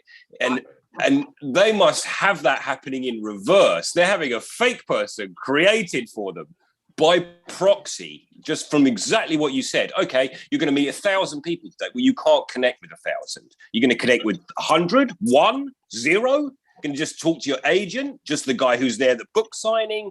Like, it must just get so weird where you have this hi, and then it's in the end you are that person. Yeah, fuck. It must be. Like, you go to LA, right? So if you go to LA, you're gonna get a different attitude. Where I live, there's a lot of celebrities that live in this area, right? So you'll see them in the grocery store. You'll see people you know you've seen in shows. You know that face, and most of the time the look you get is they're in line and you can sell it. They you want to talk energy. They breathe off. I hope nobody recognizes me. I'm trying to just get into the store and get out and not be recognized anymore. Right? I don't want anybody to see me, because if you see me and you could have a conversation, what we're saying, just about today, what's going on, instead of about what everything I did, it'd be cool because you're just talking about life. I think too, like I'm thinking about it. So if I was a movie star, you know, I think when those people approach you, you know, with that energy and stuff, it's like you kind of like, you don't know what kind of expectations they're holding up on you. You know, what's their perspective of you? How high are they holding you up? You know, so You know, it's Well, I got to be have. very impressive. I've ran And in. there was I've ran into one of the highest, right? Even all the ones you've mentioned, an actor that's older and more into the. I've mentioned it on here, right? And he started talking, and as soon as I started talking to him, he got feeling who I was because I was talking his truth. He changed his voice, right? But he's behind sunglasses. I knew who he was. But as soon as he did that, you think I intervened and actually asked him who he was and did all that? No, I knew right then he was so tired of the public dealing with what he did, talking about what he did. He just didn't want to have those conversations anymore. So he hid inability to change his voice behind his sunglasses. I could be this person, I'm not. And if you're going to ask me, you can't really tell anyway. I'm going to tell you something else, right? But I just knew it. And I just sit there for an hour and had a conversation with somebody who's like one of the biggest actors on the planet, knowing he was faking me out. And still thinking the whole time going, is he faking me out? Is he not faking me? This is sitting in Burbank, you know? Is he not faking me Yeah. out? Is he faking me out? And then leaving going, he was pretending the whole time to be something different because it was things that he actually had in his life that I learned later. But it was so cool. But the way I was raised was if somebody puts a face up, right? I mean, if somebody tells you a truth, you accept it. You don't pry into their life. You're accepting the truth. And I was seeing both. And it was an interesting interaction because I'm not going to intervene. I'm not going to intervene in your space if you don't want me there, right? It's your life, you know. But this whole Because the chances are you're going to have to get into a rhetoric which you've practiced a billion times, and to you that's intensely boring. Yeah, it was a good movie. No, he is a good director. Yeah, I know. I really love what I do. Fuck. Imagine if you're like, oh, so Stoney, what about them light switches you fitted today? Man, I saw them, bro. They are the light switches. Oh, yeah. Come on, talk to me about them. Do you like them? You know, like it's like, Pedro when Eagle asked him about something hash making, and you could just see Pedro like going into, oh, I've given this exact answer 1,000 times on 1,000 shows, and his eyes started glazing over, and Eagle's like, since I can tell you've clearly given this answer a bunch of times somewhere else, like I'm not gonna make you go through this like process. Like we can search it up. Like let's talk about something in life, you know? Like it's Yeah. funny. You could see like his tone shifted when he got asked like the wrong question versus getting the right question. It was right. it's fascinating to see that almost in real time. Somebody can like they're going down that groove. It's like a mental Click. groove, right? Yeah. Let me just So click into that channel. yeah, it's like somebody described it as like your brain is sort of like a ski slope, and some people get these like bad.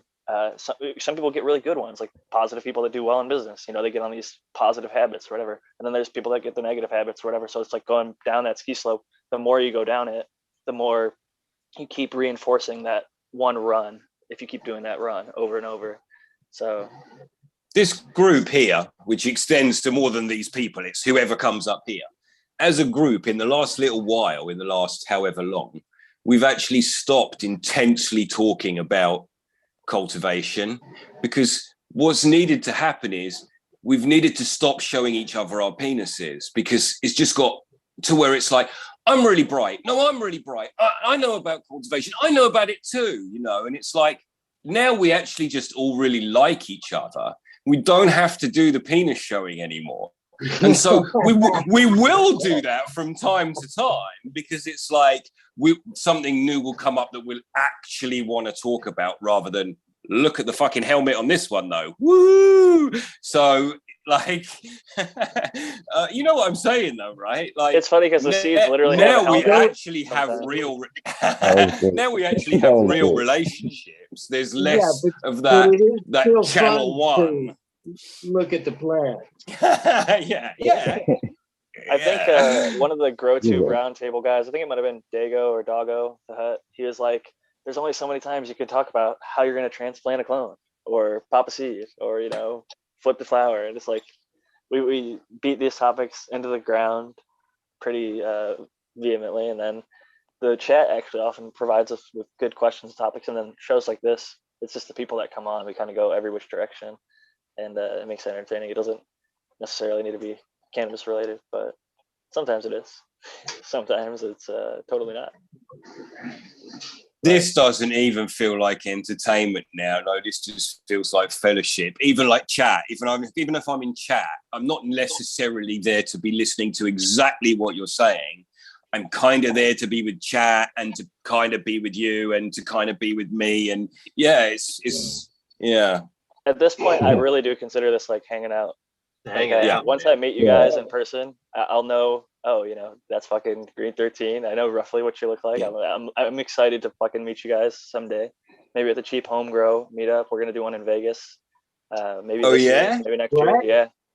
What? Yeah. I know a man in Vegas I want to see. Oh shit! Oh shit! Did I hear that? Vegas has. Vegas? Yep, we'll be there, Johnny. We'll definitely link up. When's that happening? I haven't set a date yet, but I'm trying to figure out the best time of this year to do it. But I know Vegas has legal cannabis, and it's very cheap to travel to because the casinos. We got Johnny there. We could all just stay at his house. It's very cheap. There's a load of weed in the fridge, I think. We're all gonna be like sardines piled next to each other on the grow room floor. No, he's got a car. I'm sleeping in the back seat of the car. I'm talking about for CO2, guys. We got to get that CO2 levels cranking. Oh man, yeah. It can't be on a Wednesday, Jack. It can't be on a Wednesday or Spartan can't make it. No Wednesday, because Spartan harvests on Wednesday, basically every week. So, fucking Mint and Canico, they're banging it out over there. They really, they're putting up good numbers, good looking buds. I haven't gotten to try it yet. Great looking, man. Pretty stuff. Awesome. They grow genetics in my wheelhouse too, because they grow Donnie Burger. I grow Donnie Burger. I'm a big fan of Skunk House, and that line. They have other lines from them too, and I think that's just really quality breeding and puts out amazing. The test results kind of don't lie. Sometimes they can, but in legal markets, it's harder to fudge it. But they're not perfect. And test results aren't everything. But when you look at those beautiful frosty ass nugs, it kind of tells you what's going on. Just messing everything up, giving people a bonus for doing a damn good job. You can't be doing that. Hell. I love that premise, man. They're smart to do that. Rasta Jeff talked about that. If they, you should incentivize your growers with bonuses for harvest if you hit a larger weight or if you pass microbials or whatever it is. It's an amazing thing to do. Have an incentive. I'm getting up so y'all can get up. And the percentages are different. The boss man gets up to 10, you get up to 1. But everybody gets up, right? And then you respect that person. You want to keep staying there and doing a good job. Okay, let's push. No, let's make this perfect. I'm going to stay 20 minutes extra and find that spider mite or whatever, That's how bonuses work. Rising tide lifts all the ships. It's one of the everybody's got to watch for the spider mites. So if everybody learned just to crop scout, everybody, the lowest watering boy to the fucking person who just comes in to trim, if everybody knew how to look for pests, they'd have a lot more success in cultivation because a lot of people just don't spot it when they could have way earlier. It's so weird when you start to identify leaf thrash. It is amazing at what distance you can see a spider mite. Way back, and your eye will be like ping, and you go straight to the bottom of that plant, and it's like you pick it out, and then you get your little eyeglass, and it's like, yeah, fucking nub it. It can be amazing, right? You walk into your garden, you're like, everything's clean. Oh, it looked good. All right, I finally got all the bugs gone. The soil's out of the house. I got all those bugs going. I set the trap, and then you walk back into your veg, and you see that one little shiny spot on the leaf. I'm like, all right, where are you son of a bitch at? Just that one little spot shine out, just shaked on the leaf. I'm like, oh, where are you at, man? I'm like, my favorite things when you do it and you get there and you flip the leaf over and you get your eyeglass and you see that spider bite and it's fucking fried and you've already killed it and it's like, yeah, just got to clean the leaf up. I've never had one. I don't know what they look like. I know, me either. I'm fucked, man. The only thing I've ever had were gnats, honestly. I make sure I'm clean, man. I keep my shit clean. Hey, I've only ever had them when I took in clones and they were only in the quarantine. They never transferred around, but I've helped people fight them off enough times to know what they look like. You got to see them. Yeah, I found a little trick for those, right? If you guys haven't tried it, the big wide blue and yellows you buy. I bought when I shut this room down, I'm sure you could do it with a green for a little while and not bother anything for sure in a room. Take those traps, right? The green and the yellow big strip that you open up, the one you peel apart, and the big huge ones with squares on for the strips, and for the flies, the blue ones for the strips, and the indicator cards. Yeah. Yeah, you put those right on top of a light in a dark room, and they all come fly on top. I do it in there. And I was like 3 the first night, 6 the next night, 9 the next night, 16. I'm like, oh shit, they're coming right to the light. They just went away. They're so small you can't see them. But that made me think of another trap that's not spider mite related. Oh damn, yeah, there they are. Live. What's that? Spider mite? Yeah, they're so small you can barely see them, but they're on the white dot. They're moving across, and they stuck all You can see the damage, and you can see them crawling. Yeah, it's funny, right? You think about the amount of soil I've got, so you think about the likelihood of having to deal with this kind of stuff. Spider mites is it. Everything else is balanced. I see nothing else. I mean, I see it, but it never touches my plants. I got more woodlouse than, oh my God, I guess you saw a lot of woodlouse on Smiley's pots. It's the same for me, but everything else, 6 runs now, it's balanced. And touch wood, no spider mites right now. But yeah, that's been the prevalent one. Really, in my whole time, that's been the prevalent one. It's the black dots or the spider webs that caught the soil. If anybody ever deals with like pests, like I know somebody was talking about like mice chewing up their plants and stuff like that.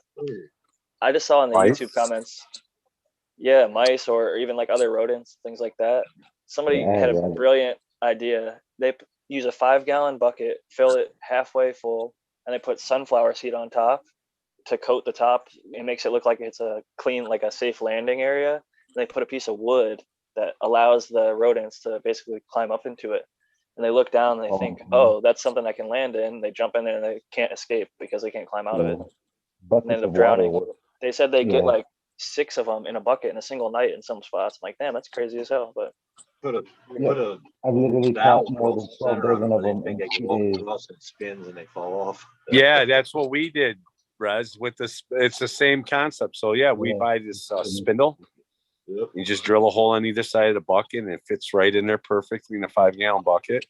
Build a little ramp up to the spindle and just put a little peanut butter on that spindle, and they go right for it. And as soon as they get on, that thing they can't hang on. It's a piece of metal, and they go right into the bucket, and you fill it up with some water or whatever. And it's a good way to not have to spray anything or leave any poison around. You know, it's like right. And if you want to be, and it works too. And if you feel bad about killing mice and rats, drive them 5 miles from your house and dump them in a field. Just don't dump them by the farmer's house. I'm very happy to kill them. Very happy to. Yeah, I mean, I'm surrounded by farms on all 4 sides, so I mean, it's like I have no place to dump them. So yeah, 2 cats, mice. With 2 cats, mice don't even come close here. I think they can smell like the cat piss and shit or whatever. But they fucking even maybe seeing and hearing the cats. I don't know, but I've never ever had rodent issues, thankfully. I compost in a bunch of different ways, right? And one of the ways I do is I've got a cylinder about this big of really tight mesh. And that cylinder is about, I can't do meters, about 3 feet tall. And about 1 foot of it's buried into the ground. And then all our food waste goes in that mesh cylinder. But all around it is a compost heap. So it's the same height with all brown material and garden material and whatnot. So we chuck all the food waste in the cylinder and the worms come in from the bottom and eat it all. But of course, because there's food in there, the rats want it. But the rats can't get in there because it's all closed off. So last night, just before the frost, the rats came and ate all the way down, or dug all the way around and let the cylinder be completely clear, but they still couldn't get inside it. They were obviously desperate for food before the frost. And they dug the whole cylinder out, the rats did. And then, so there's just pile of compost on the floor, but they never got anything to eat. They got to look at it though. The rats in Chicago are basically the size of a big cat. And I'm not even joking. The river rats. So when we were kids, and I know this is pretty bad, but we were like 16, 17, got our license. And we have this observatory right on the lakefront. Years ago, before they made it all nice like it is now, they used to take up wherever the broken concrete from the old roads or bridges and shit they'd break down. They take it and dump it, use it as like a break wall up on the shoreline. And they put it out there and it would go out for like 150 yards of just all this jagged concrete and shit. Well, all these rats would get down in there because the fish would get inside there and die. And so they had these big, I mean, these things had to be like 25 fucking pounds. And I'm not even joking. We had a friend who had a bullwhip. I don't know if you guys know what a bullwhip is, but it's that big leather fucking thing. Yeah, you basically cut the skin open on a fucking animal. Well, down to the observatory. Is that what you're talking? Yeah. We would we'd throw shit out there, hot dogs or whatever, and these big giant rats would come up and they would take that bullwhip and whip those things and try and cut them in half and shit. And these things would start screaming and sound like a little kid. It was freaky as hell, man. Wow. Monster rats. Oh, fucking not these little, oh my God, they're cute. Fuck, these things are dangerous, man. Like, that sounds like the relatives over there in New York. They're pretty big, those yeah, rats. So. New York's got them too, yeah. I've always thought the best way to get rid of mice and rats and all that, if you don't want them to like die right in your house or whatever, putting out poisons or traps, take some cat food, some dry cat food, and mix in some quick dry concrete into the cat food. It works great. It works awesome. They'll eat that. Yeah, they eat that cat food with concrete in it. Go to their little water hole, get a drink, and then go back to their little rat's nest, and now you got a bunch of little rat statues. Nice. That's a great idea. That thing where people talk about catching them and taking them away. If you've ever tried to do that shit, that is fucking difficult. That is such a fucking pain in the ass. You will spend more time losing crops trying to ferry them somewhere else than Why don't you just put up rat traps and kill them all?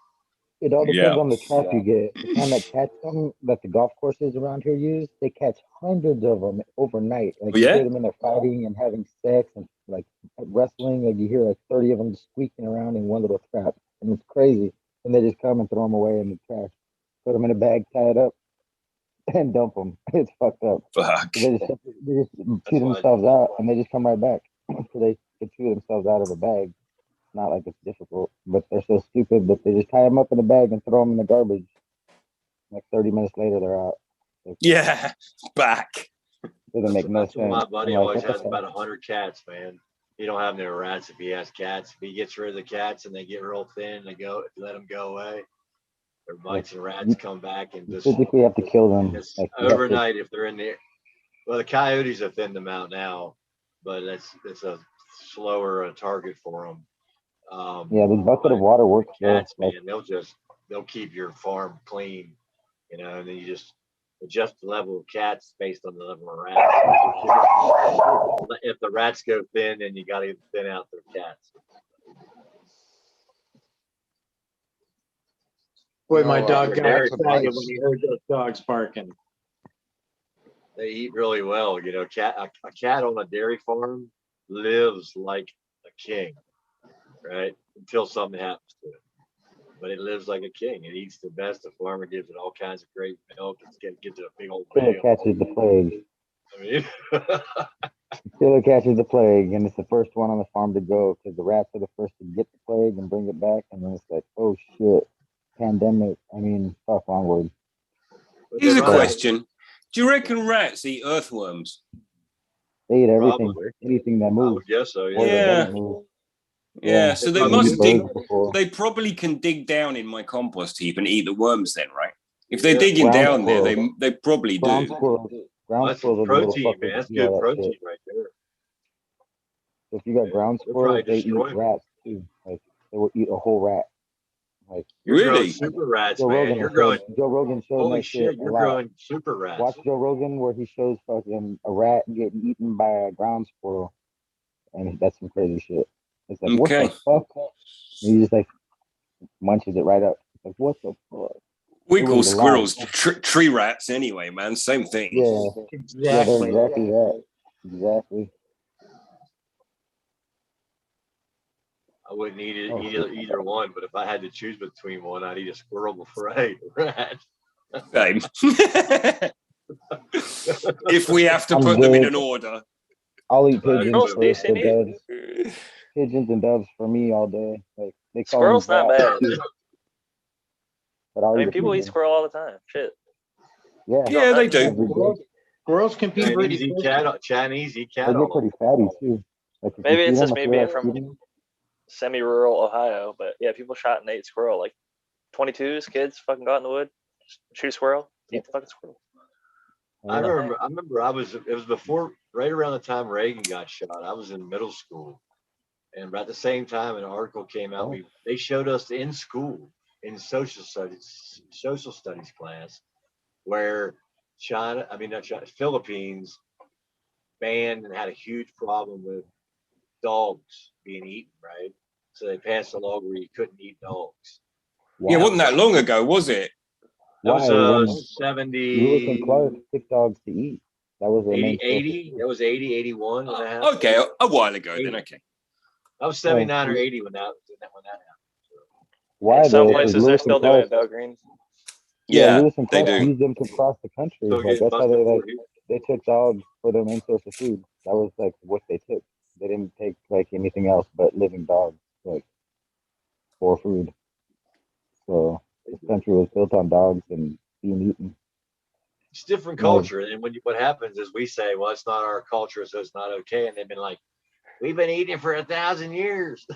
yeah, Lewis and Clark. That's what I'm saying. Like Lewis and Clark, fucking their expedition was built on dogs being eaten. Like they just. I was We eat about cows. to start that. I was about to be like, motherfucker, my dog is so intelligent, but it's like, it ain't your culture, dude. You don't know. So I grew my dogs for that reason. I bred mine Well, for like when I couldn't get them to Don't down touch because they were my like, dog, though.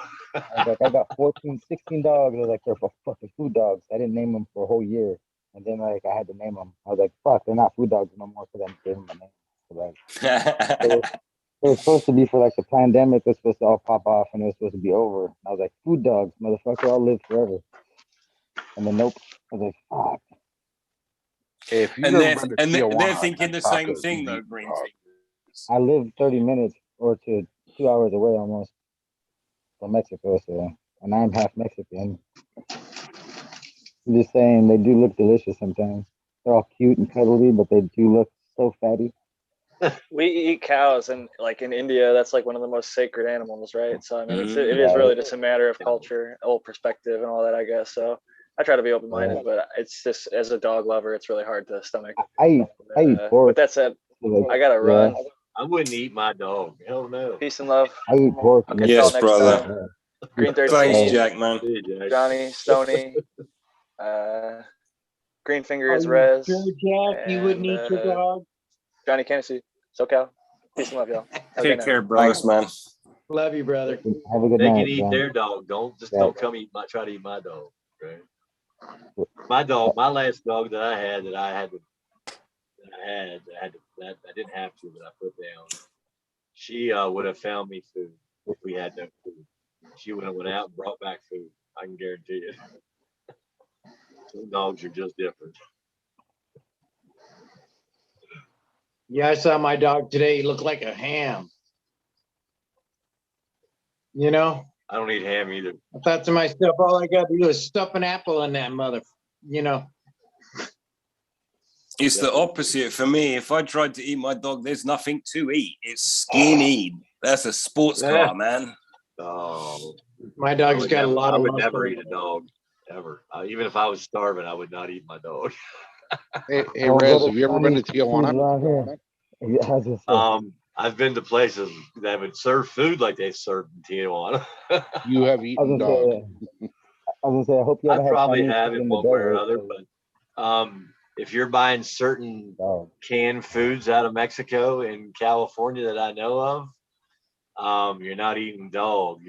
You're eating what the people and the guys in Vegas used to feed to the pigs. Now they're just feeding it to humans. Horses. Did you remember a few years back? The cartel don't feed pigs down there. They feed it to the human. I just mean in the last 3 or 5 years, like a supermarket chain got in trouble for selling what ended up to be horse. I think it was beef, and it ended up being horse just here in Britain. So, well, I think it was a French thing, and the French were like, "No, it's cow, and it's like, no, dude, it actually fucking is. Oh, pardon, you know." I opened a can of Mexican product, and it had quote unquote pork in it, right? And I've eaten a lot of pork in my life. And I've eaten a lot of different animals at different stages in their life. When I put that meat in my mouth, it stayed there about 3 seconds, and I spit it out, and I went, that was nothing that I was ever supposed to have in my mouth. It was a fat that does not come from anything that I should be eating. That was donkey. I know it wasn't donkey. In Vegas, the mafia that was quote unquote said to feed the humans or to the pigs, right? Because pigs will eat it, right? It's one of the things they said to do. Well, I don't know, but that's what they said they do. Well, then we've got a really big pig farm out here. You know, well, but then what to do is but down there, what you just do with somebody's. Have you seen fried green tomatoes?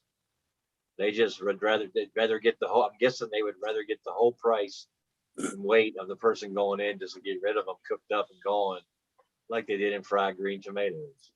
They cooked that person up. The officer who was looking for that person sat there and ate it all at the barbecue, saying it was the best barbecue, the best Rubens ever had. Well, from eating that can of beef, that can of pork, I'm pretty sure they're just feeding them into the machine down there.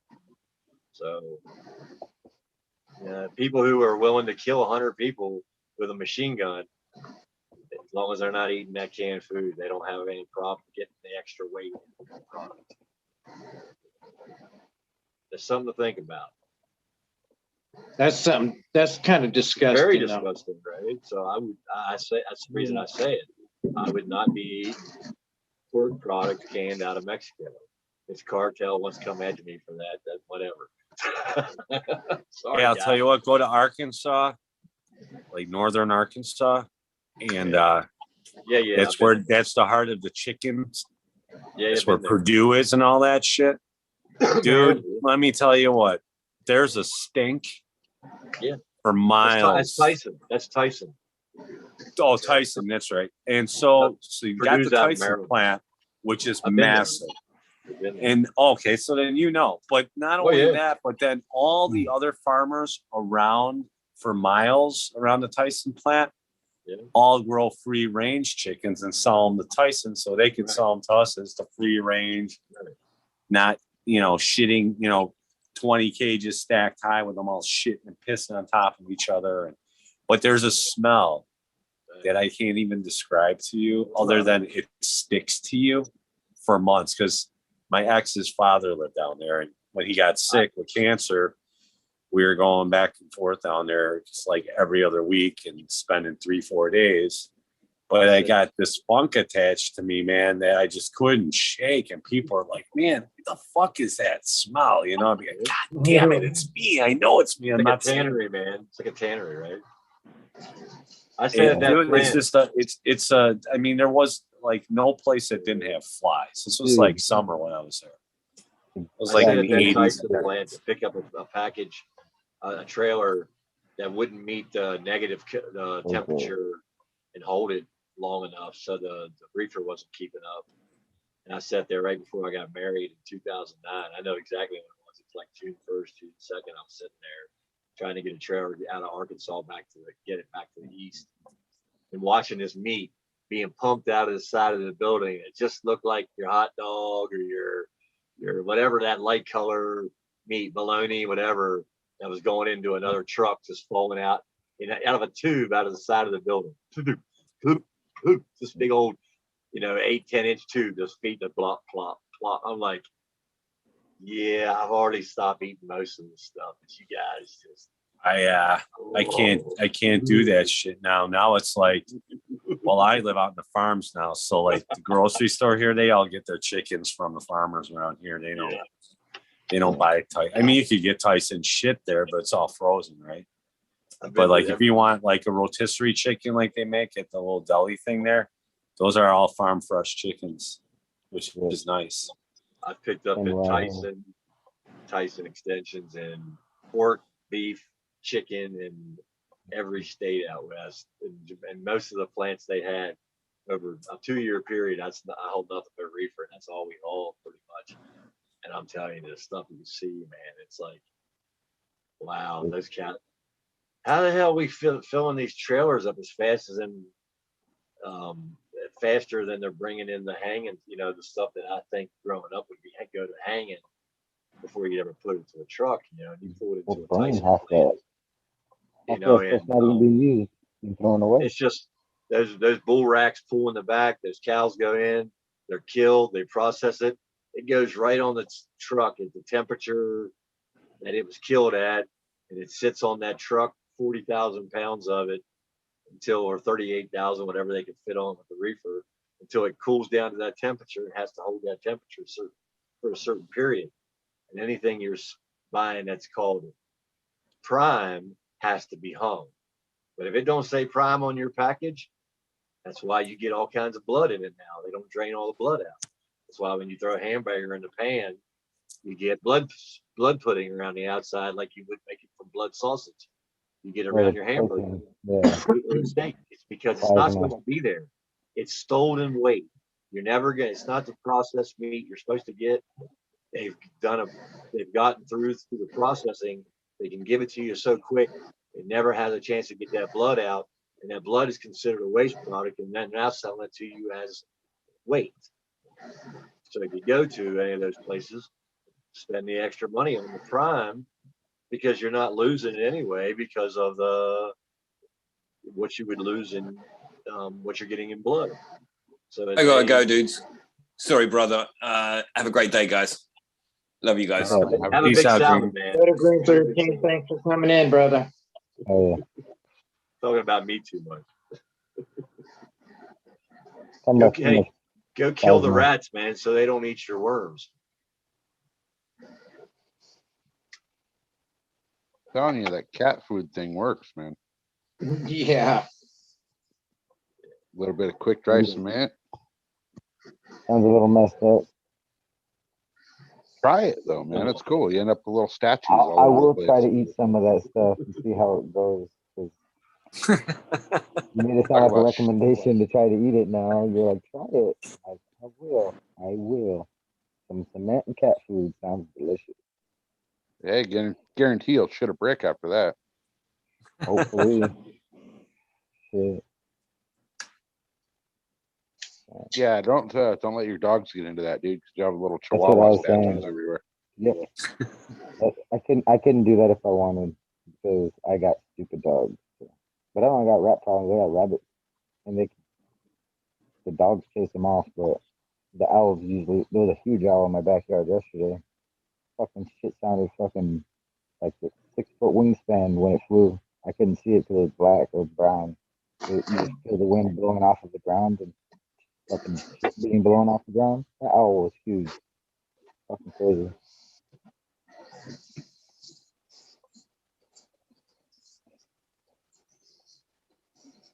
Cricket. Yeah, we got them up here pretty bad. It's like to the point where I'm afraid to let the cat out at night because I think he's gonna get swooped up by an owl here pretty quick. I don't let mine out. My dogs, I don't have cats, but I don't let my dogs out because they took some big ass fucking cats before that my grandma used to have, like 15-pound cats and shit. She had big cats, they were huge and obese. They took one of those fuckers and fucking ripped it into shreds. Crazy. Yeah, I watched him take skull. Like through its skull, through the bones, like you could find the 3 holes through the fucking skull bones. It was fucking amazing how strong their talons are. Fucking crazy. Dude, I watched an owl take my buddy's little Pomeranian. Oh, you Fly said off with that that one. thing. Oh, Yeah. that thing. Oh, that's Yeah, cool. it's the size of a little rabbit. I Right. saw in Riverside, California. I was working for the Parks and Recreation, and up in the by where the office was, we had a lot of orange groves, and I one day I had to go out there. It was at dusk, you know, and I'm picking up a few things, getting things ready for the next day, so that I didn't have to go back into the shop. And while I was there, I looked over and I saw a large bunny rabbit sitting on the road, you know, on our drive. And out of the back of my head, I heard this wind. And it was really weird because you don't really hear this kind of a sound, you know, and it sounded it was really strange. But the next thing you know, I saw a white owl drop out of nowhere and just pick this rabbit up and say, dinner. That's awesome, right? That's cool. But you could hear the wings, you could hear the feathers in the wind. Tony? Right? That's what I was trying to say. Like you can't explain it any better than like you feel it like if it's an aircraft flying above you that you It's can't a hear. weird feeling and sound. Yeah, exactly. Out of nowhere. Just out of nowhere too. It's like, what the It's fuck a is this? You weird feel the wind. sound. And Yeah, it if you're, sounds like close death enough, to a rabbit. it's death to everything. If you're smart enough, you fucking get down and you're just like, holy shit, what is that? Exactly. Like, I got scared. I was like, I'm little. I though, had guys. one I'm fucking 5'7". I had one dive bomb me once, man. Scared the fuck out of me. I was riding snowmobiles, and it must must have have just been near like his neck. pissed. What the fuck? I think I pissed it off or something because that fucker came head on with me and swooped right in my face, and it was huge, man. It had a massive wank. I was like, holy! Like it just came out of nowhere, and it was nighttime too. Either you so sent dinner away, or you went look close like to dinner. its nest. Or Possibly, like, yeah. It There's was something. still that. maybe you had a different color. It was beanie on or not something. happy. It had You talons don't out. mess with an owl's dinner, man. Those things are wicked. You know, they're not that big of an animal when you take all their feathers off. Huh? The wingspan, dude, on this one was 6 had to be feet. like at least 2 to 3 feet. It was pretty fucking big. How They can big get an up to owl are we 6 talking foot about, John? wingspan out here. Well, They no, got when 6 I'm feet talking wingspan. about the owls, a lot of the times their skeleton structure is much smaller than their wings They have a little and bit all of their meat. feathers, and Yeah. that's what I'm saying. I They know don't. I'd have to look it up. They wouldn't look as that wicked white owl without their feathers. Look up owl big legs. white owl we had, that thing's probably Those long, skinny legs. 28 to 30 inches tall. I mean, that's Hilarious. big owl. And they have 16 foot spans like regularly when they get as big as they can. Like, Have you ever lived somewhere where you can hear them talk? I lived at the house we had in Maryland. They just echo through the valley. You got up in the morning when you went out, they'd be just, whoo, and it wouldn't be the doves, it'd be the owls. You hear one here, and then you hear it back here, and they just bounce around the valley. Just bounce, it's like they're talking. Morning, good morning. Yeah, we got them out here. You could tell the difference between those and the doves for sure. They're definitely more prominent. They're much louder. Yeah, we got them out here. The same, right? That morning Yeah, call. it's kind of got this. Yeah, but it's got a deeper. Yes, deeper. these ones actually like sound like you're blowing into a bottle. Well, those doves can really get it right in the chest too. Doves can get it too. They get that where it rolls. You know, it rolls, does that R like the Spanish R. That's when I like it, when they're really rolling. Doves are easy to call in. Give yourself some food. If there's doves around, you can call them in easy to get yourself some close food if you need it. Get them close enough. Yeah, I can probably go outside right now and you can hear the owls freaking barking at each other all through the neighborhood. So you can almost pinpoint them too. You know, you That's can kind of cool. figure out like where they're at, what tree they're hanging out in. And then you get close and it's like, are you a ventriloquist? Because you sound like you're coming from over here. Are you over here? Where the hell are you? You know, because it has that bounce to it sometimes, you know, when they're up in the trees, when they're doing it, like you're coming from up there, but then you get underneath it and you're like, look, are you there? Where the hell are you? Until you see those eyes. And once you see the eyes, you can't miss them, right? They have those eyes that pick it all up, you know, as soon as they hit them, just, oh shit. It's like only one spot almost, you know, it's like a dog or a deer, you can see it. They collect it from everywhere. I mean, it's almost like an owl. You got to be spot on with them when they look at you before they do that shine. You know what I mean? I could be wrong, but they always seem like they're the hardest to spot in the tree, to me anyway. Well, they blend in. It must be the way their eyes are made, I guess. Well, Because they a blend deer, in, as soon so as you don't see them. you see it all, right? If a deer's just looking, you see it, but an owl, you don't see it till it's looking directly at you. You know, your light could be here and here, and the deer would be looking at lighter here, and you'd still see the reflection in the deer's eye. You know, but not an owl. You know, that's just looking right at you. Flying around at night, killing everything. You don't see them at daytime killing a lot of shit. Actually, I'm surprised I don't hear them right now out here. It's funny though, they adapted, right? Though, so somebody pointed it out to me, I noticed them everywhere. You get on a highway, and once the fall hits in Maryland, once you hit the highways, all you got to do is look at the trees along the highways, especially at the intersections where most of the little animals. Well, it's almost the 20. Uh-oh. It is there, buddy. We're there now.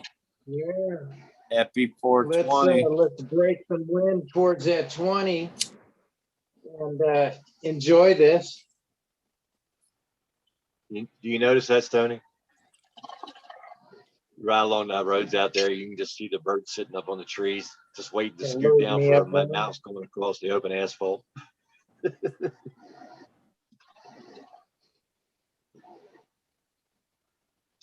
Okay. I think my clock's behind. Is it already at the 20? Yeah. Yeah, right. We're at the 21 now, John. 21. Oh shoot, man. I gotta put another battery in that clock. Gotta put another battery in that clock. It's kind of behind. Hey, Cheers, 21's a great everybody. number for where you're at. 21's a great number in Vegas. Oh yeah. Especially in Johnny's town. Yeah. You ever get to the point where it's just like, I'm tired of smoking and stuff. I've been smoking for the last 6 months. Yep. I'm there now. I just found some seeds in some weed that I grew from 6 months ago. Or for my last batch, I didn't think they had seeds. I was like, what the fuck? There's like 20 seeds. That's it. This is fresh, but it's just funny because I got a bunch of other stuff still left, and I'm just like, I can't wait till this batch is done. I'm kind of like, it's not the same as it was when it first started, and I still like it, but I'm tired of it. It's weird, man. After all those years of not having to try to get weed and couldn't get weed, now it's like, as my brother would say, there's a lot of people out there like to have the problem you have right now. I'm getting to the point right now where I'm about to have to set everything back up and at least do one quick run because I'm going to run out pretty soon. One big run? Yeah. I'd be happy with this, Gal. I mean, if still in all of this, if I would just buy a big area to keep it all the same temperature, right? As soon as I get that second fluctuation in the temperature, like for this batch, it started in June. As soon as I've taken a dip and there's been that weird dip in the temperatures on the floor, even in a cold spot, it changes. So they all do that in about 5 or 6 months for me here. But if I had like a big curador or a separate refrigerator at that temperature. I wouldn't. This stuff here, I think, will still be just fresh. That looking at that stuff in the refrigerator in that water proves that to me. You know, keeping it cold once you got it to that level, right? So that's wherever you're gonna hold it at. Yeah, throw it in the refrigerator. Give me a Curador. I wish I had the money to buy one of the big ones. Yeah, I could fill it up with 4 or 5 pounds and just sit there. Even the small one, I think, holds what, 2 pounds dried? That's I'm like not 500, 550, something like that. What is that you got there, Green Fingers? Bean gas, right? What are Bingus, they? bean gas. Oh, Is that really? what he calls it? The bean gas, the gas. The bean gas. Bean Yes, gas. the bean Okay, gas. that's what it is, man. So that's what I wrote, but I'm just like not even sure about my writing. Like bean gas. This is just bin gas, the way like I write. So it's like bin gas, but bean gas. That's what Bing six gas. bean gases. Where's that I'm Bing talking You'll have about. to ask him how that's enunciated. Yeah, right. Bean gas. Bada bingus. The bean gas. Bada bean gas. The bean Yes. gas. Vegas. Speaking of bada bingus, I'm gonna bada bing out of here, guys. I'm done. Yeah. Oh, yeah. My kids for the last couple hours at the roller rink and all that shit. So, Yeah. SoCal, Johnny, thank you very much for hosting. Raz, Green Fingers, pleasure as always. Am I missing anybody? No, everybody else is gone. Tony, that was some good stories, man. We like they were electrifying. Let's just say that. Hey, Johnny, I'm full of surprises. I could even fix your shorts. Oh shit. But That's funny. That's some electrical work right there. Enjoy that. Great to see you again. Enjoy all those segregated. Well, Have a good night, construction. Tony. Thank you, brother. Love you, We'll see you brother. next time, man. Thanks, guys. I can't wait Robin. to see the show tomorrow. Does anybody know the special guest yet, or Not Yeah. yet, no. No. still Oh, what? secret? You don't know?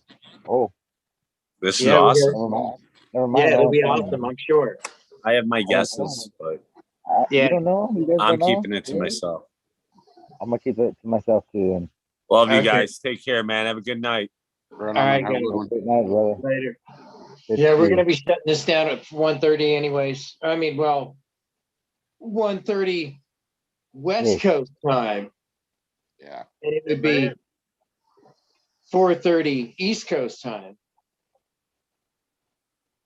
Which is about when Eagle tries to shut down anyway. So Yeah.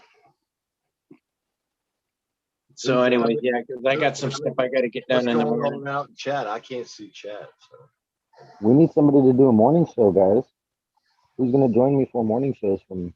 hey, Robert, if trying you to want to keep on keeping on, dude, that's on Yeah, you. no, I'm looking for a co-host. That's what I'm. So if any co-hosts out there Because you need wanna somebody help with me, a I computer, right? want somebody with a computer because I could Right, jump back right. and forth, but then Yeah. it'd take me off the screen Just time. And just like me. Just Yeah. like me, Green Fingers. I couldn't do it without SoCal. I would just like it so we could know what's going on that side. Yeah. But if not, Yeah. I could run it for next time we could do this. We could find a co-host for them. It'd be cool too. Yeah. Because we could shut it down either way. I'm on my 5th cup of coffee already tonight. Yeah, we haven't even mentioned chat at all tonight. I just wanted to say thank everybody for coming out here and hanging out, listening to us, just kind of shoot the shit. Yeah. It Smiley was Smiley nonsense. and Stony were out there for a while in chat, hanging out. Yeah, that's good. We got somebody I was that having was, computer issues. I couldn't see chat at all. I could not even get YouTube to open. Yeah, I've been having issues with my my connections all this last few weeks here. It's just been ridiculous. Yeah, I'm at the point where I was looking through Craigslist trying to find a like a little motorcycle trailer. Yeah. And you click on like the area of Craigslist you want to go, and you can kind of just scroll through the page. I couldn't even scroll through the page today. Like it wouldn't scroll the page. So When's the last time you done a defrag and a cleaning on your system? it's a brand new freaking laptop.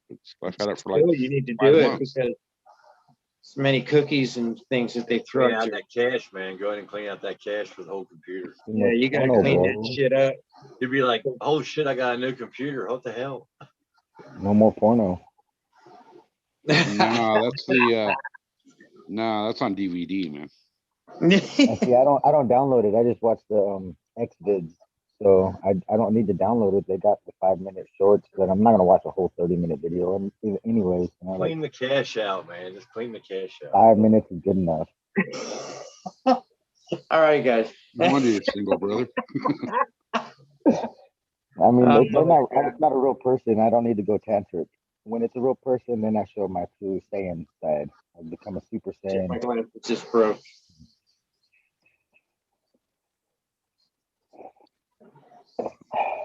Good stuff. Well, you folks have a good evening. I appreciate everybody. I was Oh, looking now you're forward shy. Just kidding. to it. And thanks, Love you, Eagle, for giving the platform out here for us to talk, and thanks to SoCal for firing it up, and Johnny and Green Fingers and Smiley and Jack, and who else was out there? Oh, Cheddar Bob was out there. Who else was out there? I forget. I'm trying to remember. 13, June 13, Miranda. Miranda, and a couple other people. Jack. Love your neighbor as you love yourself, as an Eagle would say. Just don't love yourself in front of the neighbor. Nah, Or close your blinds. go out and kill somebody with some kindness. How about that? There you Mhm. Yeah, be good to people. Kill them with kindness. That's what I say. Yeah. They don't like it. Love your neighbor. All that kind of stuff. Plant the Peace bean. and love always. Like DOA used to say. Thank you, Eagle, for giving us a platform to stew this on, you know. Keeping it rolling. We love you, brother. Always respect. So you bring DOA up. Okay. Now I have to say that, right? When I think of DOA, you know what I Hey, always man. think of? His laugh. His laugh is what got you. He just laughed, man. He's laughing. When I think of him, I think of him calling me up in some of the most inopportune moments when I'm busy doing something. I took that call no matter what, you know, Oh, So kind of like because I wanted to be there for him. so kind of like somebody calling you when you're in an oh shit situation about 30 miles from the nearest paved road. Yeah. I'm not going to mention any names, Johnny, but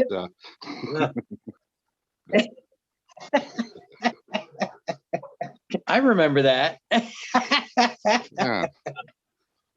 Those kind of things happen. I thought I was about to roll That's my right. fucking That's Jeep, and right. here's Johnny calling me. I'm like, dude, no, not now, not now, not now, not now.